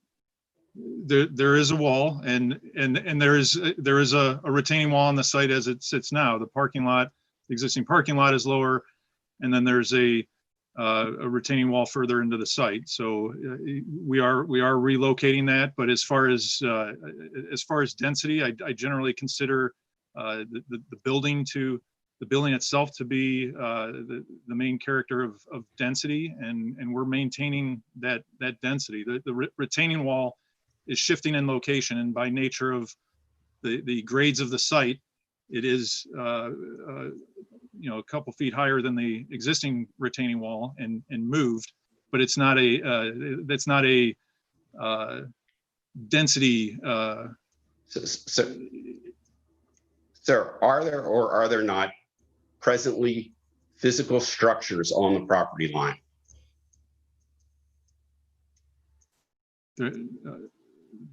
There are. Are there or are there not physical structures on the property line? Yes. Besides a parking lot, besides a grade level parking lot. Is there anything with height and cement on the property line? At the where the playground is located? No, in the present property that you're going to redevelop. Is there any physical structures besides a grade level parking lot on the property line? Yeah, there's fences, there's building on the property line. The building along Morris Road is on the property. I'm not going to belabor the point. I trying to establish whether this is an urban or a suburban development and whether we live in an urban or suburban town. And I don't feel like I've gotten a clear answer on any of that, but I have an idea and I'm going to move on. All right, so as I drive around town, all the other schools and child daycare centers have a huge amount of green space, grass in fact, around the property, which serves as a residential buffer, generally consistent with the suburban nature and feel and the master plan. Objection. So it's part of my question, sir. Why did Primrose uniquely ask for a variance in its residential buffer, eliminating 42 feet of green space necessary to separate a commercial district from a residential neighborhood? Why did you ask for a 42-foot residential, a waiver of 42-foot residential buffer? This is again not for the architect. This will be for our planner. He will testify as to the, we have a planner that will be testifying as to the justifications of each variance. But I'm asking an architectural question, not the variance question. Could you That's not what I heard. I heard a variance question. Yeah, Mr. Fishman, Yes, sir. if I may, Mr. Chairman, Mr. Fishman, respectfully, I've been doing this for 30 years. Those are planning questions you're asking about variances. The architect did, the questions of the architect need to be architectural questions based upon the testimony the architect provided. Okay, so let me ask this. If you had a larger lot size, would you have been able to, let's not even call it a variance, would you have been able to put 42 feet of space between the building and the residence next door? If you had a larger lot size, hypothetical. I mean, hypothetically, yes, anything can Okay, so you're constrained by the lot You have size. larger lot size and So let me talk about lot size some more as an architectural question. So it was your testimony earlier that in order to put a playground at a lower elevation, it would require a ramp dropping some 7 feet. And that ramp, based on the endings and the code for 1 to 12 slope, would take at least 100 feet of space. Is that correct?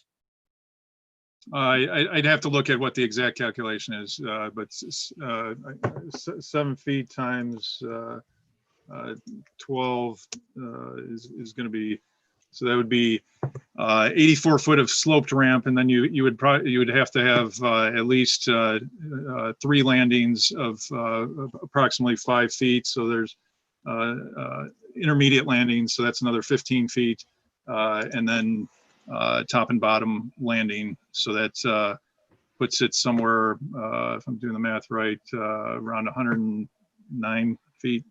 Okay, well, thank you, sir. It's consistent with what you said before. So once again, you were constrained by the lot size to lower the elevation of the playground. Architecturally, you were constrained by the lot size. I'm not saying that it can't be done. I'm saying it's impractical and more of a concern from a egress perspective, of a life safety perspective with children and the egress. I think we're saying the same thing. You were constrained by the lot If we size. had double the lot size, I still wouldn't want to put 109 feet of ramp. Yeah, I in a child understand. But you understand from the neighbor's perspective, the playground, 11 feet or 9, 11, 13, I can't keep it track. With all that noise from the screaming kids is obstructive to the neighborhood, but you had no choice because you had a small lot. You were constrained by the lot size. You could not accommodate the neighbors by putting the playground lower because the lot was too small. I don't think the elevation of the playground is an effect on the noise levels. I don't know Okay, that bringing it down. That's a good segue. Thank you for mentioning that. Let's talk about that. So was any noise mitigation factored into your design? You know the neighbors are very concerned about the noise. Was noise mitigation part of the fundamental design? Just asked and answered by a prior witness, by a prior member of the public. Okay, well, let me ask, what particular elements of your design, besides vegetation, which you mentioned was somewhat helpful, were factored in? There's not a physical building element that does that. It's in how it's operationally worked out, that classrooms go out on rotations in small groups. So it's okay, but that's operations. We're talking architecture here. You're making me stick to. Yeah, so the first thing I It's been asked and answered already. So, sir, again, besides vegetation, and this operational issue of playground rotation, were there any specific elements factored into your design to mitigate the noise, to accommodate the neighbors who have concerns about noise? As I've stated several times already, there is not a physical architectural element that has to do with noise mitigation in the design. Okay, so there's not. Let's look at it from the other perspective. Are there elements of the design which do expose the neighbors to an extraordinary amount of noise, playground noise? I don't know what extraordinary to me. What do you mean by extraordinary? Oh, I would say anything over 65 decibels, sir. These are little kids here running around out in the yard. You have an objection to little kids? Is that a concern? No, I have 2 little kids of my own, and I love little kids. Okay. And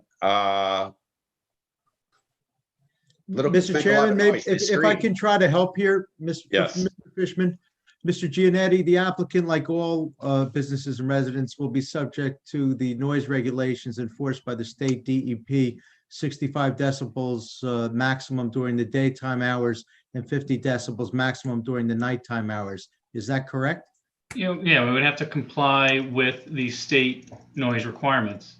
And again, this is a B zone where not just childcare centers, dance studios, theaters, restaurants could all be built here. Well, Mr. Giuliani, I don't think the intention was to get into further argument. It was to try to stop argument at midnight. But I appreciate that stipulation. Back to the chair if he wishes to have Mr. Fishman ask any Mr. further Fishman. architectural questions. Yeah, Mr. Fishman, continue on, and we're cutting this off after Mr. Fishman's last question. Then whoever is waiting to ask further questions can be put at the list of the head of next week and our next meeting, and we'll take it from there. Thank you, Mr. Fishman. Go on.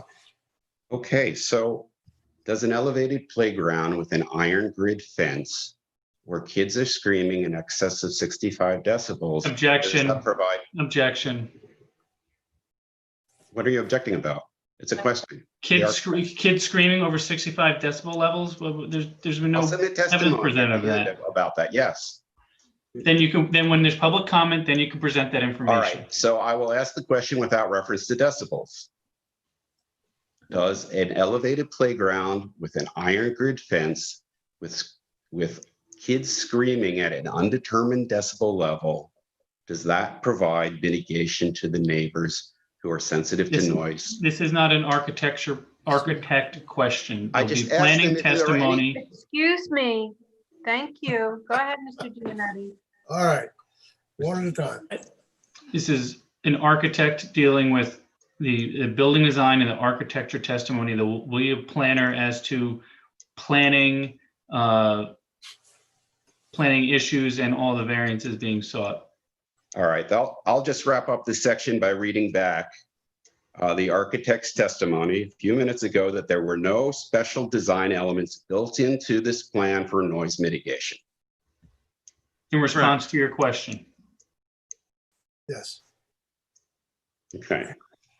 Last question about noise. Oh, two more questions about noise. So these air handlers on the top of the roof, what is their capacity? What do you mean by capacity? How many tons of air are they going to move per, how many cubic feet of air are they going to move? How many tons? I don't know. Off the top of my head, I don't know. There's gonna, that'll be designed by our engineers, and off the top of my head, I don't know what that number is. Okay, so, but you did testify that you're going to use smaller ones, right? Yeah, that's the general intent, is that they are not large 20-ton units. For childcare, as a general rule, we use one unit for 2 classrooms, Okay. roughly. So it's a smaller size unit that's roughly. So based on the fact that we have 14 classrooms, we're probably going to have 6 to 7 5-ton units. Okay. But that needs to be designed by our engineer. That's an approximation. Okay, so the smaller ones spin at higher velocities and make more sound. What is the decibel level of these units that are going to put off? That's not an architectural question. I don't know. All right, we'll save it from the engineer. All right, last question. It goes back for just noise. Again, hypothetically, if you had a larger lot size, would you have had more flexibility to design to mitigate noise for the residents? If your lot size was larger, well, of course you could have put the residential buffer in, but would you have other flexibility to mitigate noise? I don't know. I have not done a project in any location where we've had to put in any kind of noise mitigation device. Okay.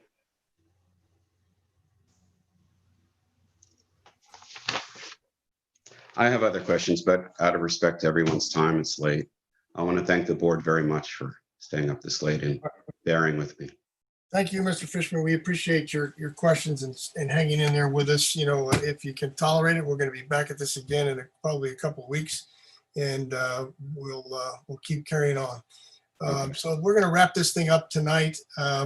Chris, if you can make a list of the names of folks that have not been able to speak tonight, and we'll start them off first.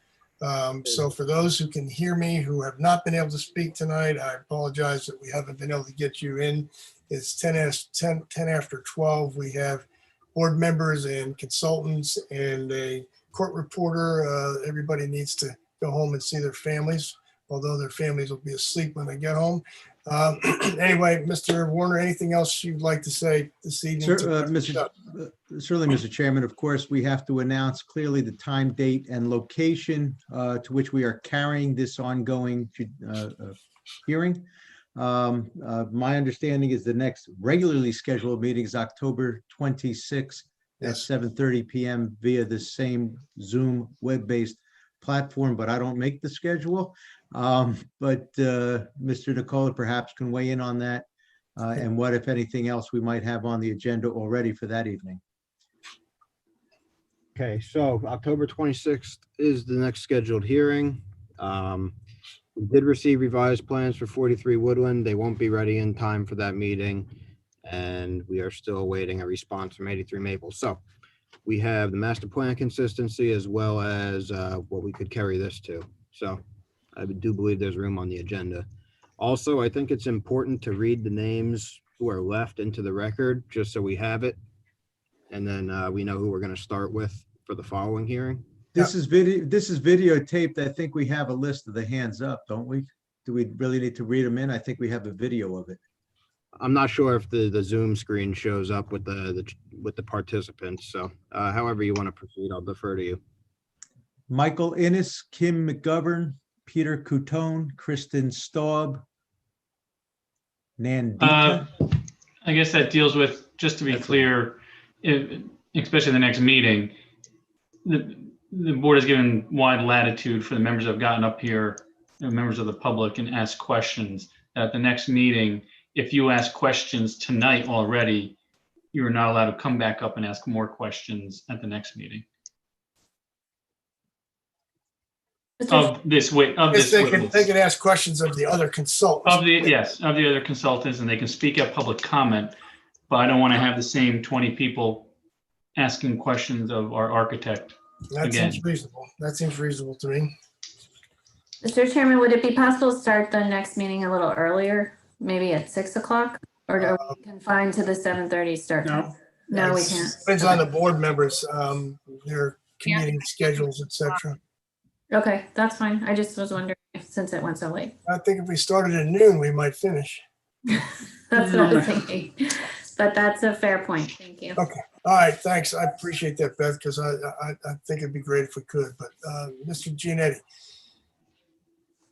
Looks like you're Mr. Chairman, are we carrying till October 26th, 7:30 p.m. the same web-based platform and the access information will be made available in advance? Is that correct? Mr. Giannetti, it certainly works for us and for the Yeah, board. that Mr. works. Giannetti. That works for me. Okay. All right. Okay. Well. And again, for the record, we have an extension of time to act through the end of November, so there's no problem there, so we can proceed accordingly. All right. All right. Well, thanks, everyone. I appreciate your time and attention and patience, and we will get through this. I make a motion to adjourn if it's acceptable to the chair. Yep. And a second. Second. All right, all in favor? All right. Aye. All right. Aye. All right. Thanks, everyone. Be well, everyone. Good night. Yep. Thank you.